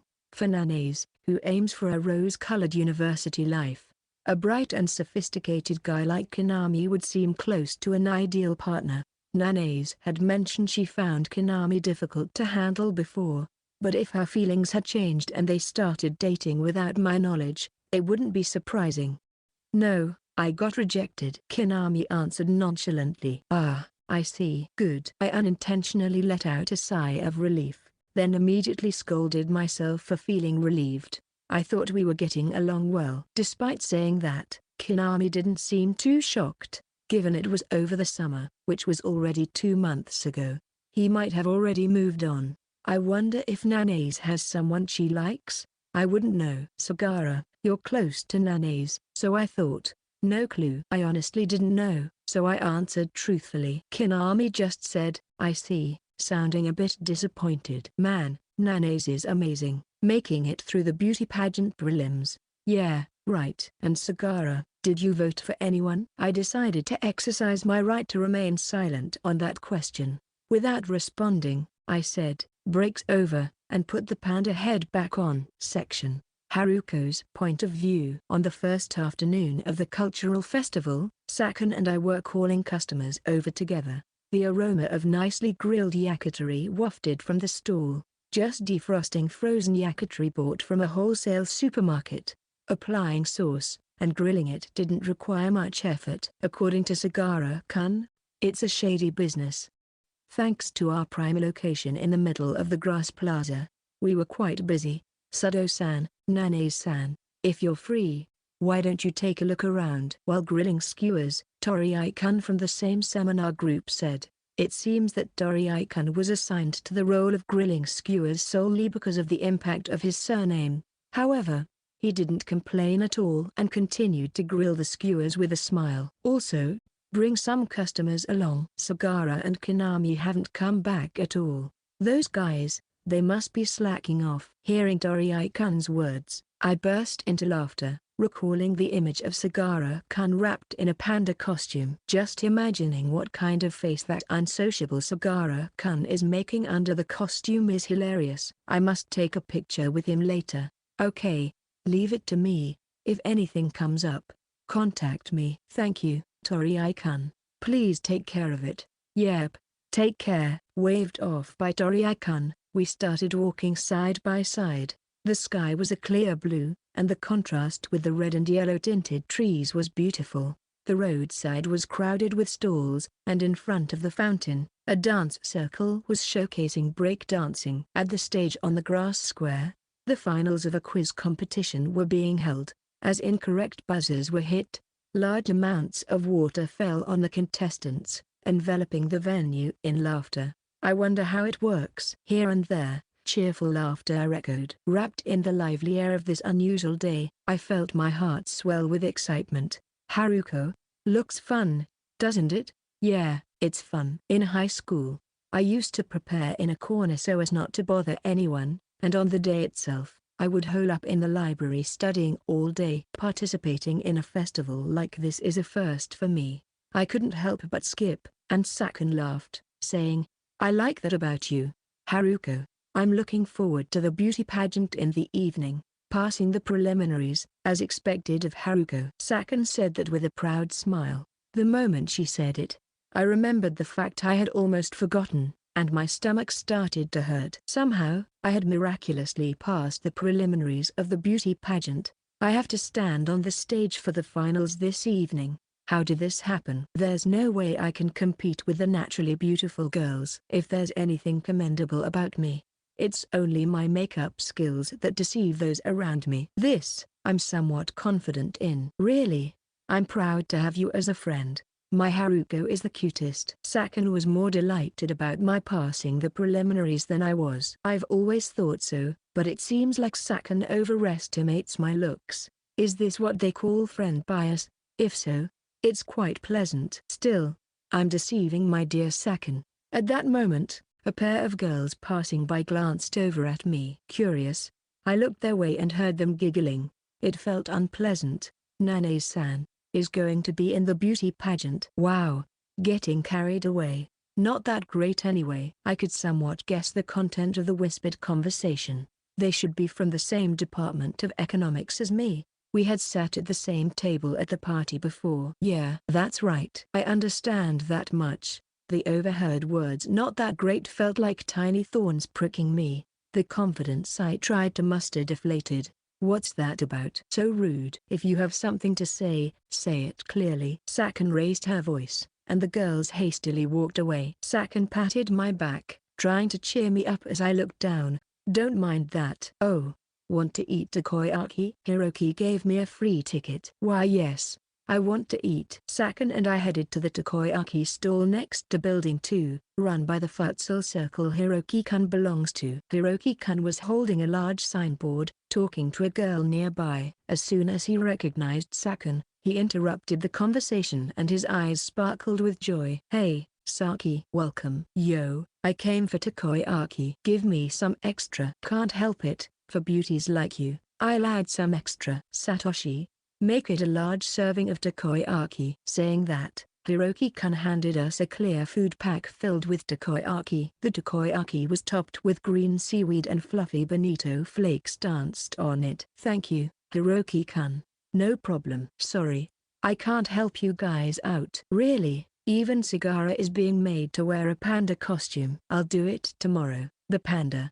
How's that going to work? Showing your face is your only asset. Idiot. It's the reveal that's good. Handsome when he takes it off. Watching their exchange, I thought they really are a good match. I wonder if they ever will date. Though I'd feel a bit lonely if Sakun got a boyfriend. Then, as we strolled around the stalls, we also bought tapioca bubble tea along the way. Occasionally, we didn't forget to call out, "We're selling yakitori" in front of the grass square. Passing by, a little girl said, "The panda earlier was cute," and I involuntarily stopped walking. At the same time, Sakun exclaimed, "Look, Haruko, there's Sagara." Where? Looking in the direction Saki-chan pointed, I saw a giant panda surrounded by high school girls in uniforms. One of the girls playfully hugged the panda. The panda seemed to be smitten, though of course, I couldn't see his face at all. Huh. He seems to be having a great time. Aren't you going to call out to him? No, he seems busy. Answering that, I sipped my tapioca bubble tea. The tapioca pearls at the bottom of the cup wouldn't come out, irritating me even more. Hey, Haruko. There's a dance circle performance in front of the gym now. Nami said she'd be there. Let's go watch.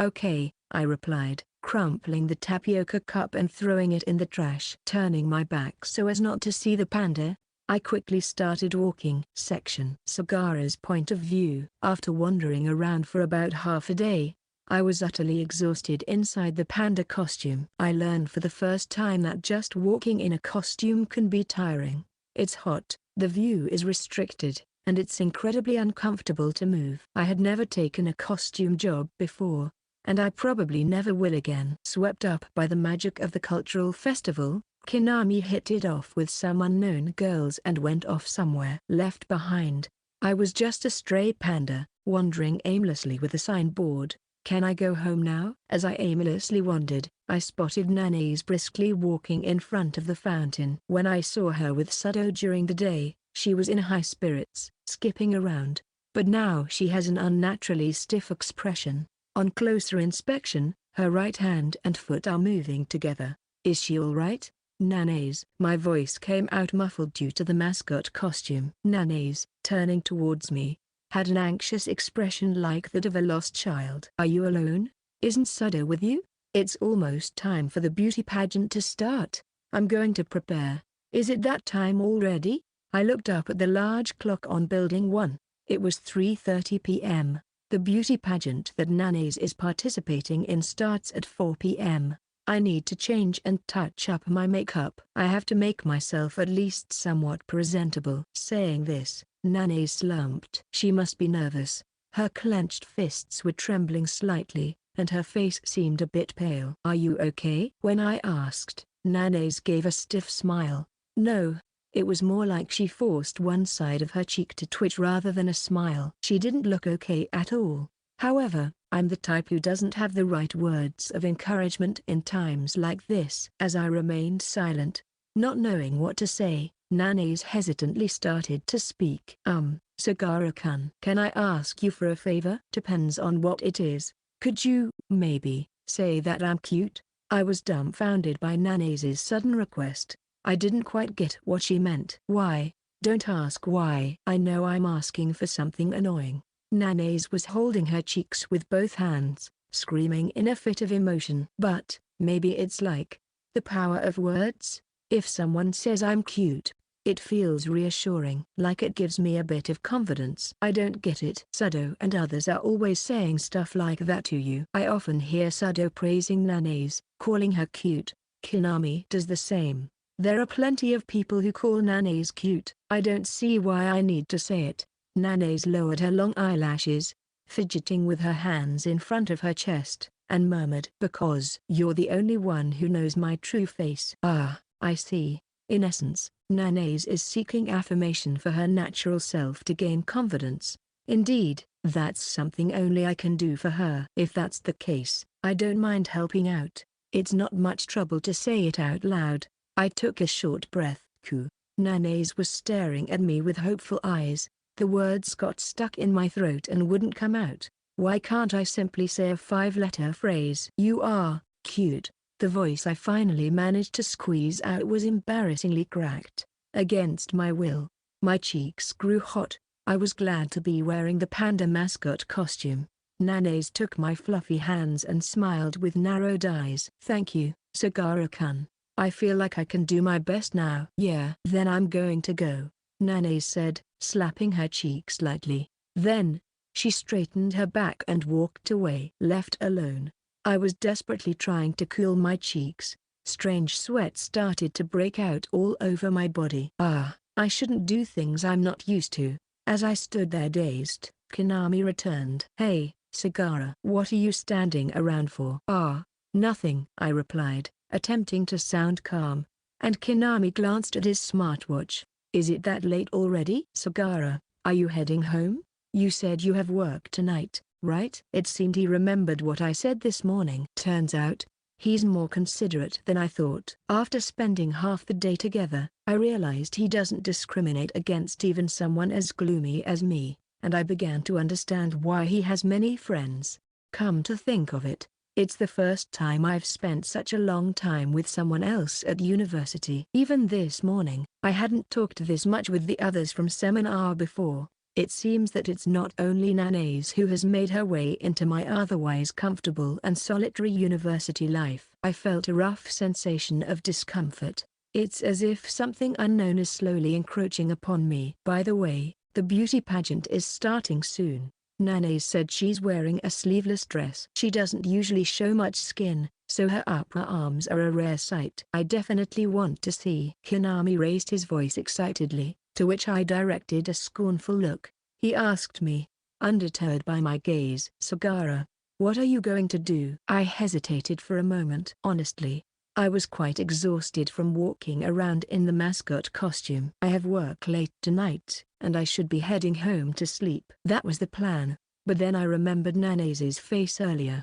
Her eyes filled with anxiety as she looked at me for reassurance. Even though my presence might not mean anything, I couldn't bring myself to just go home and sleep. I'll go. At my response, Konami showed a meaningful smile. What's with that look? It's not like I want to see her upper arms. Section 15 minutes before the show. In the beauty pageant waiting room, I felt like I was going to die of nervousness.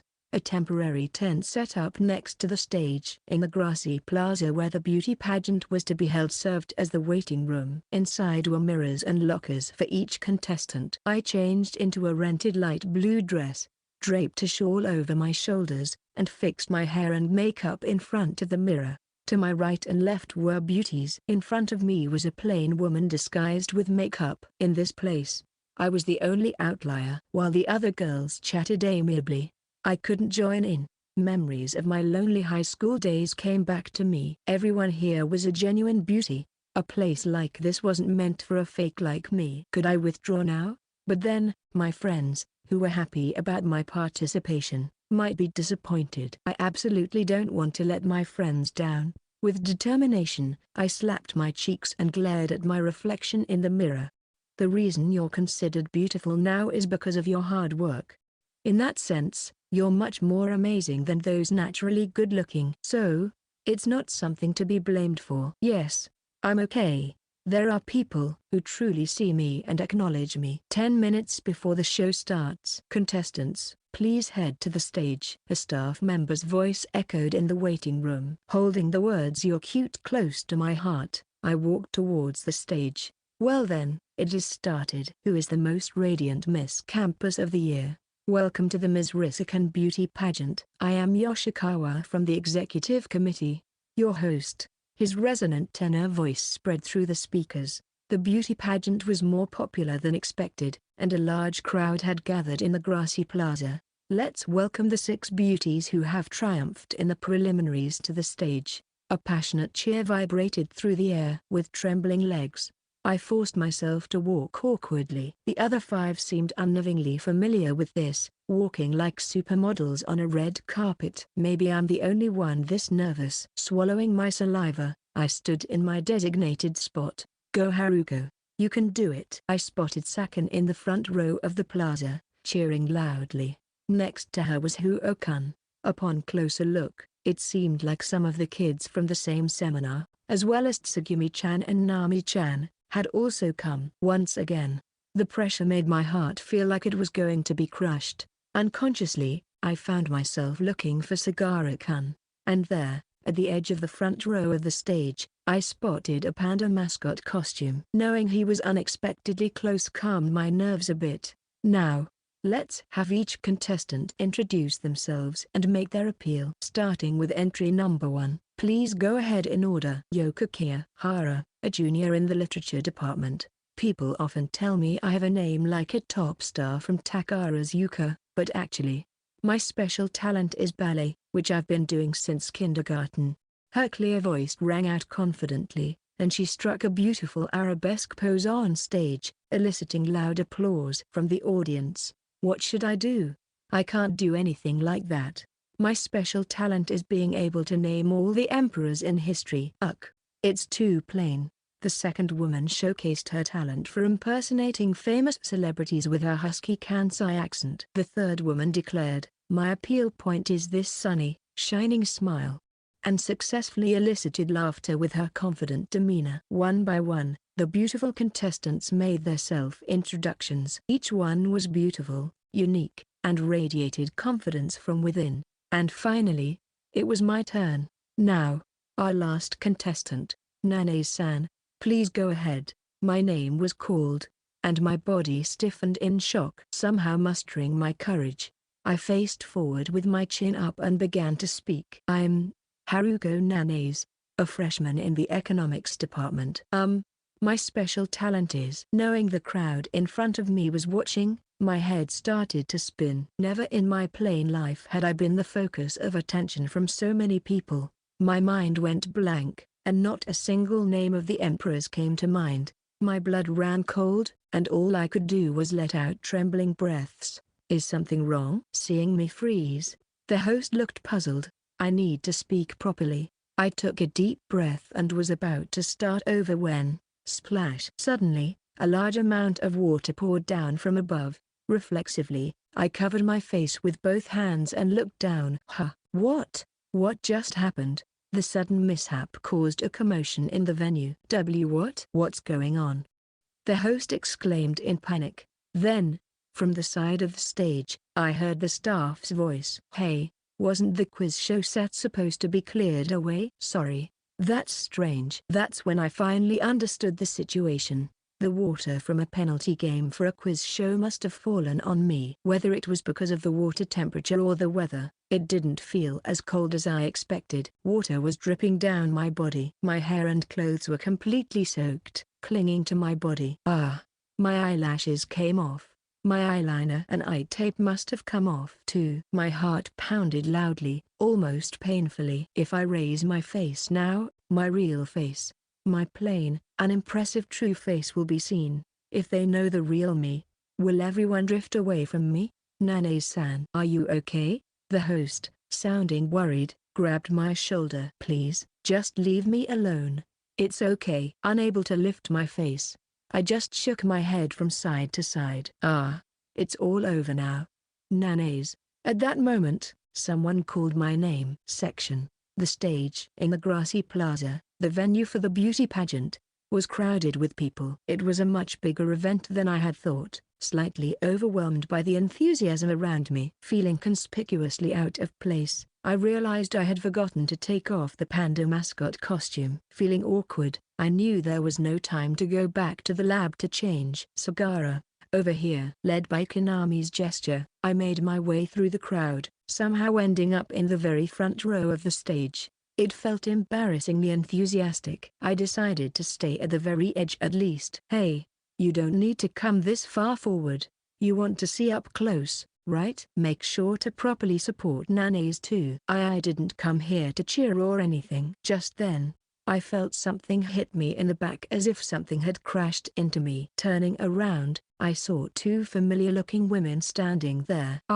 Sorry about that." After a cursory apology, the women scurried off towards the backstage. Could they be staff for the beauty pageant? I wondered vaguely as dazzling spotlights lit up the stage. Well then, it started. "Who is the most radiant Miss Campus of the year? Welcome to the Ms. Risakan Beauty Pageant." The contest host, likely a student from our university, spoke with a professional smoothness. Amidst roaring cheers, the 5 finalists made their entrance onto the stage. Nanes, trailing at the end, had her lips tightly pursed as she faced forward. Nanes, looking uncomfortable, scanned the audience as if searching for something. When her eyes met mine in the front row, I thought I saw her cheeks relax ever so slightly. "Do your best." I found myself silently cheering her on. Next to me, Konami, who had been heckling, let out a sigh of admiration. "Man, the finalists are all so beautiful. That one, I saw her on a TV show the other evening." "So, there are students who are like budding celebrities among them." "Indeed," as Konami said, They all looked quite polished. But to my eyes, only Nana's, standing straight with her back, was visible. A serious, hard-working woman who covered her plain face with makeup. When it was finally Nana's turn to introduce herself, she stepped up to the microphone as prompted. "I'm Haruko Nana's, a freshman in the economics department. My special talent is..." Her face, lit by the spotlight, was tense, turning pale. Remembering her usual soft smile, I wanted to tell her that the real Nana's isn't like this. In front of me, the Nana's I know is much more. Splash! Suddenly, water fall down on Nana's from above. In an instant, the venue was thrown into chaos. Is this part of the act? Someone wondered aloud. Both the contestants and the host on stage seemed flustered, and the side of the stage became hurriedly busy. Nana's, drenched from head to toe, was covering her face with her hands and looking down. "Whoa, that's bad. What's happened to Nana's?" Hinami next to me voiced his concern. The host, clearly flustered, grabbed Nana's shoulder. "Nana's-san, are you okay?" Nana's kept her face covered, shaking her head. Probably, I was the only one in the venue who understood why Nana's couldn't lift her face.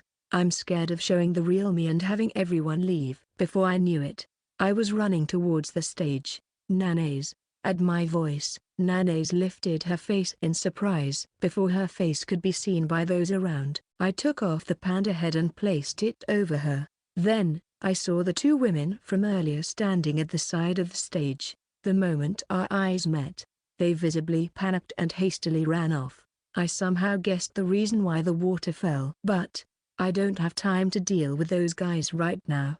Let's go. I grabbed Nana's wrist and forcibly pulled her, descending from the stage. Probably almost everyone at the venue is focusing on me right now. I hate standing out, but it can't be helped. What's this about? Suddenly, a panda invades and takes Nana's-san away. Is this some kind of performance? It's not. While listening to the host's voice behind me, I silently marched on. Like Moses parting the sea, the crowd quickly made way for us. "Sagara-kun," I hear Nana's muffled voice. People passing by are staring at me, leading a girl wearing a panda head, with puzzled looks. Some even chuckle and say, "What's that?" Annoying. We're not some spectacle. For now, I headed to the lab where our belongings were. Peering inside after opening the door, fortunately, no one was there. Entering with Nana's, I locked the door behind us. "Nana's, are you okay?" I asked, but she didn't answer. Holding the panda head with both hands, she just stood there rigidly. Drops of water fell from her long hair onto the lab's floor. When I tried to take off the head, Nana's shook her head in refusal. "No, don't look." "My makeup's all gone." I was dumbfounded. What is she talking about now, this girl? "I've seen your bare face many times. But, I don't want you to see now. Because, I'm not cute." "Please, don't look." With a trembling voice, Nana's pleaded. "Unfortunately, I can't grant that request." Pushing aside her resisting hands, I forcefully lifted the panda head. The completely soaked Nana's had all her makeup washed away. The fake eyelashes that rimmed her eyelids were gone somewhere. The glittery eyelids, the brightly colored cheeks, the rosy lips were nowhere to be seen. It's the plain bare face I've gotten quite used to seeing. Yet, I think the woman in front of me now is more attractive than any of the beauties who stood on that dazzling stage earlier. "You're cute." The words I uttered were not just consolations or anything of the sort. They were my genuine feelings. Hearing my words, Nana's eyes snapped open. Her lips trembled as she murmured, "Liar. It's not a lie. Whether you're wearing makeup or not, Nana's is Nana's." When I firmly stated that, Nana's looked down, covering her face with her hands. I feared I might have made her cry. "Sorry,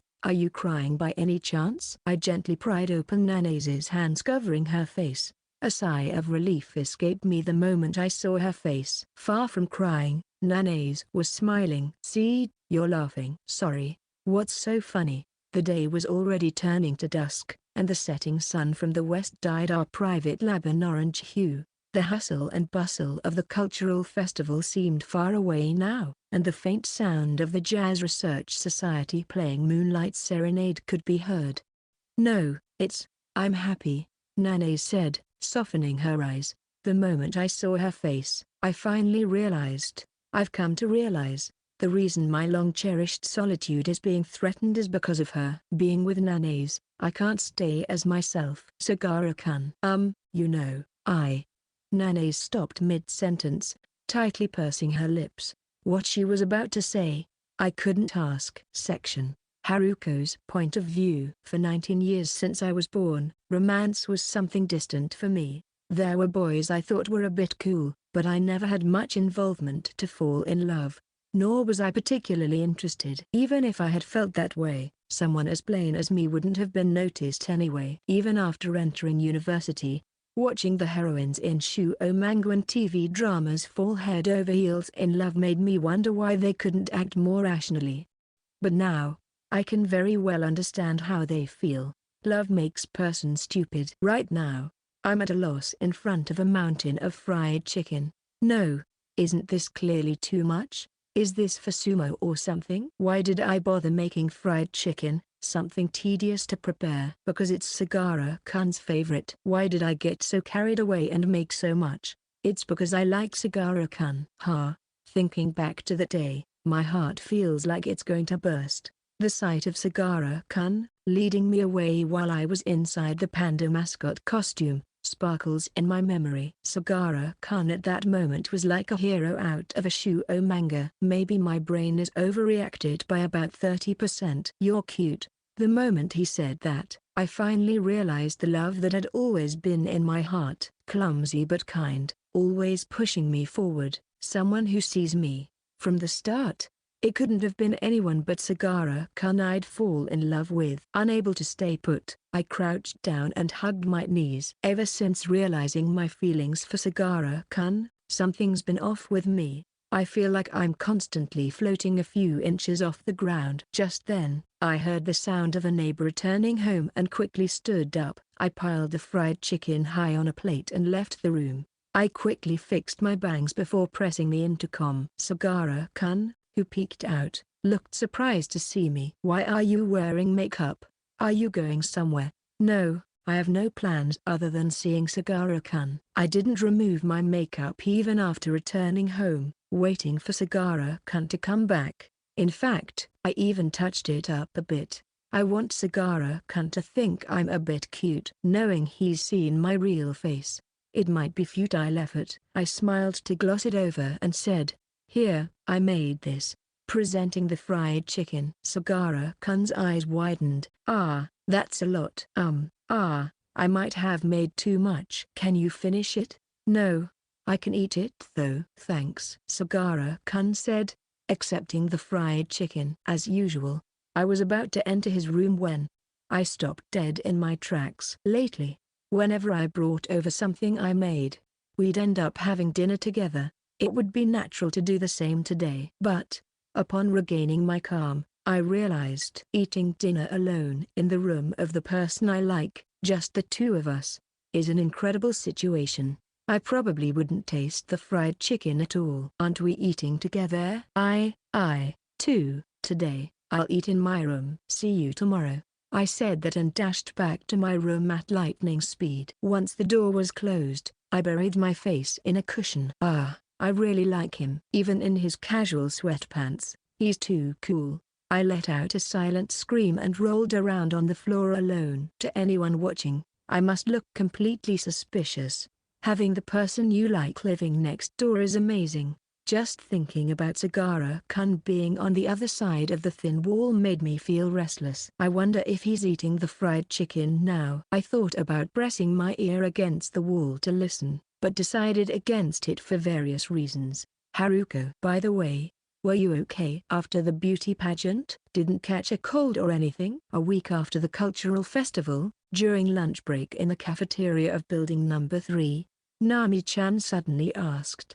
Yeah, I'm totally fine. After that mishap, the beauty pageant proceeded without me, and Kiyahara-san from the literature department won. The organizers apologized to me profusely, and as compensation, gave me some delicious Kyoto famous sweets, ajari mochi, which I enjoyed. I wasn't bothered at all, but Sakan was furious on my behalf. Even now, Her anger hasn't subsided, and she puffs up her cheeks saying, "Still, that was terrible. Making a girl all wet on stage, unimaginable." By the way, what was Sagara doing? He suddenly took Haruko away. He's kinda famous now. The panda man from the beauty pageant. Apparently, the existence of the panda man who took away the girl drenched in water from the beauty pageant is somewhat well known within the campus. Sagara-kun hates standing out more than anything, so he seemed utterly fed up with being whispered about behind his back. I feel somewhat guilty for causing him trouble. That was because I was in trouble on stage. He came to help. Sagara-kun? He's always watching over me and helps me. Remembering it, I find myself drifting into a daze again.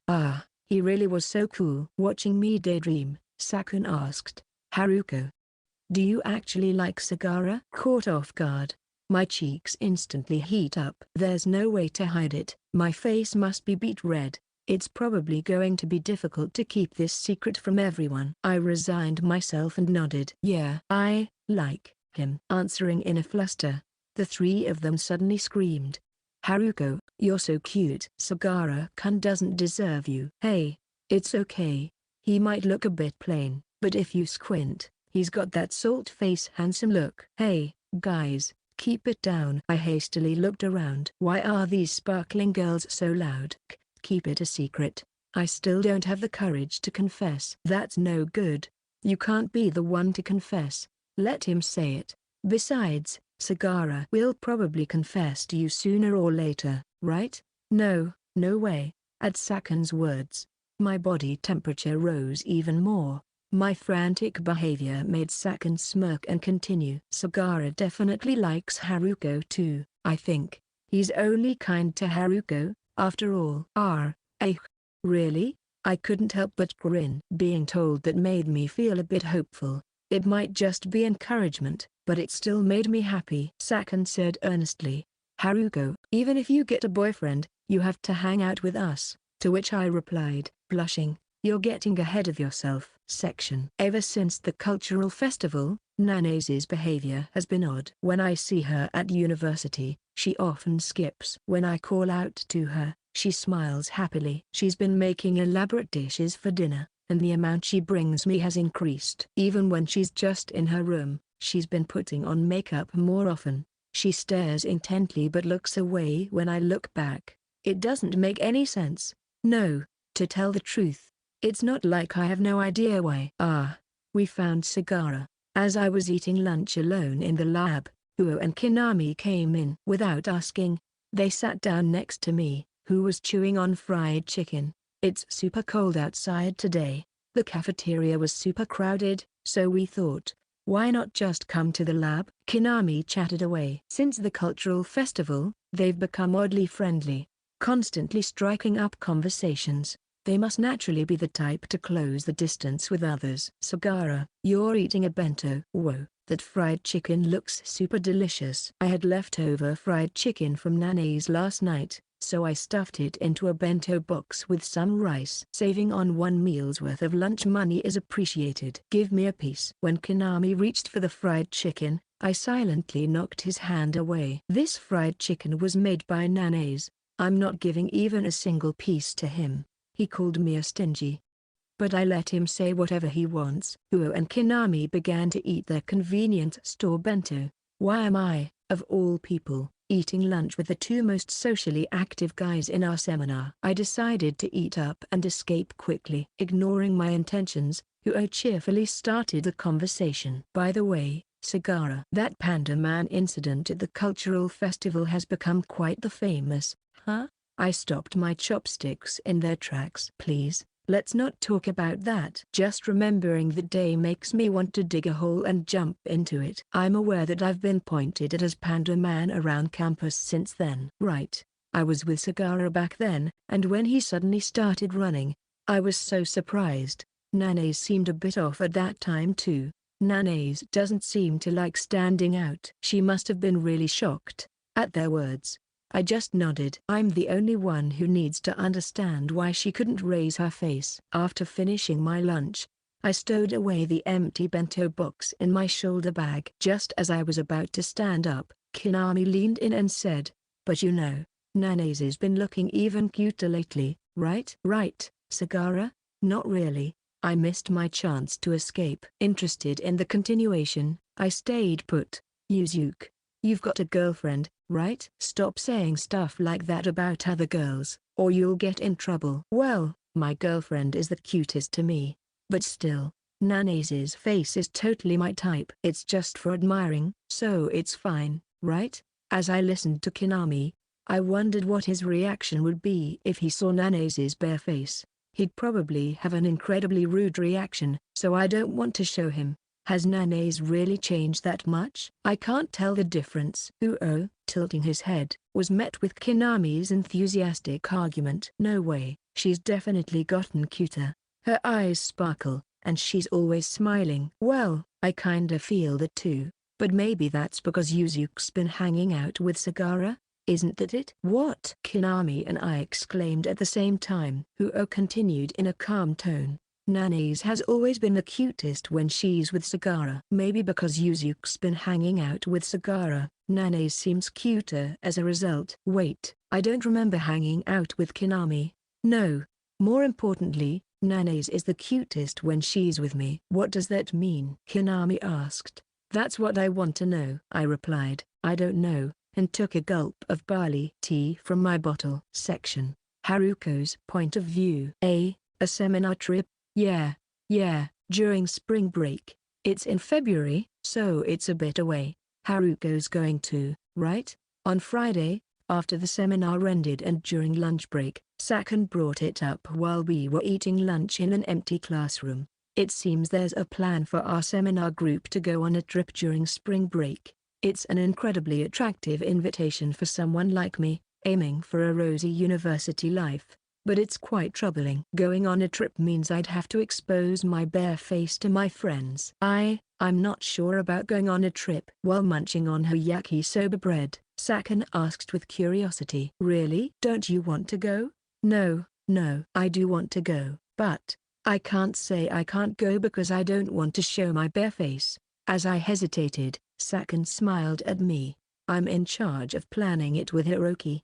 Think about where you want to go." "Oh, a hot spring would be nice. I want to eat crab." "Yeah, that sounds good." "I truly want to go on a trip with everyone. I want to enter a hot spring without worry, exposing my bare face, and talk all night. But still, if I show them my plain face and they get disappointed, what should I do?" As I thought about it, Sakan grinned, leaned close to my ear, and whispered, "You should invite Sagara to the seminar trip. Your first overnight stay together!"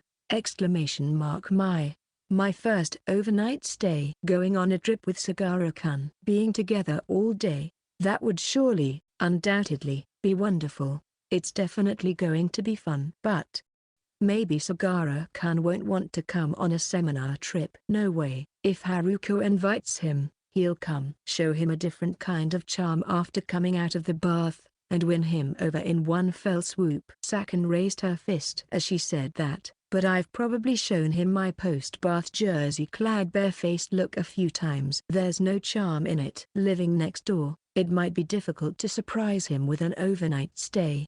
As I worried, Sakan took my hands and gripped them tightly. "Really, do your best." "Honestly, it's a pain to give Haruko to Sagara, but if there's anything I can do, just say the word." I felt like crying at Sakan's encouraging words. Sakan is fully supporting my love. I never imagined I'd have such a friend before entering university. Maybe, just maybe, Sakan would accept the real me, my bare face. Shaking my head, I brushed off the thought. Sakan must have been the center of her class since high school, surrounded by many friends. If Sakan and I had been in the same class in high school, we probably wouldn't have interacted much. Nanae-san is serious, unlike us. Sakan and I are from different worlds. Haruko, what's wrong? Sakan asked worriedly as I looked down sadly. I forced a smile and said, "It's nothing." Section. Haruko's point of view. After returning home from university, I eagerly made carbonara pasta and brought it to Sagara-kun. When he came out of his room, he accepted it with an apologetic thank you. I made it because I wanted him to be happy, so I wished he wouldn't look so apologetic. Sagara-kun placed the plate of pasta in the kitchen and looked at me, still standing at the entrance, with a somewhat troubled expression. Come to think of it, today he didn't ask if I was going to eat together. Even though I was the one who declined last time, I wonder if he's not inviting me this time.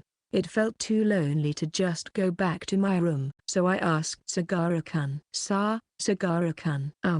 Did you hear about the seminar trip? No. Nothing. Everyone in the seminar is talking about going on a trip during spring break. As usual, he seemed to have no interest at all, just as I was thinking he probably didn't plan to go. He asked me instead. Nanays, aren't you participating? I want to go, but I'm worried. Why? If you want to go, you should just go. But if we go on a trip, I'll have to show my true face, won't I? When I said that, Sagara-kun responded with a lackluster ha. He furrowed his brows in confusion and tilted his head. Is that a problem? It's a huge problem. If they see my bare face, Sakan and the others might end up hating me. You're still worried about that? His voice sounded exasperated, which made me a bit angry. Even if it doesn't seem like a big deal to Sagara-kun, it's a very important matter to me. Of course, I'm worried because Sado isn't the type to hate you over something like that. Probably. Sagara-kun said nonchalantly, and I clenched the hem of my jersey tightly. How can you say that? You don't know. If I stayed the way I was in high school, plain and unremarkable, Sakan definitely wouldn't have chosen me. When I said that, Sagara-kun furrowed his brows in confusion.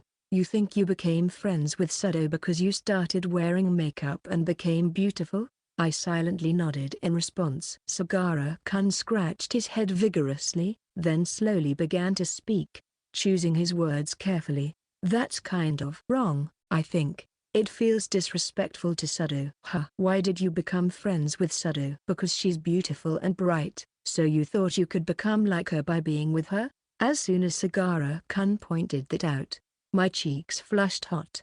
It felt like he had seen through a sneaky and ugly part of me I wasn't even aware of, making me feel ashamed and wanting to flee from the spot.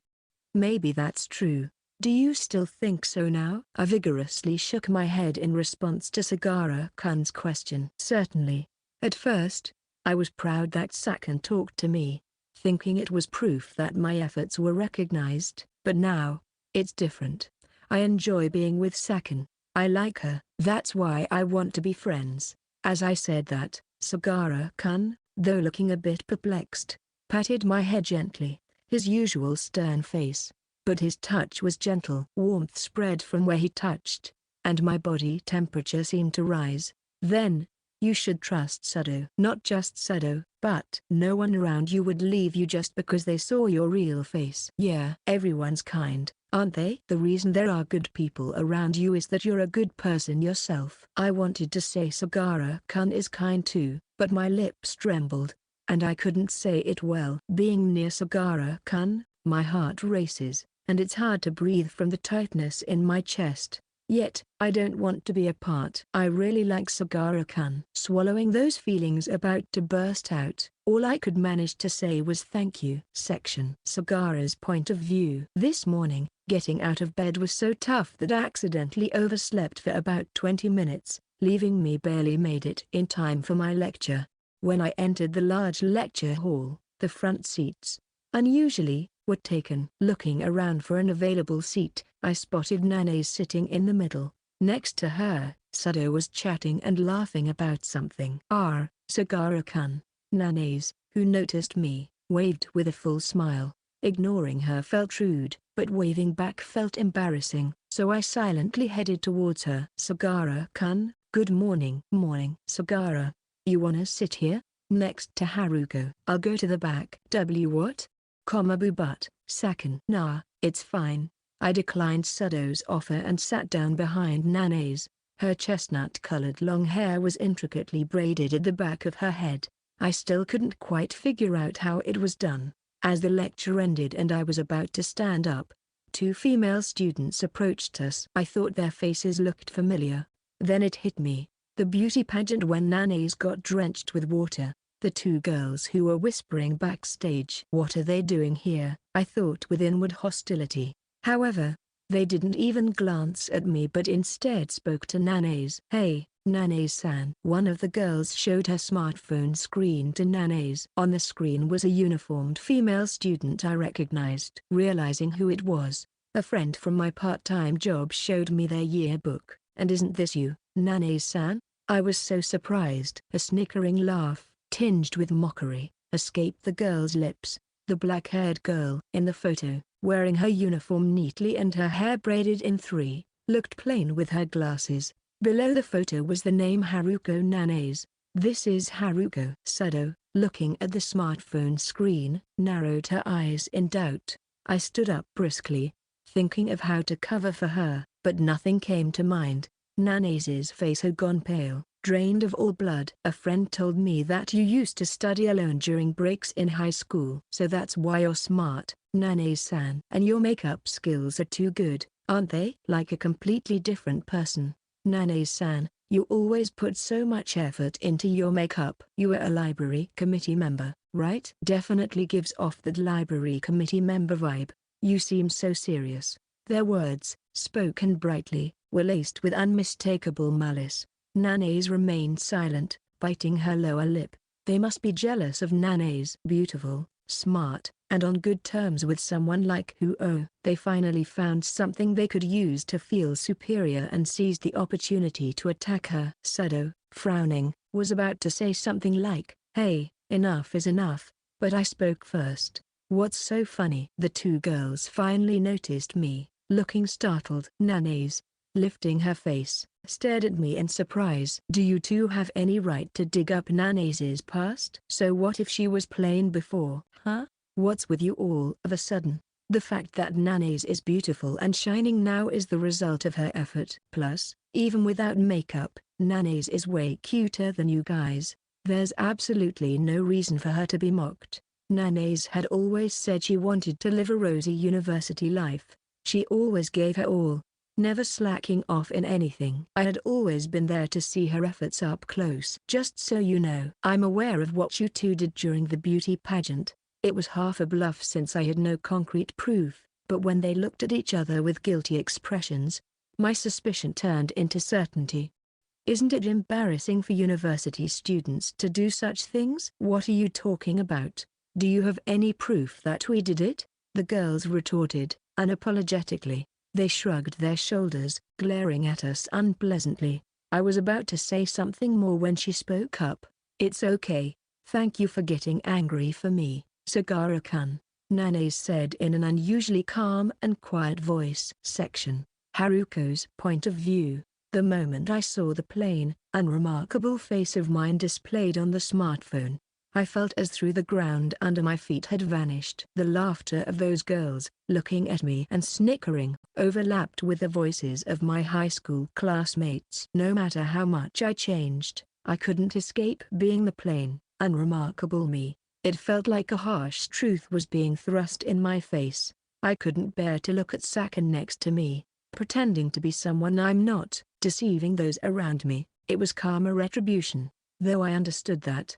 I never wanted it to be revealed in this way. The words that saved me, on the verge of tears, were Sagara-kun's. "The reason Nanaze is beautiful and sparkling now is all because of her efforts. Besides, even without makeup, Nanaze is cuter than you guys by leagues. There's absolutely no reason for her to be ridiculed." Sagara-kun's words made me feel like crying for a different reason. He always acknowledges me, in his awkward way. He tells me it's okay to be myself. A warmth kindled deep in my chest, making my body temperature rise. Please don't make me fall for you any more than I already have." I took a deep breath and straightened my back, facing those girls, who looked at me with malice in their eyes. I stated clearly, "It's true. I was plain during my high school days, but just like Sagara-kun said, there's absolutely no reason for you to ridicule me. I've always worked hard and became cute through my efforts." My words seemed to make the two of them falter. Sagara-kun glared at them. "It's not worth engaging with them anymore. But, don't do anything weird to Nanaze ever again. If you pull any more unnecessary stunts, I won't stay silent next time." The girls muttered "What's that?" and "Let's go" to each other and fled the scene like they were running away. Sagara-kun, left behind, was scratching his cheek, looking a bit embarrassed. Maybe he thinks he said something out of character. Nonetheless, I was happy. Sakun, who had watched the whole ordeal, nudged Sagara-kun with her elbow, saying, "Well done, Sagara. You said everything I wanted to say." "But it was refreshing. I see you in a new light." Sakun said this with a bright smile. Sagara-kun, having lost his earlier momentum, became flustered, mumbling, "No, I didn't really." Now that my bare face had been revealed to Sakun, I faced her directly and deeply bowed my head. Sakun, I'm sorry." Caught off guard by my sudden apology, Sakun responded with a puzzled "Why? I deceived you." "Huh? What do you mean?" "In high school, I was very plain and didn't stand out at all. I didn't have a single friend. The me you called cute was a fake. I might not be the kind of person Sakun would want to be friends with, after all." At my words, Sakun seemed to look sad and angry at the same time. She opened her mouth as if to say something, but I stopped her with a hand and continued. "But I still want to be friends with Sakun, even though the real me is plain, unfashionable, and not cute." "But can we still be friends?" After listening to me, Sakun let out a deep sigh. Anxiety fluttered in my chest, wondering if she now disliked me. Sakun reached out and flicked my forehead lightly. "Ow, Haruko, were you really thinking that?" "You're such an idiot." "Idiot? I didn't become friends with you just because you're stylish and cute." Sakun said this and then rapped my cheeks with both hands. "Haruko, remember at the university entrance ceremony, when you were fixing the fallen signboard by yourself?" Yeah, I vaguely remembered doing something like that. A welcome sign for new students at the university gate had been toppled over by a strong wind, causing a disaster, so I instinctively went to fix it. It felt like bad luck for the first thing new students to see at the entrance ceremony to be a fallen signboard. Everyone noticed but ignored it, yet only Haruko seriously fixed it. "Even though it wasn't your fault it fell." I thought, she's a good person, and wanted to be friends. Sakun, isn't that part of Haruko's true character? I don't think I was deceived by Haruko. Because Haruko is Haruko. Kind, cute, honest, and a good person. I like that kind of Haruko. Sakun tilted her head, peering into my face.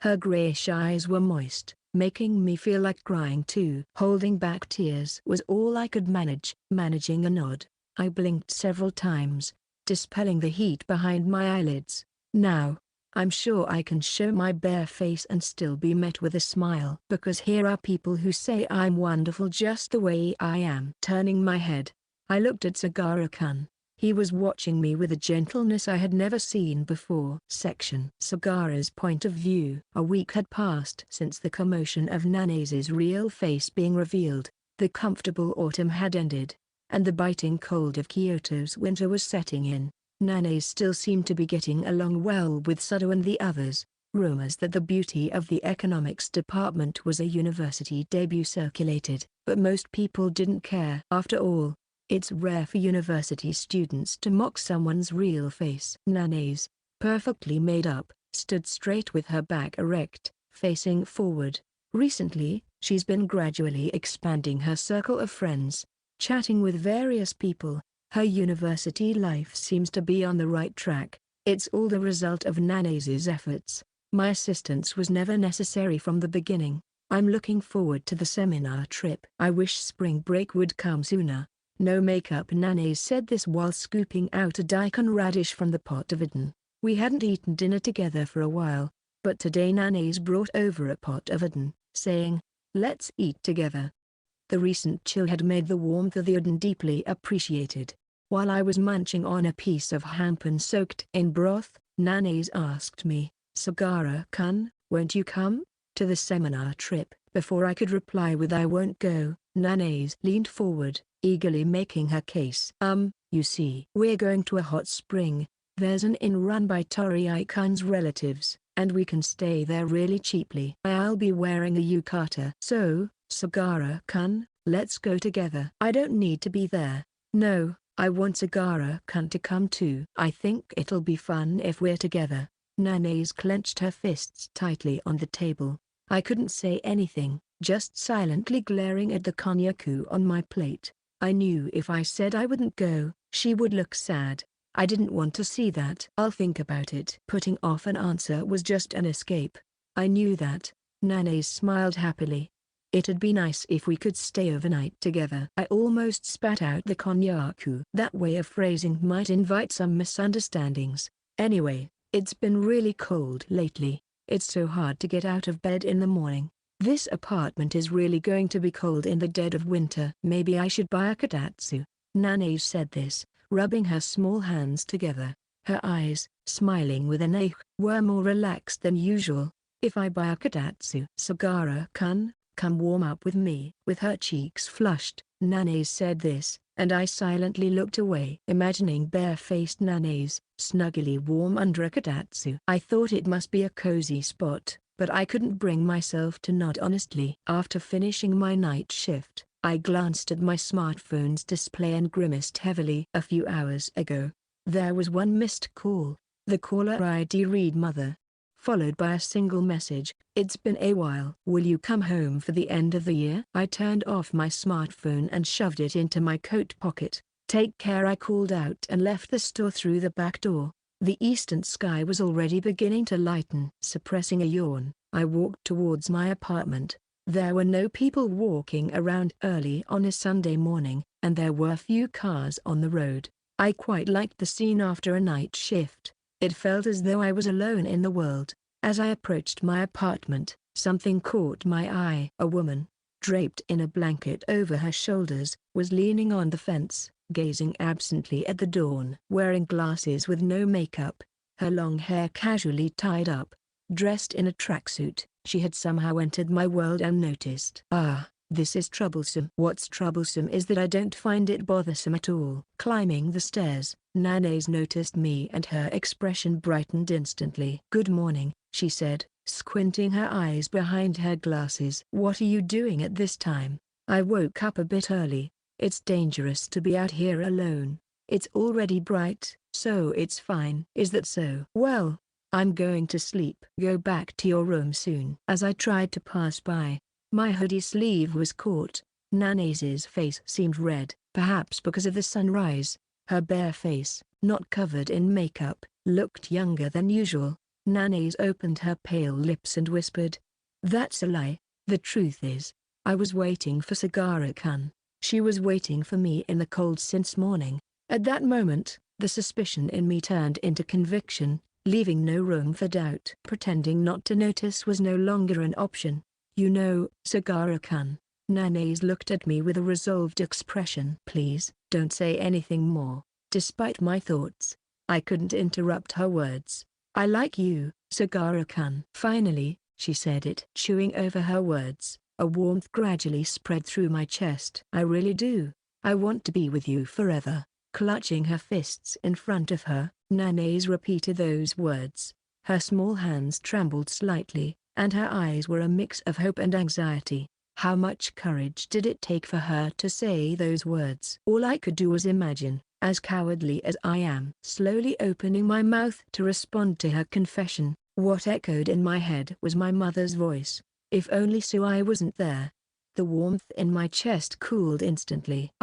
That's right. Although I had almost forgotten, I was supposed to aim for a comfortable and lonely university life from the beginning. I can't get involved in her rose-colored university life. "That's a problem," I said, as if squeezing the voice out of my throat. Nanae's expression stiffened. "I'm sorry, Nanae. I can't accept your feelings." Nanae's face had lost its color and turned as white as paper. "I understand." The moment Nanae nodded, a tear streamed down her cheek. It dropped to the ground as it traveled down her chin. It was the first time I saw Nanae cry. I never wanted to see her cry. Yet I was the one who made her cry. Nanae flipped her blanket and disappeared into her room. The door closed with a bang. I crouched down right there, in the bitterly cold air. Only the chirping of sparrows echoed in the distance. Once again, there was no one in my world but me. Though I had supposedly longed for a world all to myself, for some reason, it didn't feel comfortable at all. Chapter 4, The winter when we take a step forward. Ever since the day I decided to live on my own after graduating from high school, I never wanted to let anyone else into my world. Right after I graduated high school, my parents got divorced. Custody went to my mother, and my family name on the registry changed. It was unfamiliar at first, but I've gotten used to it. Even before the divorce, my family was a mess. As far back as I can remember, my parents' relationship had already turned cold, and they barely spoke unless necessary. My father was heavily into playing around with other women, hardly ever coming home. My mother endured his treatment and always smiled in front of me. Not long after I started high school, it came out that my father had gotten one of his subordinates pregnant. My parents fought almost every night, constantly blaming and berating each other. Especially the last year of high school was the worst. If Souhei wasn't here, we would have separated long ago. My mother kept saying that to my father. If they had separated sooner, I think my mother would have been able to find peace much earlier. It was my existence that made my mother unhappy back then. In the end, they divorced right after I graduated.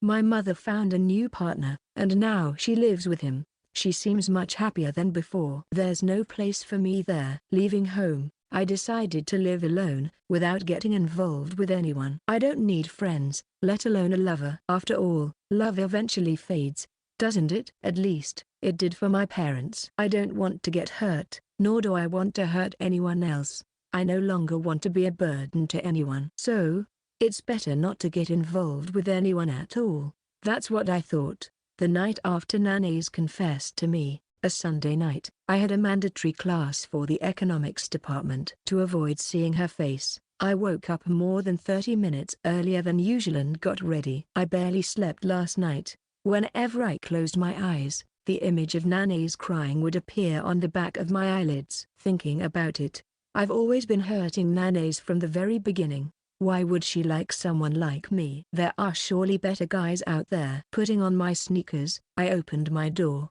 At the same time, the door next to mine opened. I unfortunately ran into Nana's, who had just left her room. The area around her eyes, usually perfectly covered with makeup, was faintly red. Realizing she had been crying, my heart ached. As soon as she saw me, she quickly looked away. She clattered down the stairs and rode away on her red bicycle. The fact that she didn't smile and say good morning as usual made me unbearably lonely, and I deeply despised myself for being so selfish. There will never again be a time when she innocently smiles and directs her goodwill toward me. It was I who pushed her away. After Nana's was completely out of sight, I mounted my bicycle and started pedaling.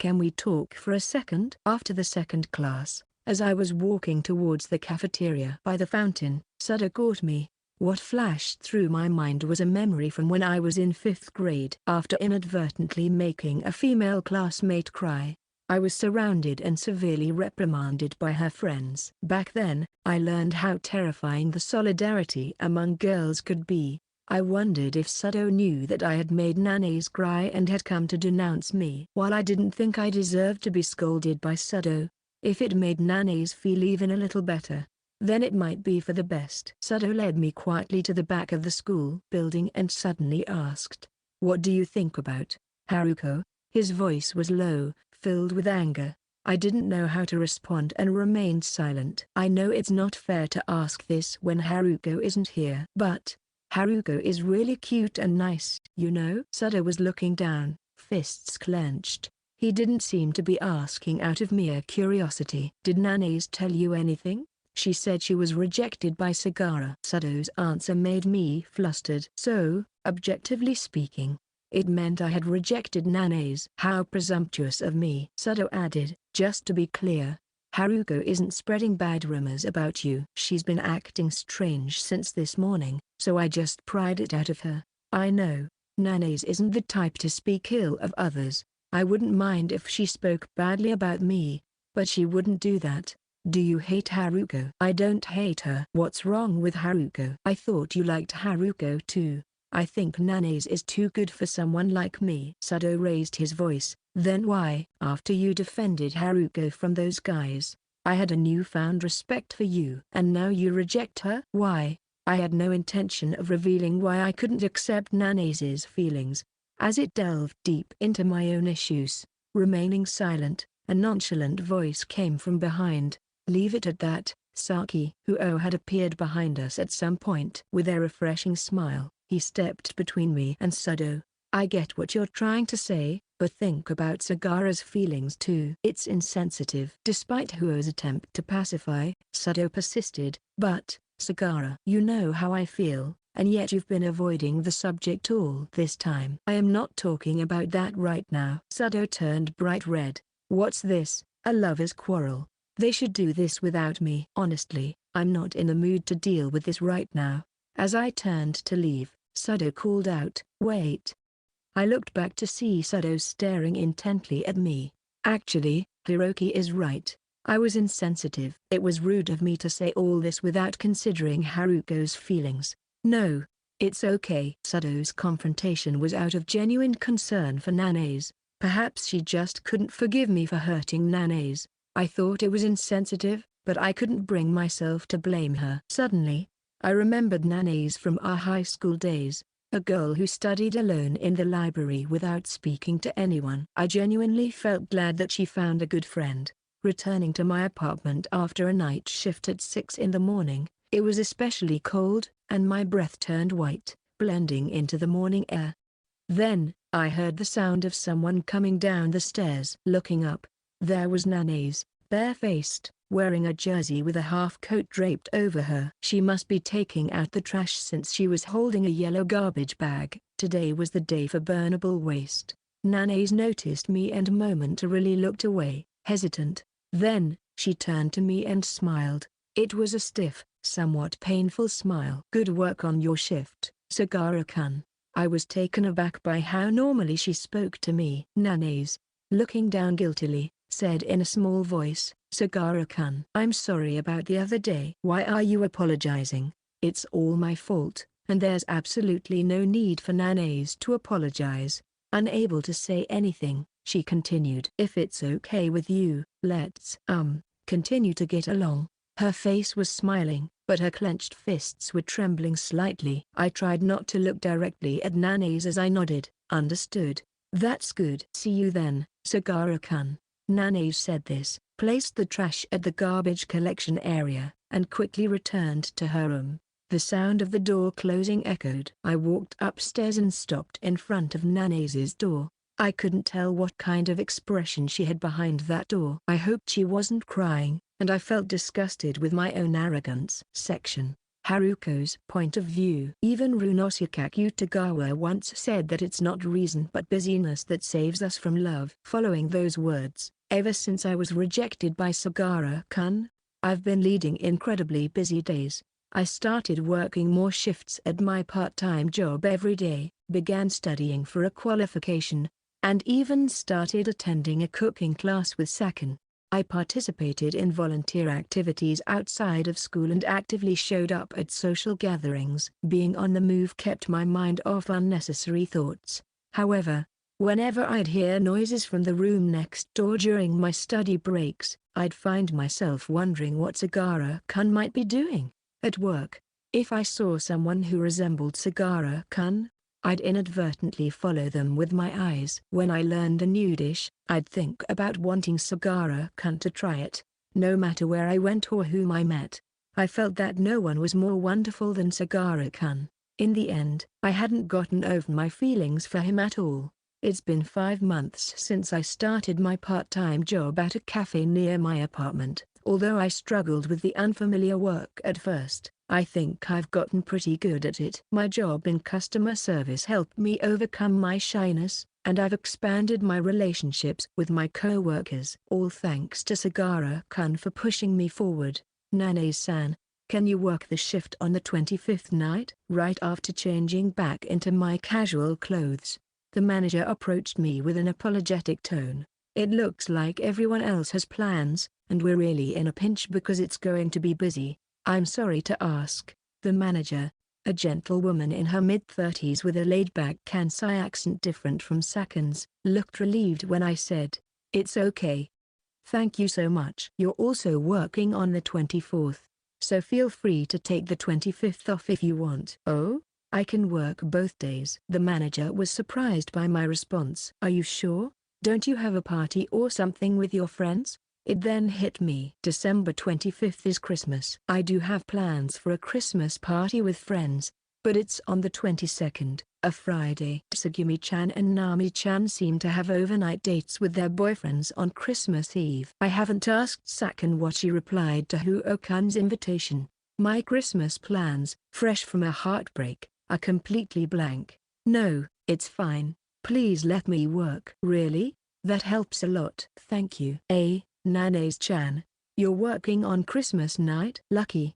We're together then. Atsushi Shibata-san, who was restocking cutlery in the back, suddenly joined our conversation. Shibata-san is a second-year student at a nearby university and has been working here for over a year. He's a friendly and approachable senior but tends to close the distance a bit forcefully.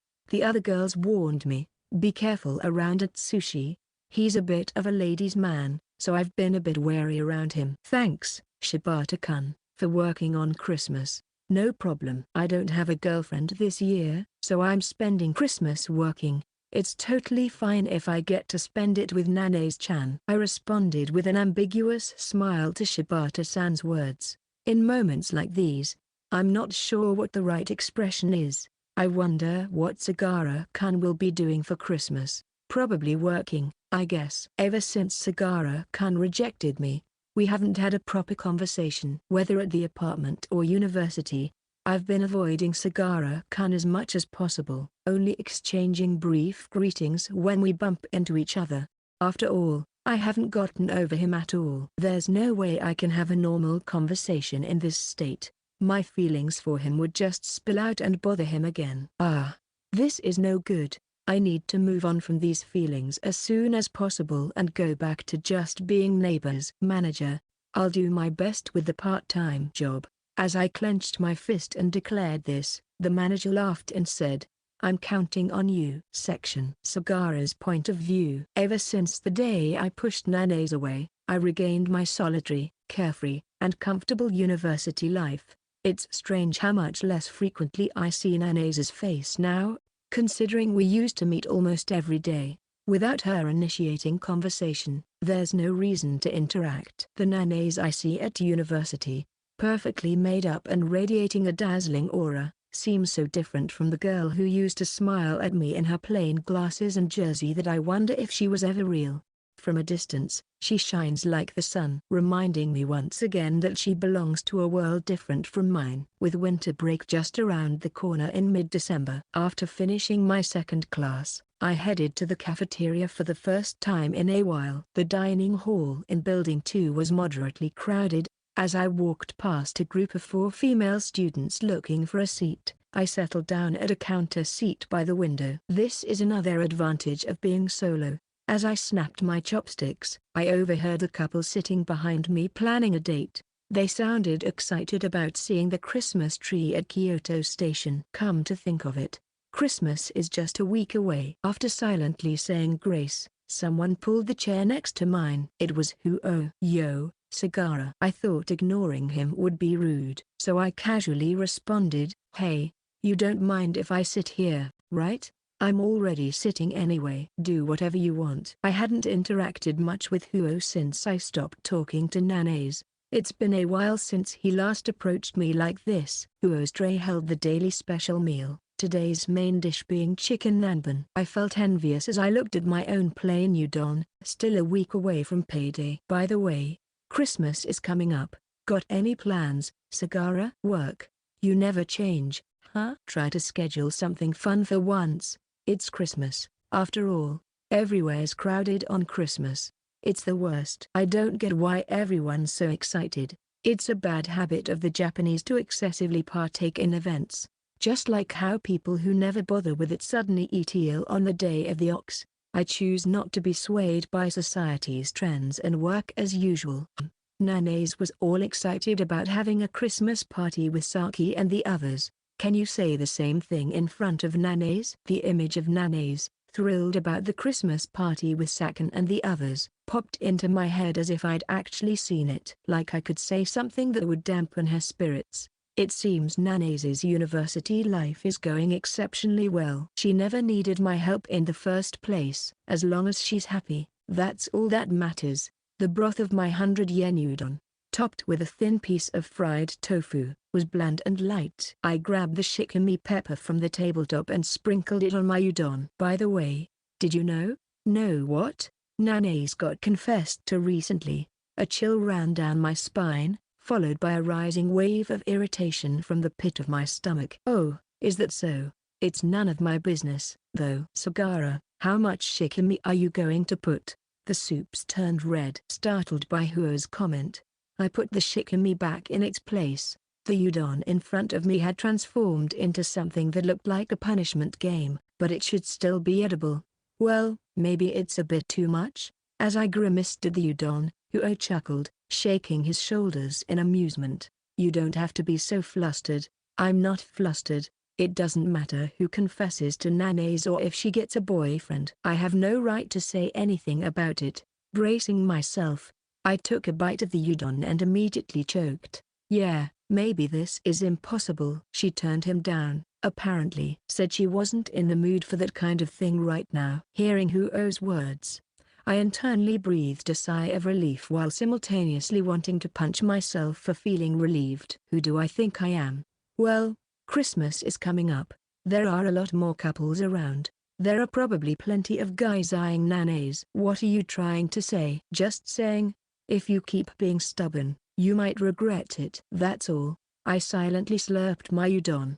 It was too spicy, and I felt tears welling up. Don't say I didn't warn you if it's too late. Why do you even care? What about you? I retorted, but Huo just grinned smugly. I'm going on a date with Saki on Christmas. It's time to settle things. I responded indifferently to Hojo's declaration, and as I slurped the udon, I choked again when the shikimi went down the wrong pipe. Section. Haruko's point of view. December 25th. Christmas night. Thank you very much. After seeing off the last customer, I let out a sigh. I changed the sign on the door to closed and brought in the standing signboard that was placed outside. On Christmas Day, my part-time shift was from 7 to 11 p.m. The cafe closes at 10 p.m., so the remaining hour was spent cleaning the interior, washing the machines, and tidying up. The last couple really stuck around until closing, huh? They must have been reluctant to part ways. As I returned to the counter inside the cafe, my senior, Emi Shinazaki-san, chuckled wryly. She was the beautiful elder sister I had secretly admired even before I started working here. The real Emi-san, whom I got to know, turned out to be a wonderful person who was not only competent at her job but also kind. I quickly grew to love her. Really, but man, it was busy today. Yeah, well, it's Christmas, so let's forgive them.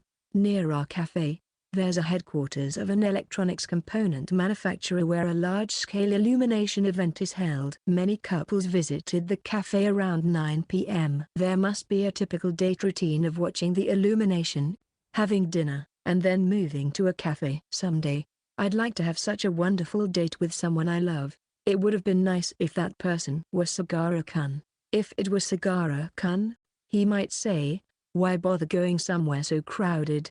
But I guess, one way or another, he'd go along with me. Imagining this made me feel empty. I haven't given up on him at all. As I was feeling down secretly, Emi-san called out to me, Haruko-chan, do you have plans after this? It's late, but do you want to grab some food? Is that okay? It's lonely to go home and drink alone. It's late, but are you okay with that? I'll definitely go. Let's hurry up and finish cleaning. Although Emi-san and I often have overlapping shifts, we've never gone out to eat or play together. Eager not to miss this opportunity, I enthusiastically started on the dishes. Emi-san and Nanase-chan, going for drinks? Can I join? Shibata-san, who had been listening from somewhere, barged into our conversation. Emi-san glanced at me briefly and asked, what do you think?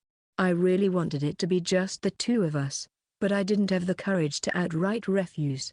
Yes. Awesome. I know a great yakitori place. I'll call to see if they're open. Saying that, Shibata-san retreated to the back. Emi-san turned to me and playfully winked with one eye closed. Haruko-chan, We'll have our alone time on another date, okay? Her wink hit me directly, and my heart was shot through. Emi-san is truly wonderful.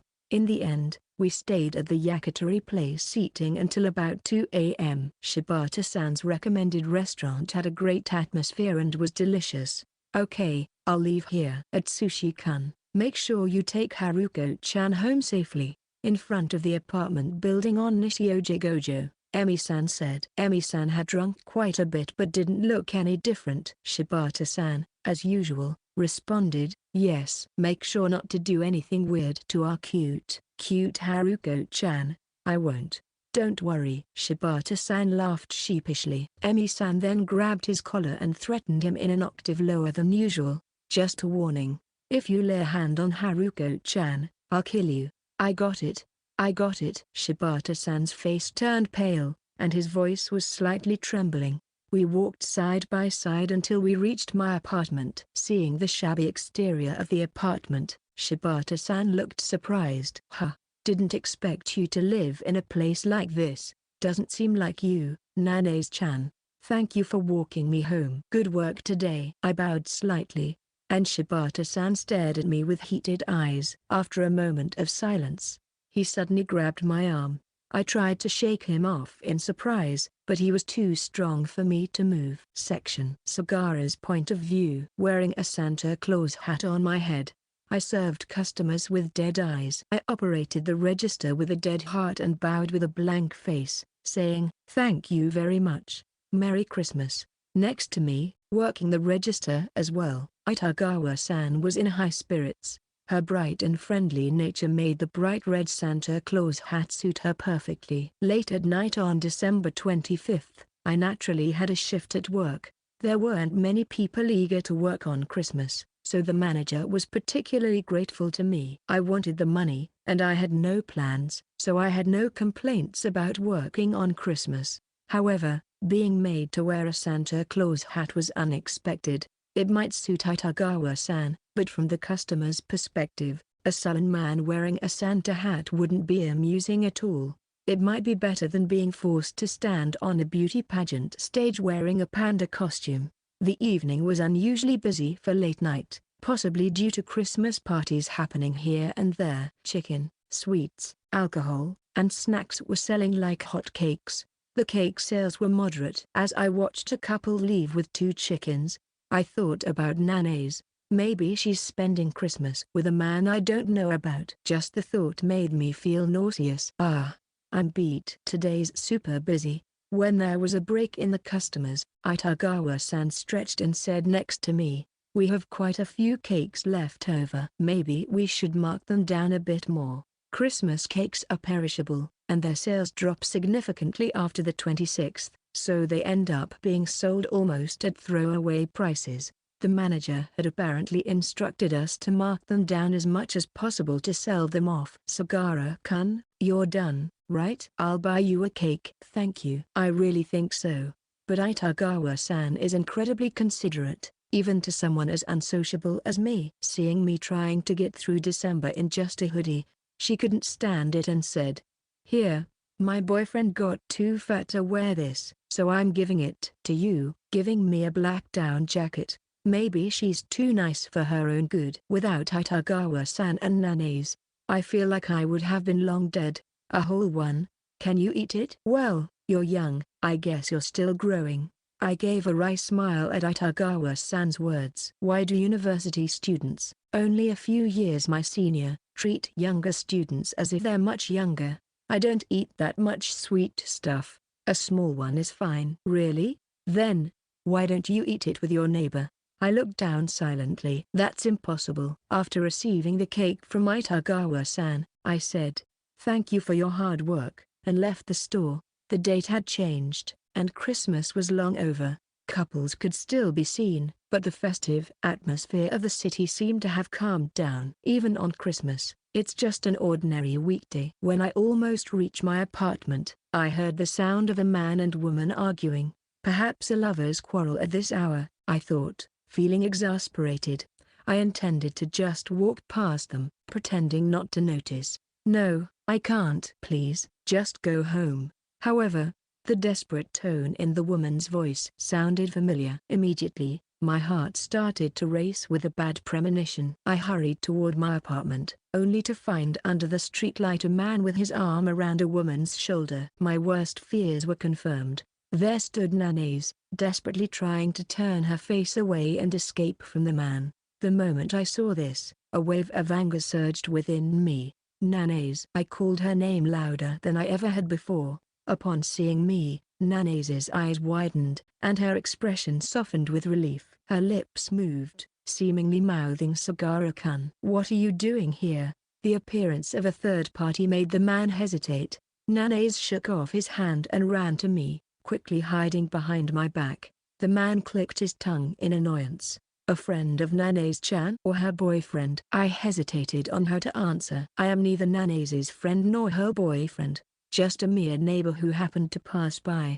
Nanase clung to the hem of my down jacket as if seeking salvation, her fingertips turning white. Seeing this, I made up my mind. I'm her boyfriend. The man seemed intimidated and took a step back. Seizing the opportunity, I slipped past him, took Nanase's hand, and climbed the stairs to my apartment. Feeling it would be bad for Nanase's room to be discovered, I pushed her into my room instead. After locking the door behind us, I finally let out a breath of relief. In the dim room, Nanase was trembling. It surely wasn't just from the cold. Who was that earlier? A senior from work. Was he hitting on you? No, it's not like that. But, if it wasn't like that, then what was it? The way he touched her clearly had ulterior motives. Just recalling the scene made my blood boil. Nanase, you're always smiling, making you an easy target for those types. You should brush them off more firmly.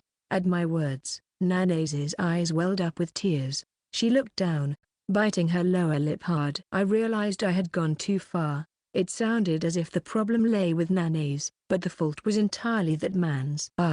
No, sorry. It's not that Nanase is to blame. As I spoke, Nanase wiped her eyes and slowly began to talk. We were eating dinner. The three of us from work. It wasn't just the two of us. He was walking me home, but then suddenly, he said he wanted to come into my room. What? I wanted to refuse, but he grabbed my arm. He was so strong, I couldn't shake him off. That damn bastard. Just hearing about it made my anger boil over again. Maybe I should have called the police. Nanase, looking up with red eyes, sniffled. I was scared. Thank you for saving me.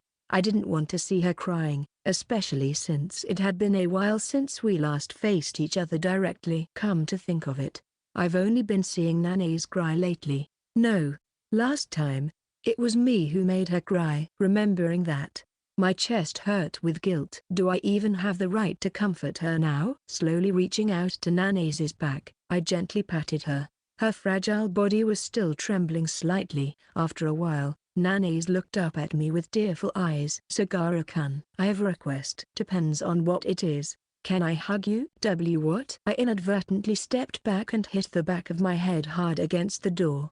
A loud gun sound echoed, followed by a dull pain. What is she thinking? It's late at night, we're alone in my room, and she was almost attacked by a man just moments ago. She's seriously lacking in self-preservation. Don't say something so stupid. But, I won't be able to sleep feeling grossed out if I go back to my room now. I kind of want to overwrite those feelings with you, Sagara-kun. Wait a minute, she's saying something outrageous. Does she understand the meaning of her own words? How does she think I'd react? My head started to spin from the implications.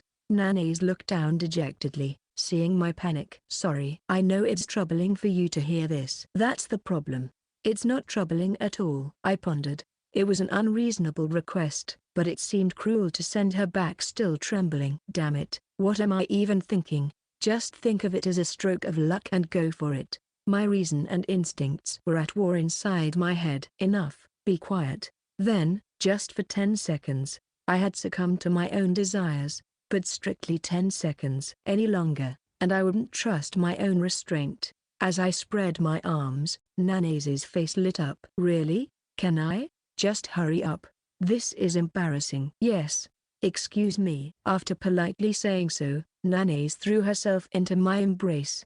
her slender arms wrapped around my back. Even through the thick down jacket, I could feel the softness of her body. A sweet scent tickled my nose, causing my body temperature to soar and my heartbeat to quicken. I could feel my blood rushing from the top of my head to my toes at breakneck speed. Nanaise closed her eyes and rested her head against my chest. Unconsciously, my arms moved. I wanted to hug her. I forcibly expelled such instincts from my mind. Grabbing Nanaise's shoulders, I roughly pulled her away. Time's up. 10 seconds have passed. It's over. Trying to sound calm, Nanaise reluctantly pulled away. Her cheeks flushed. She shyly looked at me. "Thank you, Sagara-kun." I managed to overwrite it. As if she knows what the guy she just hugged was thinking. She has the nerve to thank me. The heat in my cheeks wouldn't cool down. The sound of my own heart was deafening. The thought of someone else holding her, so soft and sweet-smelling, filled me with an unbearable sense of distress. At that moment, I became painfully aware of my own selfish desires. Yet, I swallowed them and picked up a convenient store bag. "Nanaise, let's eat Christmas cake together." "It's just the leftovers from work, though." "Yes, I want to." "I'd love to," Nanaise said, smiling without any hesitation. I turned on the room's light and switched on the old electric heater in the corner. The cold was harsh as ever, but perhaps being together made it slightly warmer. Nanaise neatly sliced the cake and placed it on plates. On the table, there were just convenience store cakes and 2 cups of tea. It was far from a Christmas party. I should have at least bought some drinks. Nanaise took a bite of the cake and her expression brightened. "It's delicious. It's just a convenience store cake." "Sorry. No. I'm happy. Convenience store sweets these days are amazing." Nanaise, with graceful movements, brought the fork to her mouth. Her lips, curved into a happy smile, were as red as the strawberries on the cake. As I was mesmerized by her, our eyes met, and my heart threatened to race again. "Sagara-kun, thank you for today. I'm sorry for saying strange things." "I'll try to sort out my feelings quickly," Nanaise said, awkwardly lifting the corners of her mouth. The painful smile stabbed at my conscience. To be honest, there's nothing wrong with Nanaise. The only reason I can't accept her feelings is because of my own troublesome nature. It's not that you're at fault, Nanaise. This is my problem." "What problem?" I couldn't say anything more. I had never revealed my inner feelings to anyone, so I couldn't find the right words. Nanaise seemed to give up on my answer and started eating the cake again. "It's delicious," she smiled at me, and I nodded honestly. Why does a leftover convenience store cake eaten in a rundown apartment late at night taste so good? I already know the answer. Is it snowing? No wonder it felt so cold. Nanaise stood up and looked out the window. In the darkness of the night, white snowflakes were gently falling. It was already past midnight, so it was a cold white Christmas. "It's the first time I've seen snow falling since I came to Kyoto. It's the first snow of the year." Nanaise turned to me with a soft smile. The moment I saw that expression, the selfish desire I had just acknowledged resurfaced. I don't want Nanaise to be with any other guy. If I said that out loud, Sudo would probably punch me. Within a turmoil and the sweet and sour taste of strawberries, I swallowed. Section: Haruko's point of view. Christmas has ended, and the university is on winter break. I'm sitting at my desk in my room, working on a report. I'm in my bare face with glasses, wearing a jersey with a hand over it. It's not a look I'd show anyone, but it's the most comfortable style for studying. While I'm busily typing on the keyboard, the intercom rings. Ping pong. As a minimal act of resistance, I put on a large mask before opening the door slightly. "Delivery service. Please sign here." I sign with the pen and receive a large package. The sender is my mother from home. The cardboard box is marked with "Relief Supplies" in black marker. Even after coming to Kyoto, I occasionally receive packages like this from home. Inside are rice, vegetables, instant miso soup, cup noodles, and my favorite snacks. This time, along with those items, there was a Christmas limited edition coffret from a brand I've always admired. The handwriting that says, "To Haruko, A Christmas present belonged to my beloved older sister. My heart leaps at the sight of the colorful eyeshadows and blushes. After sending a thank you line message to my parents and cousin, I walk to the window. I open the curtains and gaze absent-mindedly outside. It seems Sagara-kun has gone to work today. I wonder if he'll be coming back soon. Unconsciously searching for his figure. It's nearly midnight. At this hour, I can't even offer to bring him dinner. That means I lose a reason to go see him. I wish we could have the kind of relationship where I can see him anytime I want, without needing a reason. How audacious of me to think that, especially after being turned down. What exactly is at the core of Sagara-kun's solo living philosophy? Come to think of it, the first time Sagara-kun rejected me was when I talked about my family. Perhaps the problem he's facing is related to that. Sagara-kun is still closing off his heart, trying to live alone without involving anyone. If Sagara-kun truly wishes for a solo living world, I think that's fine. If he genuinely wants to be alone from the bottom of his heart, though it's sad, I have no intention of interfering. But the thought of Sagara-kun suffering, I hate it. Even when he pushed me away, saying he couldn't accept me, or when he said, "This is my problem," Sagara-kun always seemed to be in pain. Even if I became a sparkling girl, made lots of friends, and had fun days, if Sagara-kun isn't smiling, my university life surely wouldn't be rosy. Sagara-kun said he would cooperate with me to protect his solo university life. Then, I will help Sagara-kun to obtain my rosy university life. At that moment, I saw Sagara-kun's figure illuminated by the streetlight outside the window. He was wearing a black down jacket, blending into the night, but somehow, my eyes always find him. Unable to stay put, I rush out of my room and greet Sagara-kun, who is coming up the stairs, with a welcome back section. Sagara's point of view. On my way back from work, I glanced at the remaining calls on my smartphone and involuntarily held my breath. I stopped and leaned against a telephone pole, using my numb fingers to operate the smartphone and check the history. The caller was my mother. There were 3 calls in total, 1 every hour. It's the first time she's called so frequently since I left home. The unpleasant thought that it might be an accident or illness caused unrest in my heart. The current time is 10 p.m.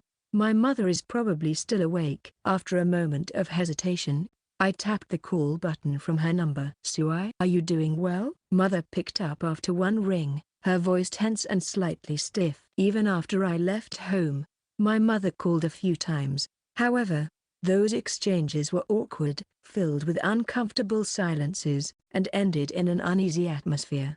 I've forgotten what it's like to have a casual closeness with family. "Is there something you needed?" "Well, Souhei, are you coming home for winter break?" I have work." "So it's difficult." It wasn't a lie that I have work. But to be honest, I had no intention of going home. My mother is now living with her new partner. If I go back, I'd probably just be in the way. In fact, I haven't seen my mother once since leaving home. I wasn't asked to come back for Golden Week or summer break, but unusually, my mother didn't back down. "Can't you come back, just for a little while? I'll pay for your trip." "But, listen, Souhei, actually, there's something important your mother has to tell you." Even over the phone, I could sense the strong will in her voice. That's when I finally understood her intention. "Ah, I see. It's not that she wants to see me." "Mum, are you getting remarried?" There was silence on the other end of the phone at my question. After a while,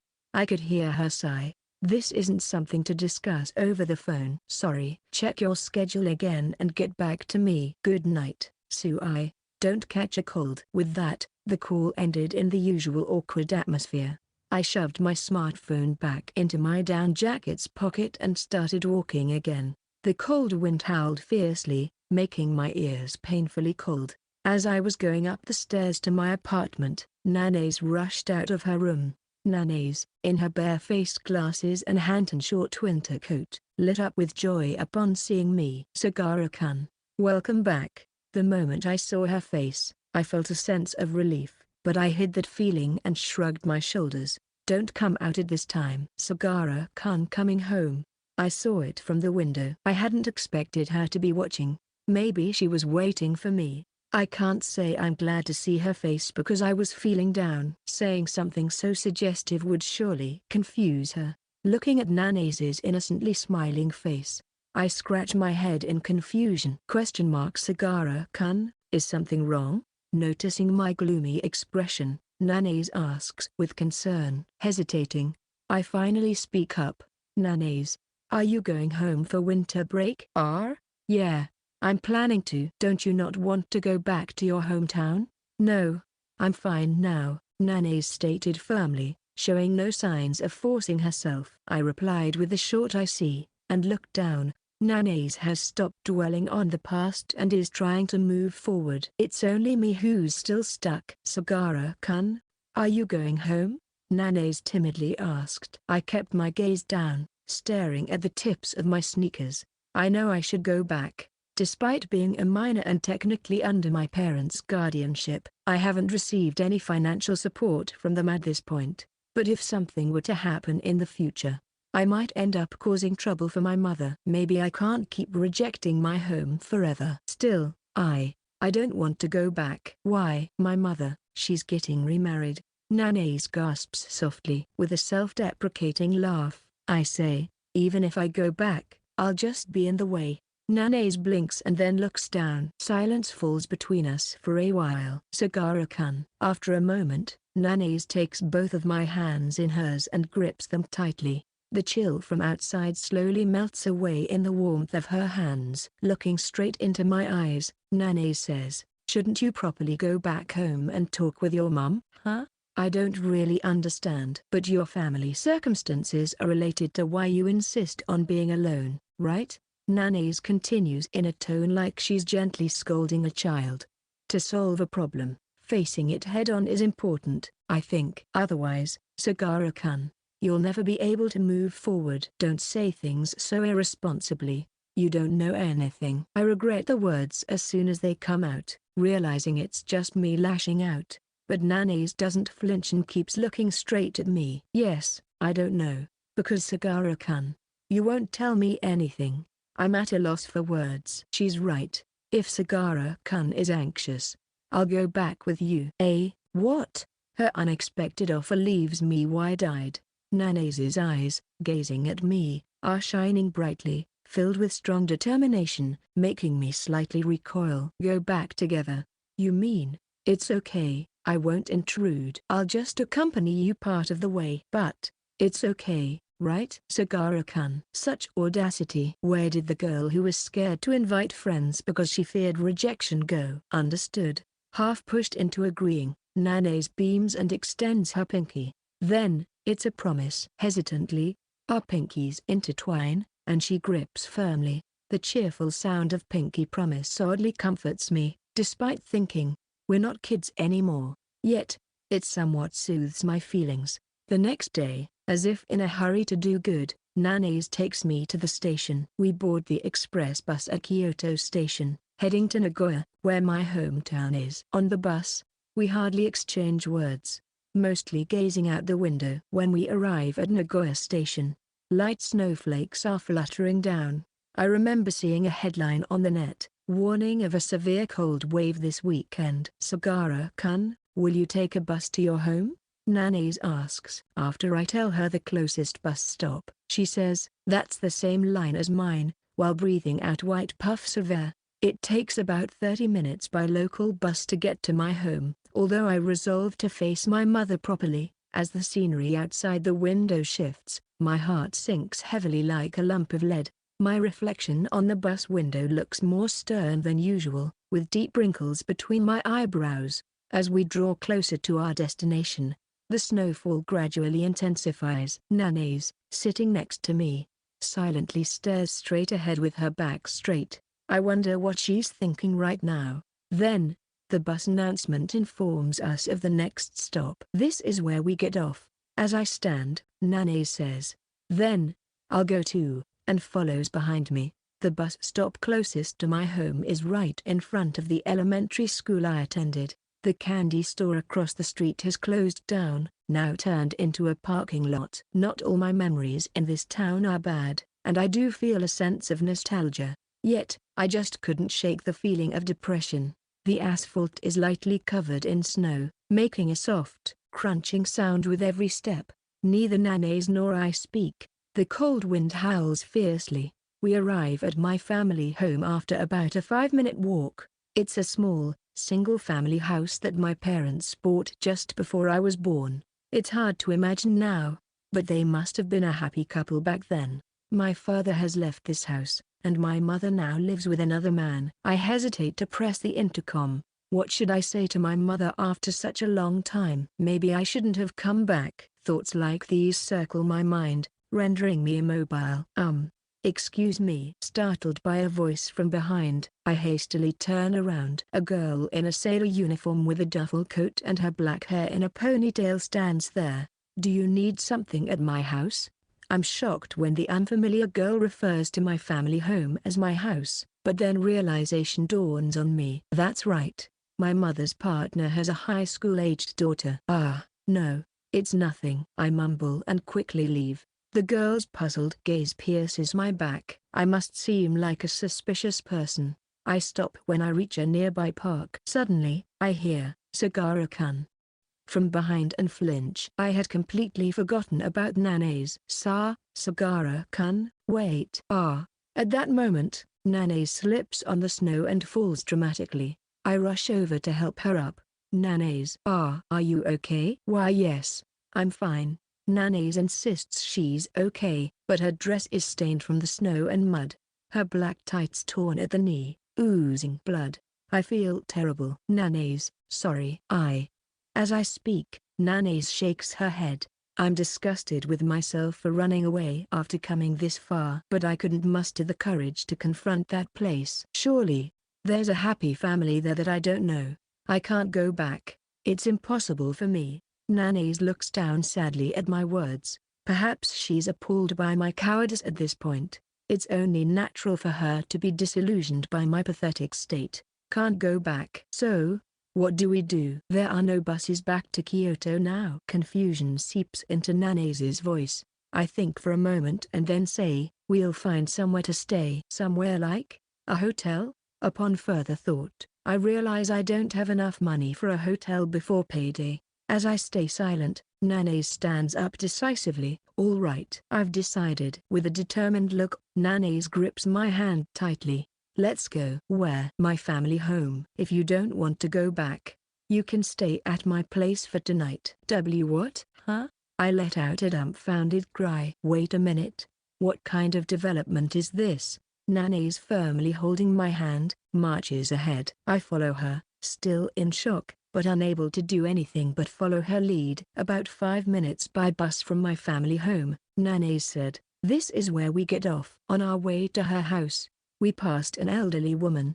It seemed like they knew each other. Nanae greeted her with a smile, saying, good evening.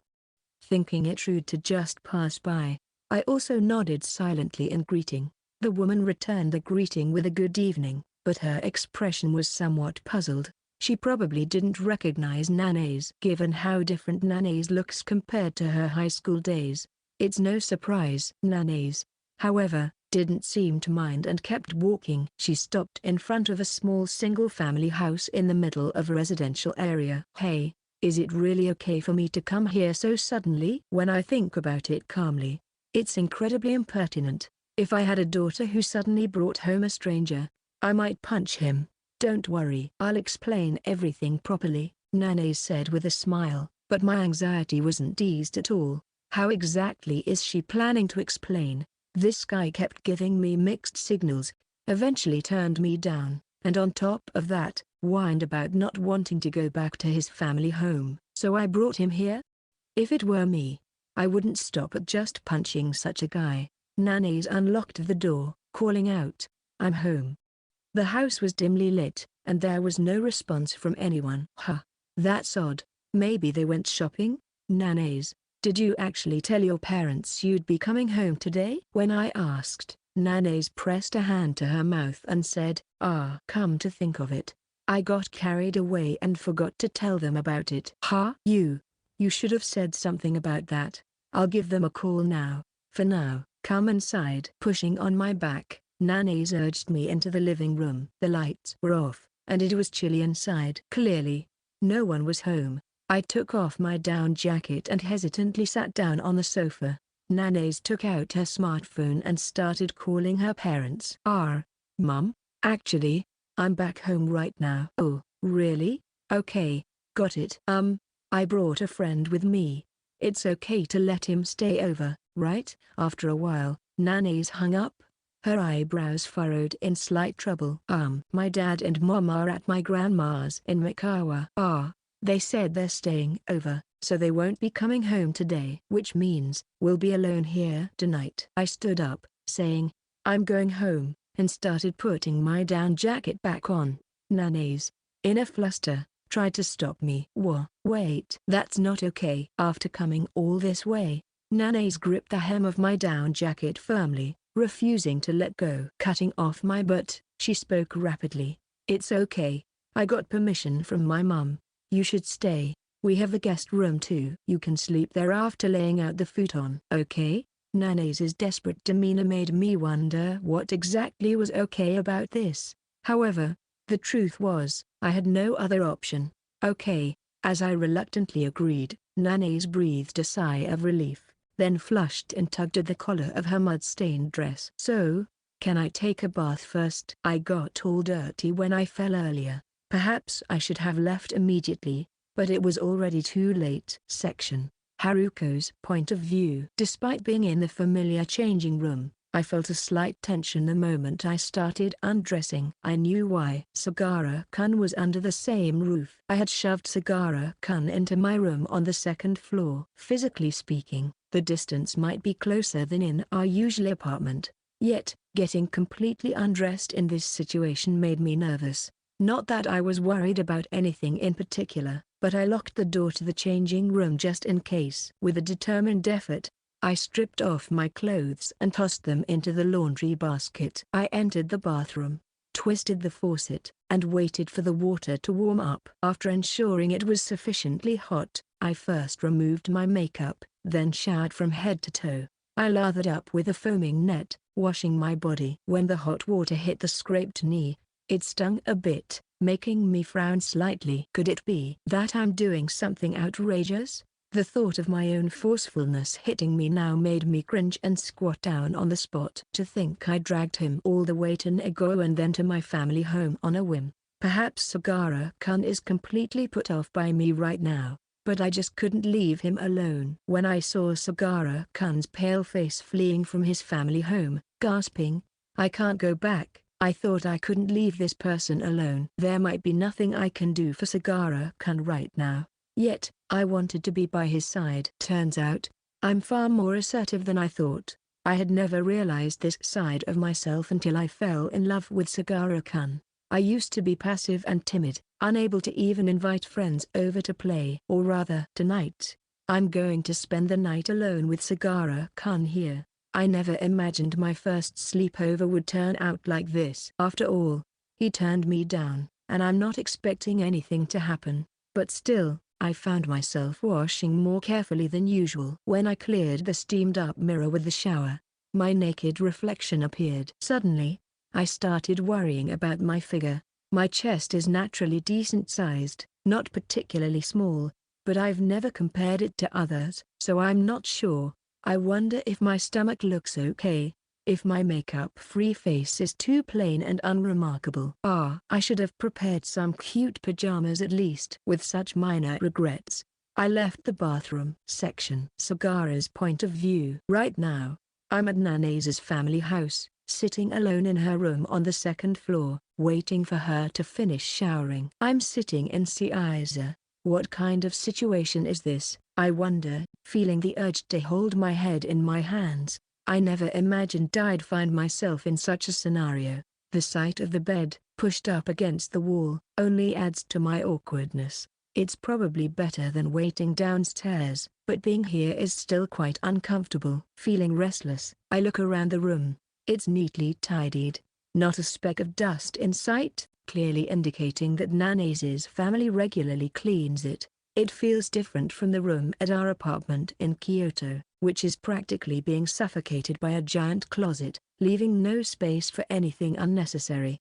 There's a study desk, a bookshelf, and a bed, a single chest of drawers. By the window, there's a small music box. The bookshelf is crammed with reference books, dictionaries, and encyclopedias, with hardly any manga or novels in sight. Despite being a library committee member, it seems she's not much of a reader. However, she does have a surprising collection of children's books, with titles like Elmer's Adventure and Momo lined up at the bottom of the shelf. Has Nanase spent her entire childhood in this room? There aren't any of the so-called feminine, cute interior decorations. Yet, I feel this space, overflowing with Haruko Nanase's essence, is incredibly comforting. Among the items on the bookshelf, there's also a high school graduation album. Come to think of it, I left home on the day of our graduation and never looked through the album. There probably aren't many photos of me in it, but I find myself wanting to see Nanase from our high school days. The moment I pull out the album, a notebook that was next to it falls out. I think oops and reach down to pick it up. Then I stop. The page it's open to is filled with Nanase's handwriting. It details what kind of clothes, shoes, and bags to pair together. Notes about skin tones that match certain colors, clothing that suits her frame, makeup techniques, and color usage. There are also some not-so-great illustrations in the margins. This notebook is likely the record of Nanase's efforts for her college debut. Nanase worked so hard to change herself, and here I am, stuck in the same place, unable to take even a step forward. I close the notebook and carefully place it back where I found it. Just then, I hear Nanase coming up the stairs. Startled, I quickly sit back and see Isa. The door opens, and Nanase pops her head in. Sorry for the wait. Sagara-kun, you should take a bath too. Nanase, fresh from the bath, is makeup-free, her cheeks slightly flushed, wearing simple pajamas, with the tips of her hair still a bit damp. I hurriedly avert my gaze from her and nod. After borrowing the bath and having dinner in the dining room, Nanase suggests, "It's a bit early, but let's go to bed." The air suddenly becomes awkward, but I manage to keep my composure. Nanase shows me to the guest room on the first floor. It seems she prepared the futon while I was in the bath. "Good night, then." I say goodnight and turn my back to Nanase. The lights go off, and I hear her footsteps going upstairs. She'll be sleeping in her own room. The pillow is a bit firmer than what I'm used to. There's a fresh scent in the air. The ticking of the clock is unusually loud. I toss and turn, feeling somewhat suffocated, struggling to breathe properly. Forcing my eyes shut, I drift off for a bit, but when I check my smartphone by the pillow, not even 2 hours have passed. Unable to sleep, I leave the guest room and return to the living room. Without turning on the lights, I sit on the sofa and stare up at the dim ceiling. What should I do? I'm always halfway about everything, whether it's home or Nanase. I understand that I can't continue like this, but what would change if I confronted my mother now? Would it only confirm that I have no place there? As I ponder, I hear the sound of someone coming down the stairs. Sagara-kun, Nanase, in pajamas with a blanket draped over her, calls my name. I silently turn my gaze towards her. "What are you doing?" "I just got a bit thirsty," Nanase says, then heads to the kitchen to pour herself some mineral water. After drinking it, she comes over and sits down next to me with a soft thud. "Sagara-kun, what about you? Can't sleep?" "Yeah, it's a bit cold here, right? Let's share the blanket." Saying so, Nanase drapes the blanket over my knees. The moment our shoulders lightly touch, a sweet scent wafts over, making my heart race. The warmth from Nanase's body, right next to mine, feels far more comforting than the fluffy blanket. She said she was thirsty, but Nanase probably came down because she was worried about me. She's that kind of person, always caring for others. Unlike me. "Hey, can I ask you something?" "What is it?" "Sagara-kun, why don't you want to go back home?" It's a question that cuts to the core. But I can't bring myself to push her away anymore. I look away from Nanase, staring down as I mumble my reply. "My mum. She has her own happiness now. There's no place for me there. And I don't really want one." "Do you really believe that?" "Not having a place. Being alone. It's easier, isn't it? If it means not hurting or being hurt by someone, I'd rather be alone forever. In the quiet, dimly lit living room, my voice sounds pathetically alone. Then Nana's whispers, almost inaudibly, "Sagara-kun, were you actually lonely?" Caught off guard, I inadvertently look at her. Her makeup-free eyes, softer than usual, gaze at me tenderly. Interacting with people is scary, isn't it? After entering university, I've been hurt and faced hardships far beyond what I could have imagined in high school. Sorry. I blurt out an apology reflexively, but she just smiles and leans in to look at me. But, I'm glad I had the courage to expand my world. Sure, there were tough times, but I made friends, fell in love, and experienced many more happy and fun moments. Nana's. Thank you. Because of Sagara-kun, my university life became really enjoyable. So now, I want to help make Sagara-kun smile. Nana's words warmly seep into my heart. She's trying so hard to encourage me, to push me forward. As I remain silent, Nana's, as if making a decision, clenches her lips and wraps her arms around my back, gently leaning against me. I meant to protest, but no sound came out. My blood races through my veins at an incredible pace. The body touching mine feels unbelievably soft, not like another person at all. I can almost imagine the smoothness of the skin just beyond the thin layer of fabric, and I involuntarily swallow. Her chestnut hair tickles my cheek. We both feel each other's loud heartbeats. Just as my reason is about to fly away, I notice Nana's body trembling slightly. Her tense form conveys her nervousness, and that finally cools my head. It's okay, Sagara-kun. Hey, you don't have to force yourself.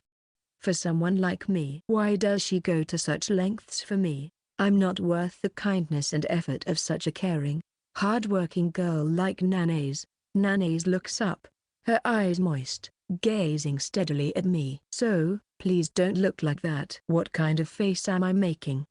I start to ask when a droplet falls onto the blanket. It takes me a few seconds to realize it's from my own eyes. The back of my hand, used to wipe my cheek, is wet. Why am I crying? I thought I was fine being alone. I thought I didn't need anyone. Yet now, enveloped in a warmth that isn't mine, I feel an overwhelming sense of relief. I see. I've been lonely all this time. Sorry. Just a little longer. Stay like this. I know it's pathetic to say, but Nana's nods. I bury my face in her slender shoulder, and a few more tears escape from me. The moment I woke up, Nana's sleeping face was right in front of me. At close range, her peaceful breathing almost stopped my heart. I was surprised and rolled off the sofa in a big way. I hit my head hard on the table. A dull thud echoed.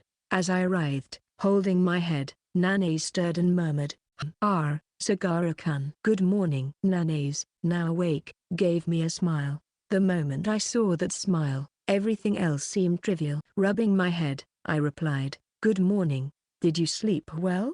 I'm disappointed in myself for being able to sleep so well. I felt refreshed, maybe because I had slept so soundly. How could I sleep so carelessly in such a situation? Maybe I was thicker-skinned than I thought. That's good. Nana's stood up from the sofa, making a swift sound as she opened the curtains. Let's go buy breakfast at the bakery nearby. Their cream bread is delicious. Beyond the window, the sky was a clear blue. Her chestnut hair reflected the sun, sparkling. It felt strangely dazzling, and I squinted my eyes. After breakfast, Nana's and I took the city bus to my parents' house.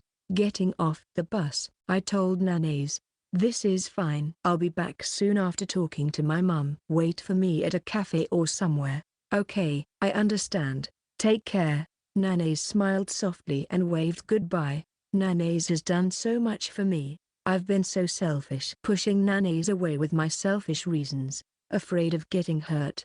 I've been running away from her feelings and mine. I know that can't continue. To face Nana's feelings head-on, I must first confront and resolve my own issues. I straightened my back and walked toward my parents' house. There's a small park on the way from the bus stop to my house, where Nana's fell yesterday. I remember, as a child, I fell from the jungle gym and had to get stitches on the back of my head. I don't remember the incident, but I recall my mother saying, "I was so scared at that moment." The memories I've been avoiding might not all be bad. After walking for a while, I arrived at my parents' house. I was nervous, but I didn't feel like running away as I did yesterday. Taking a deep breath, I pressed the doorbell. "Welcome back, Souhei." My mother appeared at the door.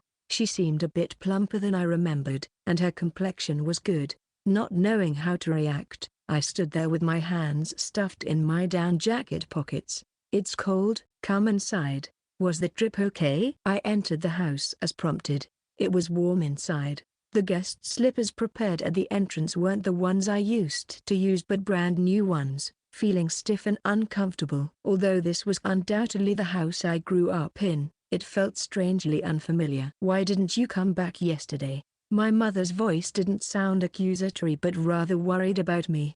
Sorry. I was at a friend's house. Ayako-chan mentioned seeing someone who looked like you. I couldn't lie, so I vaguely nodded. My mother looked at me intently, then muttered with genuine relief, "I'm glad you came." Surprised by her unexpected words, I asked, "Are?" My mother looked down and continued softly, "I hardly ever get calls from you, and you don't accept the money I send." "That's because I thought you wouldn't come back here." My mother's voice trembled slightly, then she turned her back to me. When I apologized, I heard her sniffle. She was crying, something she never did, even when things were tough with my father. I finally realized that before being my mother, she was a person with her own feelings. Quickly wiping her eyes, my mother turned to me, forcing a smile. "Well, it's okay. Will you stay for dinner? How about fried chicken?" Fried chicken was my favorite. My mother still remembered what I liked. "Mum, what is it? Have you ever regretted having me?" It was a question I had been too afraid to ask, fearing the affirmation. My mother hesitated for a moment at my abrupt question, then looked away, ashamed. "I'm sorry, Souhei. I said terrible things to you. If only Souhei had never been born." Those words, spoken during an argument with my father, had clung to me like a curse. I can't excuse it, but I was struggling every day back then, with no other choices. I nodded. Now, I could understand. A mother is also a person. It's possible to say something you don't mean when you're overwhelmed. "I understand if you can't forgive me, but let me say this." My mother paused, then looked directly at me and said firmly, "The idea that I regretted having you." "There's no way that's true." At that moment, it felt as if a thorn that had been lodged in my heart was gently pulled out. This might no longer be my place, but I knew my mother still loved me. Just knowing that made coming here worthwhile. "Mum, congratulations on your remarriage." At my words, my mother smiled and said, "Thank you." It was a genuinely happy smile I hadn't seen in a long time. After a bit more conversation with my mother, I put on my down jacket and said, "I should be going. You could stay a little longer." "No, today. I've kept a friend waiting." My mother looked slightly disappointed but didn't insist. "I'll come again properly next time." "To greet the person you're remarrying." Hearing that, my mother nodded happily. "Although I don't plan to return often, I thought it wouldn't hurt to visit once in a while." I put on my sneakers and stepped outside. The cold was still harsh, and my breath could almost freeze. But a ray of sunshine pierced through the gray clouds. The remaining snow reflected this light, sparkling white. I was eager to see Nana's, my steps quickening naturally. Then, I noticed a figure at the bus stop. A woman with long hair was standing alone. "Nana's." I called out her name loudly.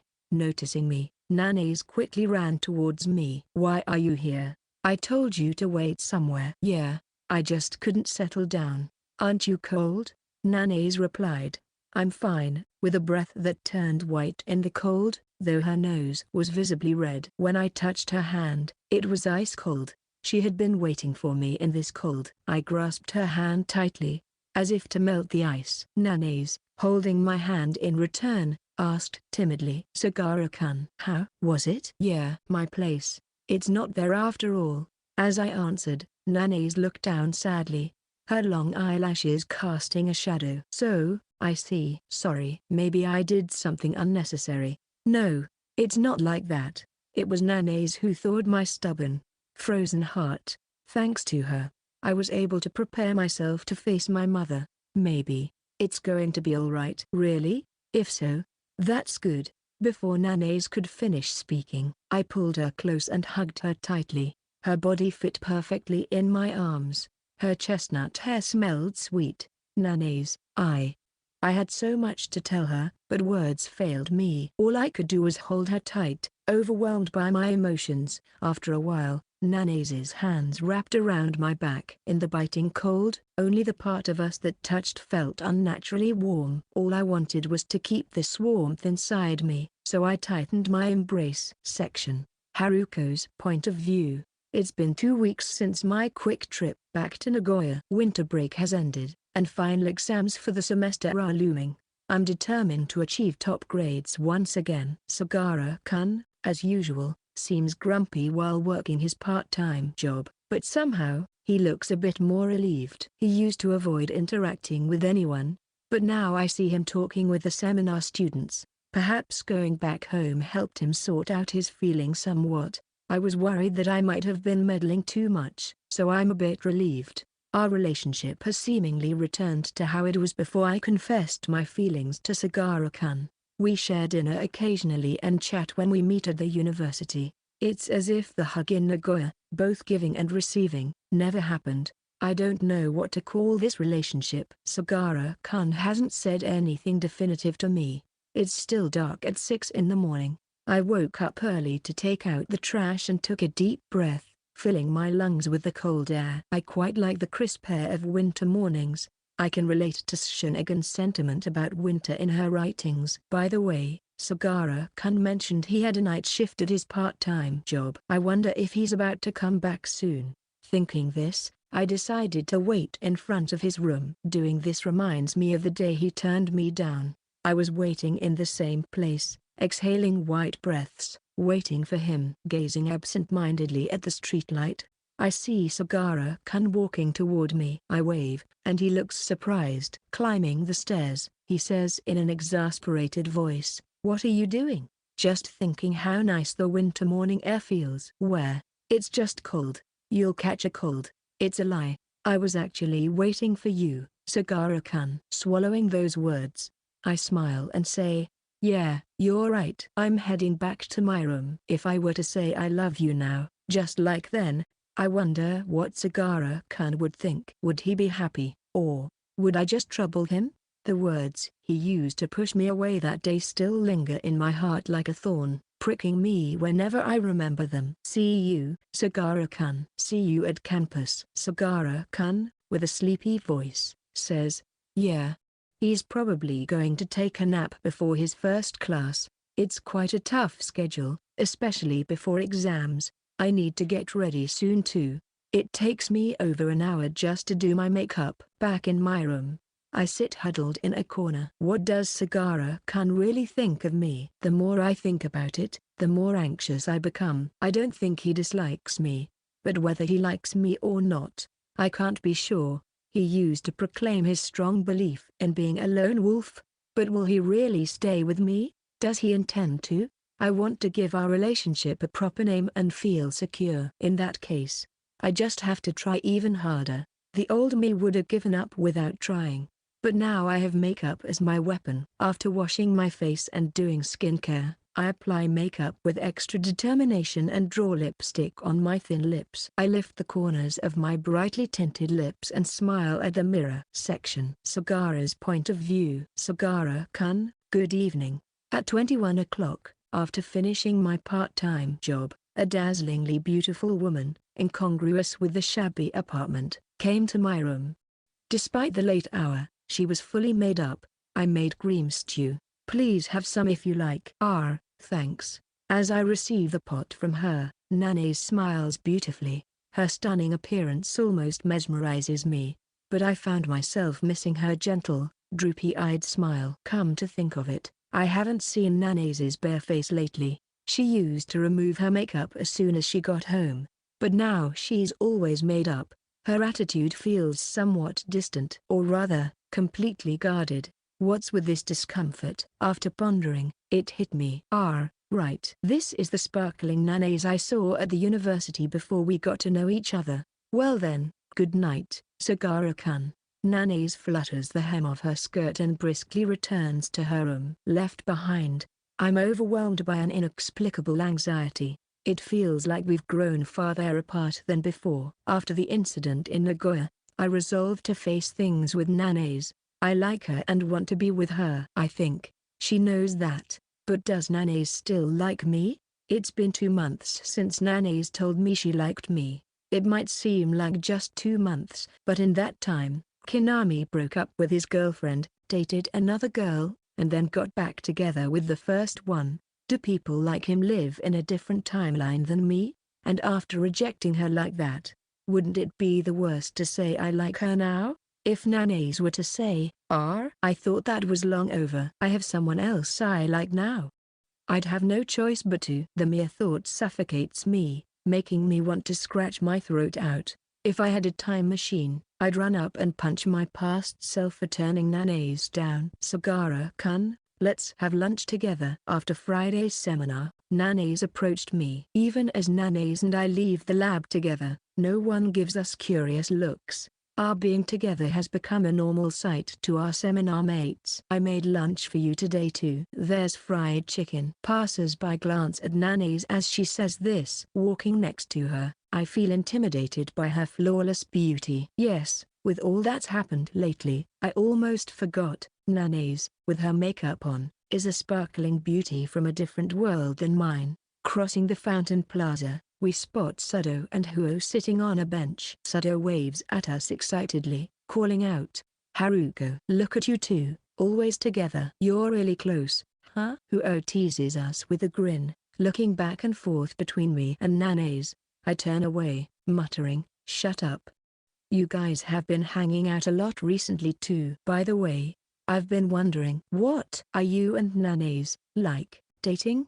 Hojo's question sends a jolt of tension through me. This guy, smiling mischievously, has a knack for hitting where it hurts. That's what I want to know. Nanays-san, are we, like, dating? Of course, I can't say that out loud and end up mumbling, Glancing at Nanays next to me, she smiles brightly and says, nope, we're not dating. You didn't have to say it so clearly. Her words, delivered with a broad smile, pierce me deeply. Nanays calmly says, let's hurry, or lunch break will be over, and walks ahead with light steps. Left behind, I can only stand there, dumbfounded. What's this? Did Sagara get rejected? Poor thing. Serves you right. I hope you learn your lesson. Huo and Sudo add insult to injury. I hurry after Nanays' shrinking figure. We move to an empty classroom in Building 6 and sit facing each other to eat our lunch. Nanays' fried chicken is delicious as always, but I'm too preoccupied to savor it. Facing Nanays, who's eating her tamagoyaki, I hesitantly speak up. Nanays. About what you said earlier. Oh, did you hear? Sakun and Huo-kun finally started dating. No. I mean, I don't really care about them. The pressing issue is not about Huo and Sudo, but about Nanays and me. Nanays. Do you still like me? I almost blurt it out but stop myself, thinking, who do I think I am? Yet, I don't know how to confirm Nanays' feelings. As I ponder in silence, Nanays smiles and leans in, saying, Sagara-kun, you know, I'm aiming for a rose-colored university life. I know. So, if I were to date someone, I'd want it to be in a super romantic situation, with the guy I like confessing to me. Nanays' eyes sparkle with expectation. A cold sweat runs down my back at her gaze. Is she waiting for me to make a move? But she makes it sound so simple. Romantic is a word that feels so distant from me. I guess I need to start by looking it up in the dictionary. I straighten up and ask Nanays formally. Nanays-san. Just for reference, if you don't mind me asking. Yes, what is it, Sagara-kun? What, exactly, is a romantic situation? Nanays blushes, tilting her head coyly and leaning in close to my ear. So close, her lips almost touch my ear as she whispers, I won't tell you. It would make me happiest if the guy I like puts in the effort to think of something special for me. Her sweet breath tickles my ear, nearly stopping my heart. Dizzy from her devilish smile and enveloped in Nanase's scent, I foolishly nod, yes. Section. Haruko's point of view. What should I do? I definitely overdid it. Holding a cup of warm milk tea, I sighed deeply. Sakon, sitting across from me with a cool expression, was munching on cheesecake and said, "Nah, you're overthinking it." Right after class ended, Sakon claimed she'd die without something sweet right now, so the three of us, including Haruko, ended up at a cafe near the university. I hesitated, wondering if I'd be a third wheel, but Sakon sharply dismissed that concern, saying, "The nuisance here is Hiroki, not you." Sakon, I really don't think it suits me. I definitely weirded him out. What are you talking about? That type of person needs a bit of the work to get it just right. Following Sakon's advice, I launched the Make Sagara-kun's heart flutter with my femme fatale mode operation, but now I regret it. Just recalling my actions and Sagara-kun's stunned face makes me want to squirm. Saying things like "I want a boy to confess his feelings to me" was just inviting trouble. What a disaster of trying to be a little devil. Alright, next up, let's try the body touch tactic. Casually touching his thigh might work wonders. I gasped at Sakon's suggestion. If I had that kind of courage, I would have already secured my rosy university life. There's no way I can do that. It's not about can't, you just do. It's all about spirit and guts. You wouldn't do it yourself. If you're going to say that, you try it. Huh? As if I'd ever do something like that. I slumped in defeat. This is just cruel. She's definitely enjoying this. While Haruko was sipping his coffee next to Sakon, he chimed in with a smirk. I wouldn't mind being seduced with a body touch, you know? Absolutely not. Why are you even here? Today was supposed to be my date with Haruko. Sakon glared at Haruko sitting next to her. She's probably the only girl who can get away with treating him like that. Their relationship seemed so pleasant, making me smile. Speaking of which, how long does Sagara plan to dawdle? Haruko's been trying so hard, he should just give in already. Just a minute ago you were saying it serves him right to suffer more. Talk about inconsistent. Well, I still haven't accepted Sagara, you know, but if Haruko says he's the one, then I guess it can't be helped. As long as Haruko's happy, that's all that matters to me. Wait, Sakon, you weren't just having fun with this? At my comment, Sakon called me an idiot, playfully flicking my forehead. Then, we ended up laughing together. She might be having fun with this, but I knew Sakon was genuinely concerned for me and supporting me from the bottom of her heart. Having friends really is nice, I thought, feeling a warmth spread through me. Anyway, you can't back down. Haruko, in love, losing the upper hand means defeat. Oh, okay. I'll try my best. Wow, the words of someone who's been on the losing end sure carry a different weight. Haruko teased, and Sakon, turning red, snapped, "Shut up." Apparently, in their case, Haruko held the reins. I couldn't help but secretly laugh, feeling a bit sorry for Sakon. Section. Sagara's point of view. Since my third period class was unexpectedly cancelled, I was studying alone in the lab. As my concentration broke, Nanase's words crossed my mind, and I involuntarily stopped. If I were to date someone, it would have to be in an ultra-romantic situation, with a confession from the boy I like. For about a week, I've been troubled by what Nanase said, as if exams and part-time work weren't enough. Why add more worries? Love is hard. How do people who change partners like clothes even manage? If I were the ideal boyfriend Nanase originally wanted, I wouldn't be struggling to make her happy. Am I even worthy to stand beside Nanase? Nanase might have been a social butterfly from the start. Now more than ever, even without me, she could probably achieve her rosy university life.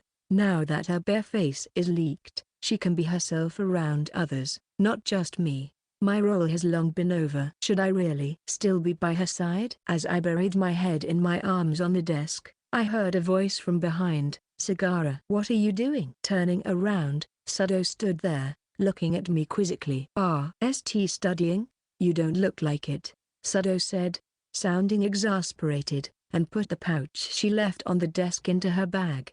It seemed she only came back for something she forgot, As she was about to leave, I called out, "Hey, Sudo, I heard you're dating who?" Oh, Sudo blinked quickly, probably surprised I initiated the conversation. "Did Haruko tell you? It's not a secret, so it's fine. You knew how Huo felt and ignored him, right?" "What changed? Why are you suddenly asking? You're unusually probing." Sudo shrugged and sat down across from me, resting her chin on her hand, and began speaking plainly. "I've always hated the idea of dating a popular guy. With all the jealousy and complications, is it worth the risk?" That's what I thought. I could somewhat understand her perspective, but that's just me being scared of getting hurt. When I thought about it, the idea of Hiroki dating someone else was absolutely unbearable. So, I decided it's better to face the music and be ready to make enemies. After saying so much, she blushed and abruptly ended the conversation with,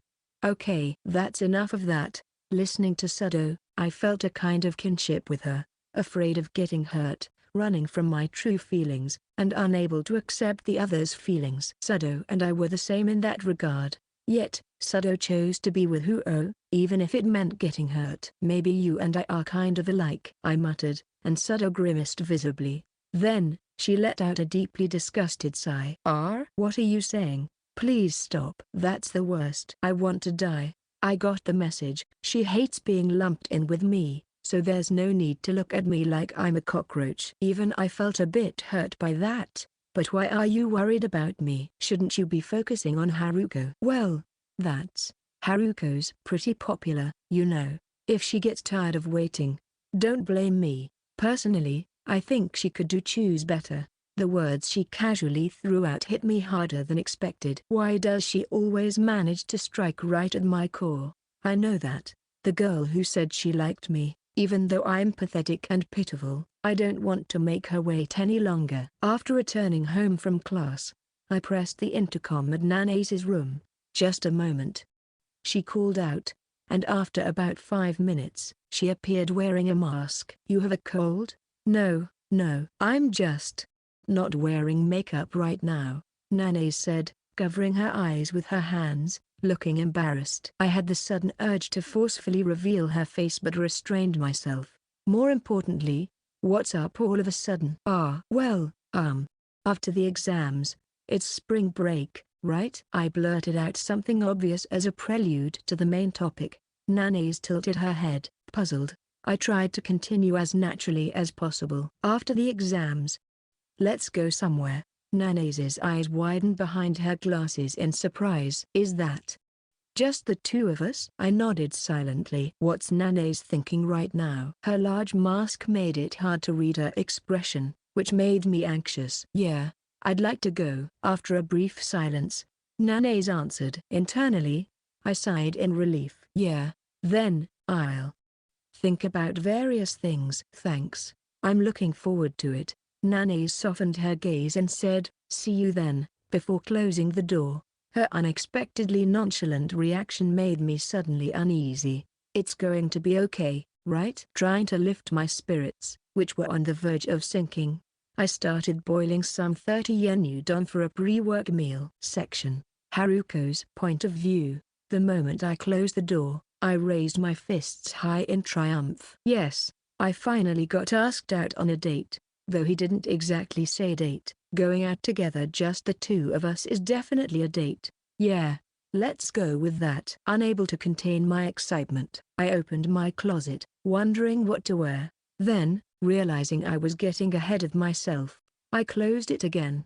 It's still a while away, so I'll go shopping for new clothes as soon as the exams are over. I never thought Sagara-kun would be the one to invite me. Maybe Sakin's femme fatale operation actually worked. Though I didn't manage to touch his thigh, I silently exploded with joy in my room, careful not to alert my neighbor. Once I calmed down a bit, I realized this might be my last chance. Slapping my cheeks, I switched gears and returned to my interrupted exam studies. To fully enjoy my date with Sagara-kun, I must achieve the highest grades possible. I won't cut corners, not in studies or in love. And so, with the end of the final exams, spring break began. Alone, I found myself waiting in front of a fashion building in Shikawaramaki for Nanase. Thinking back, since coming to Kyoto, I've rarely ventured into this area. Surrounded by people who seemed too dazzling, I felt intimidated. Enough hesitating. Today, I'm going to confess to Nana's. But it can't just be any confession. I have to create a romantic situation that would satisfy Nana's. After much agonizing, I finally settled on a date course.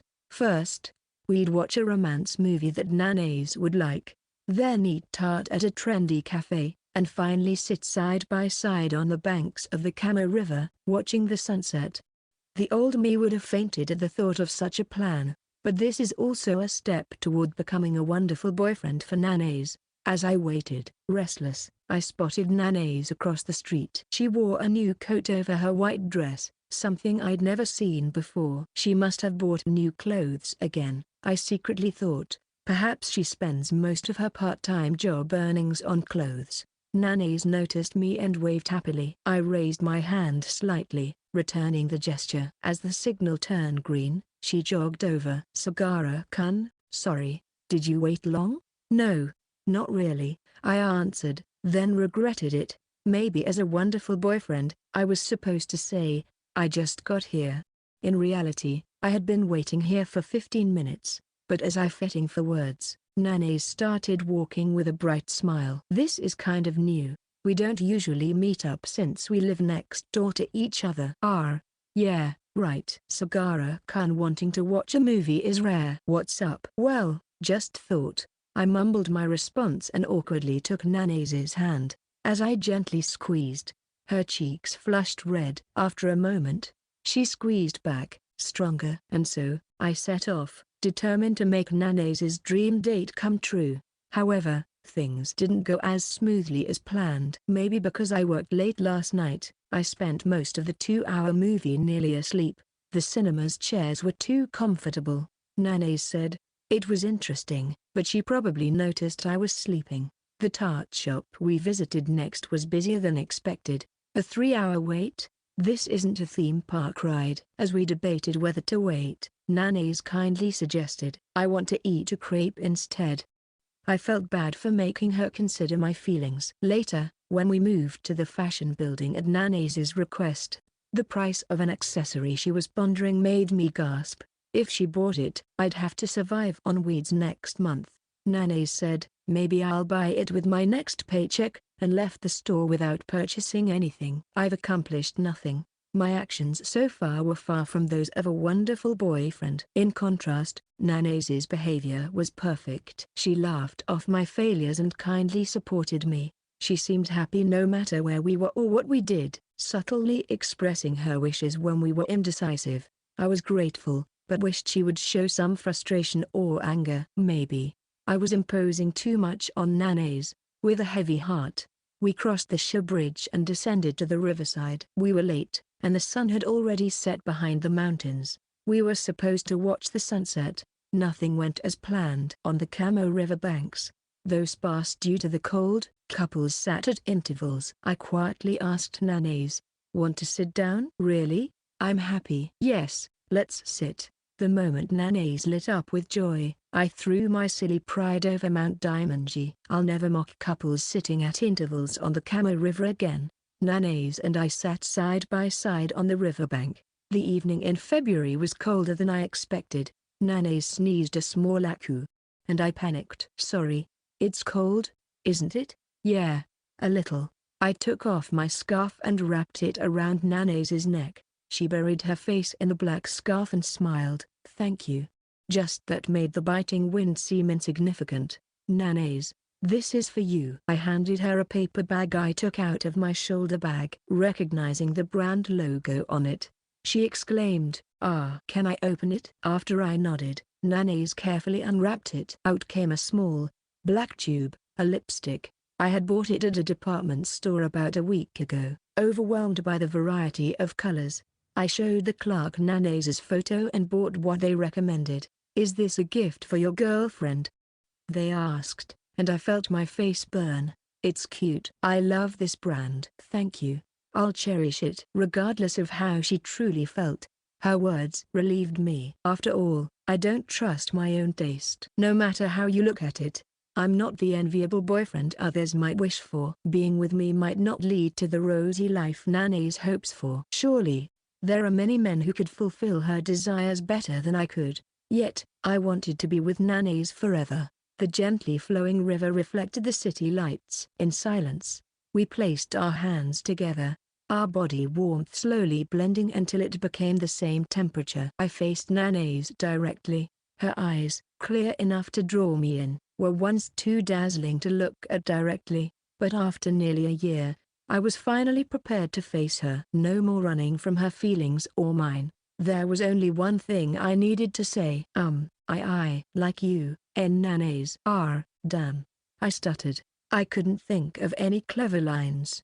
There was no beautiful sunset, and the Kamo River in midwinter was freezing. My once-in-a-lifetime confession was far from cool. Nana's eyes widened, then blinked, and she let a tear fall. Sorry. Nana's panicked by her sudden tears. I floundered.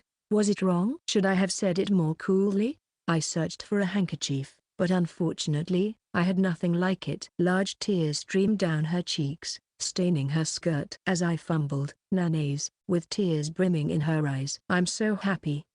What? I've been waiting for you to say that. I'm glad. Nana's sobbed like a little child. I couldn't give up on you, Sagara-kun. I wanted to say I like you again, but couldn't. I had to work hard.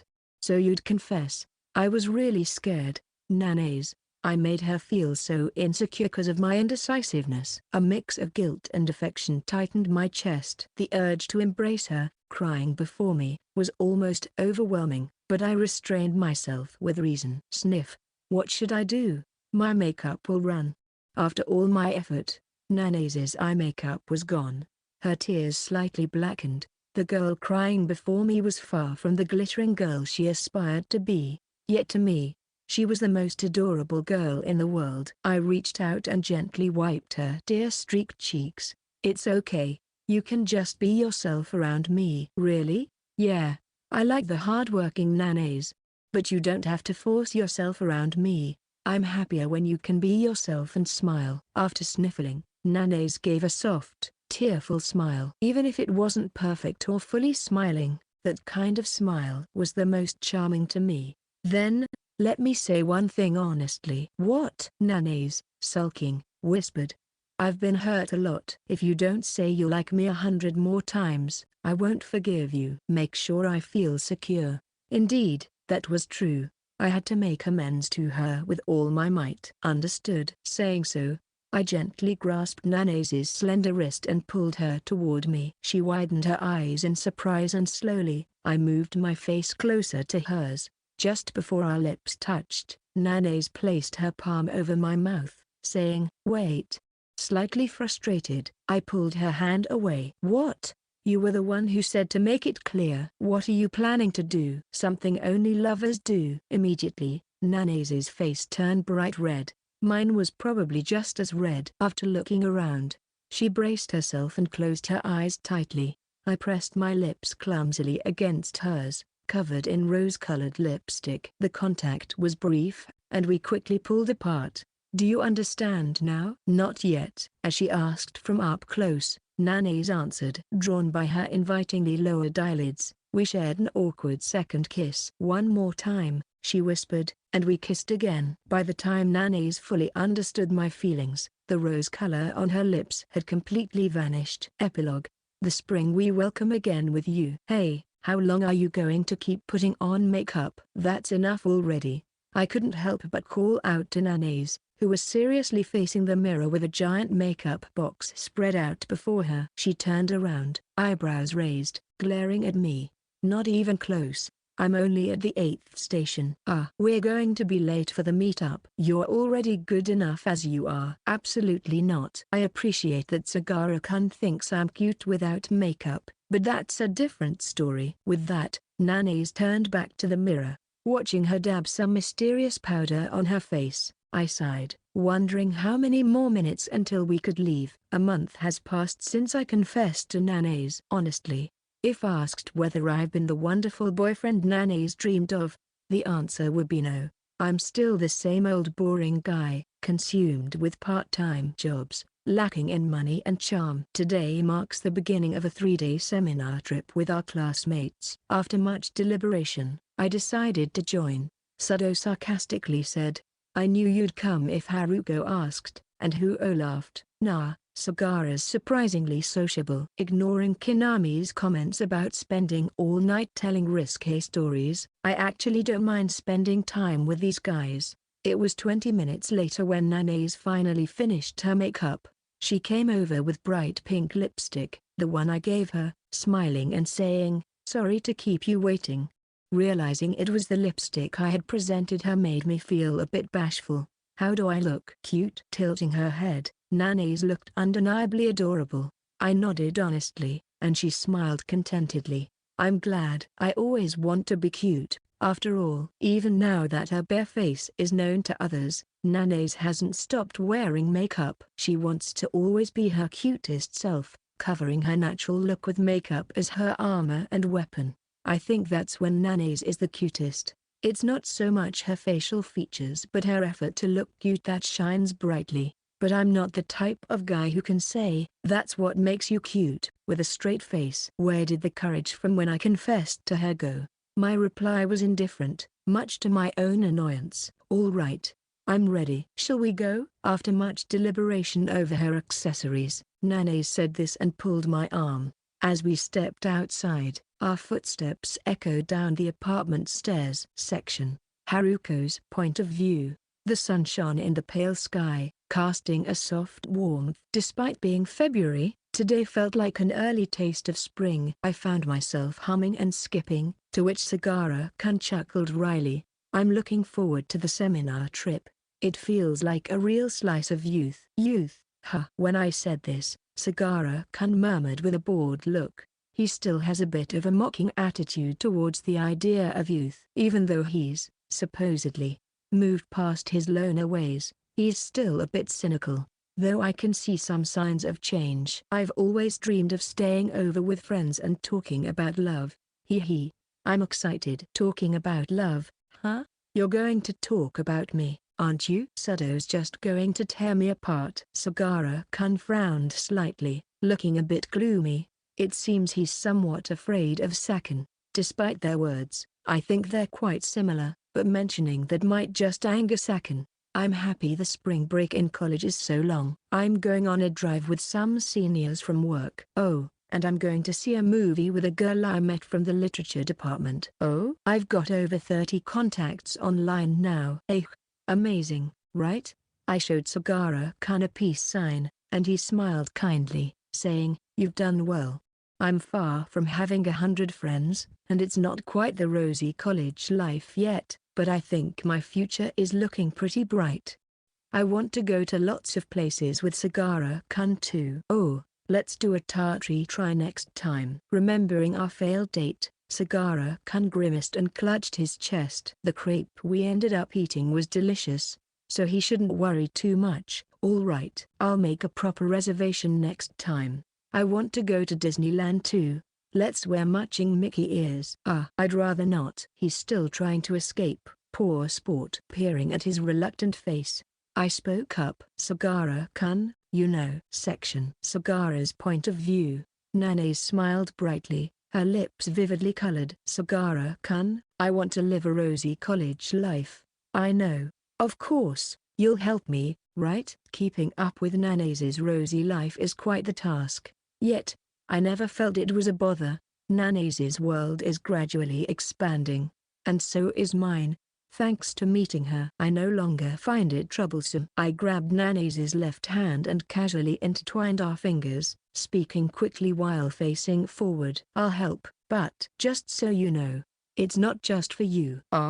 It's because I want to be with you. That's why I'll help." Hearing this, Nanae's nodded happily and gripped my hand tightly. Her soft, small hand was warmer and more comforting than mine. Just then, Nanae's glanced at her watch and exclaimed, "Oh no, we'll miss the next bus if we don't hurry, and we won't make it on time." "Seriously, it's because you took your time with makeup." Being with Nanae's, things never go as planned. Yet, being swept up in her life might be quite enjoyable compared to being alone. Let's hurry, Sagara-kun. Listen to what I'm saying. And so, hand in hand, we ran off. This is our story, a slice of life far from rosy, but perhaps more colorful and lively than we ever imagined. Side Story 1. Happy Valentine Day. Hey, do you like sweets? Sweets? After the fourth period class ended, Nanaise came to me with a surprisingly serious look on her face and asked, "What's with the sudden question?" I frowned, puzzled. Like chocolate, or, although I occasionally eat sweetbread for its energy efficiency, I'm not particularly fond of buying sweets. It seems that Nanaise sometimes buys chocolate snacks at the convenience store where I work part-time. No, not really. When I answered honestly, Nanaise said, "Is that so?" and looked down dejectedly. Did I say something weird? What's going on here? Seeing her like that makes me feel down, too.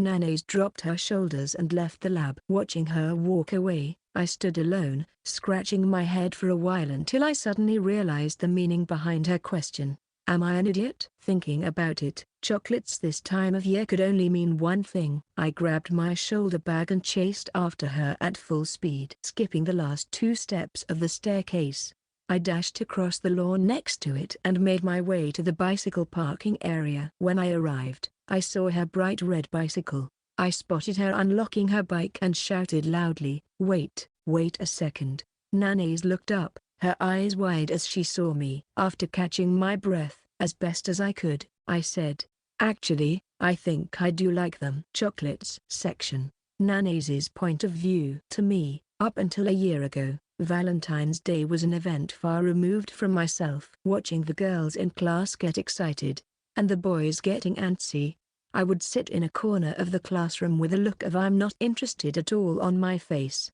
But truthfully, I too wanted to exchange chocolates with friends and give handmade chocolates to a boy I liked. February 14th, Valentine's Day. Sachin and I were in my room, making a gateau au chocolat. We put butter in a bowl, added finely chopped black chocolate, and melted it in a bain-marie. The sweet aroma of the chocolate gently wafted through the air, filling the apartment room. "Hey, Sachin, do you think gâteau au chocolat is too classic?" While carefully stirring with a rubber spatula, I asked Sachin, who was standing beside me. The small kitchen space was cramped with the two of us in it. "Now that we've started making it, what are you talking about?" "Classic is good," she said, "but maybe we should have gone for something more unique to stand out from the others." "Don't worry, Sagara isn't likely to receive chocolates from anyone other than Haruko." Sachin said this with a look of exasperation. I wonder, while thinking about Sagara-kun's sulky face, he might be plain, but to me, he's the coolest and the most wonderful boy in the world. There's no guarantee that other girls haven't noticed his charm. I have to do my best and give him the best Valentine's chocolate. Sachin is probably going to give hers to her boyfriend she just started dating. The usually indirect Sachin turned bright red and screamed, "It's not like I'm doing it because I want to. Haruko just dragged me into this. This year, I too will hand-make true love chocolates and give them to the boy I like." I added sugar to the egg whites, making a fluffy meringue. I don't own anything as fancy as an electric mixer, so I have no choice but to do my best manually. As I stirred desperately, little white peaks slowly began to form. Hard work will eventually be rewarded. Just like with my usual cooking, imagining someone enjoying something delicious that I made is a happy thought. Even tasks that feel tedious when done for myself don't seem so bad. And when it's for someone I love, especially when making it with a friend, it feels even better. "Haruko, why are you grinning like that? You've got chocolate on your cheek," Sachin said with an exasperated look, wiping my cheek for me. Since she had chocolate on her cheek too, I laughed and said, "You've got some on you too, Sachin." What we finished was a cute, heart-shaped gâteau au chocolat. Clearly, blatantly, it was a declaration of love chocolate. It was as if it was screaming, "I love you," like something written with a permanent marker. We packed the gâteau au chocolat into a cute box and wrapped it beautifully with ribbon, which we bought from the shop together with Sachin. Sachin said to me, fussing over the ribbon color, "Does it really matter?" "Any color would do, but appearances are important after all." What matters is not what Sagara-kun thinks, but whether I can give it to him with absolute confidence. Yeah, choosing pink was definitely the right decision. His part-time job ends at 9 p.m. I open my makeup box and carefully touch up my makeup, so I can present him the best version of myself, the cutest me in my own eyes. As I draw on my rose-colored lipstick, I smile brightly at myself in the mirror. This is my first time ever giving Valentine's chocolate to someone I like. I wonder, will he be happy to receive it? I hope he will be. As I look out the window, hoping he'll come back soon, I spot him. There he is, Sagara-kun, wearing a black down jacket, illuminated by the streetlight. I take one last look in the mirror, then grab the wrapped gâteau au chocolat, and dash out of my room. As he comes up the stairs, instead of saying welcome back, I greet him with the brightest smile I can muster. Happy Valentine's. Side story 2. Happy White Day. Up until last year, I viewed the hype around Valentine's Day and White Day with a cold eye, thinking it was all just a conspiracy by confectionery companies to dance to their tune. The only chocolates I ever received during high school were obligatory Tyrol brand chocolates distributed by the girls to all the boys in class. I thought Valentine's was an event far removed from me.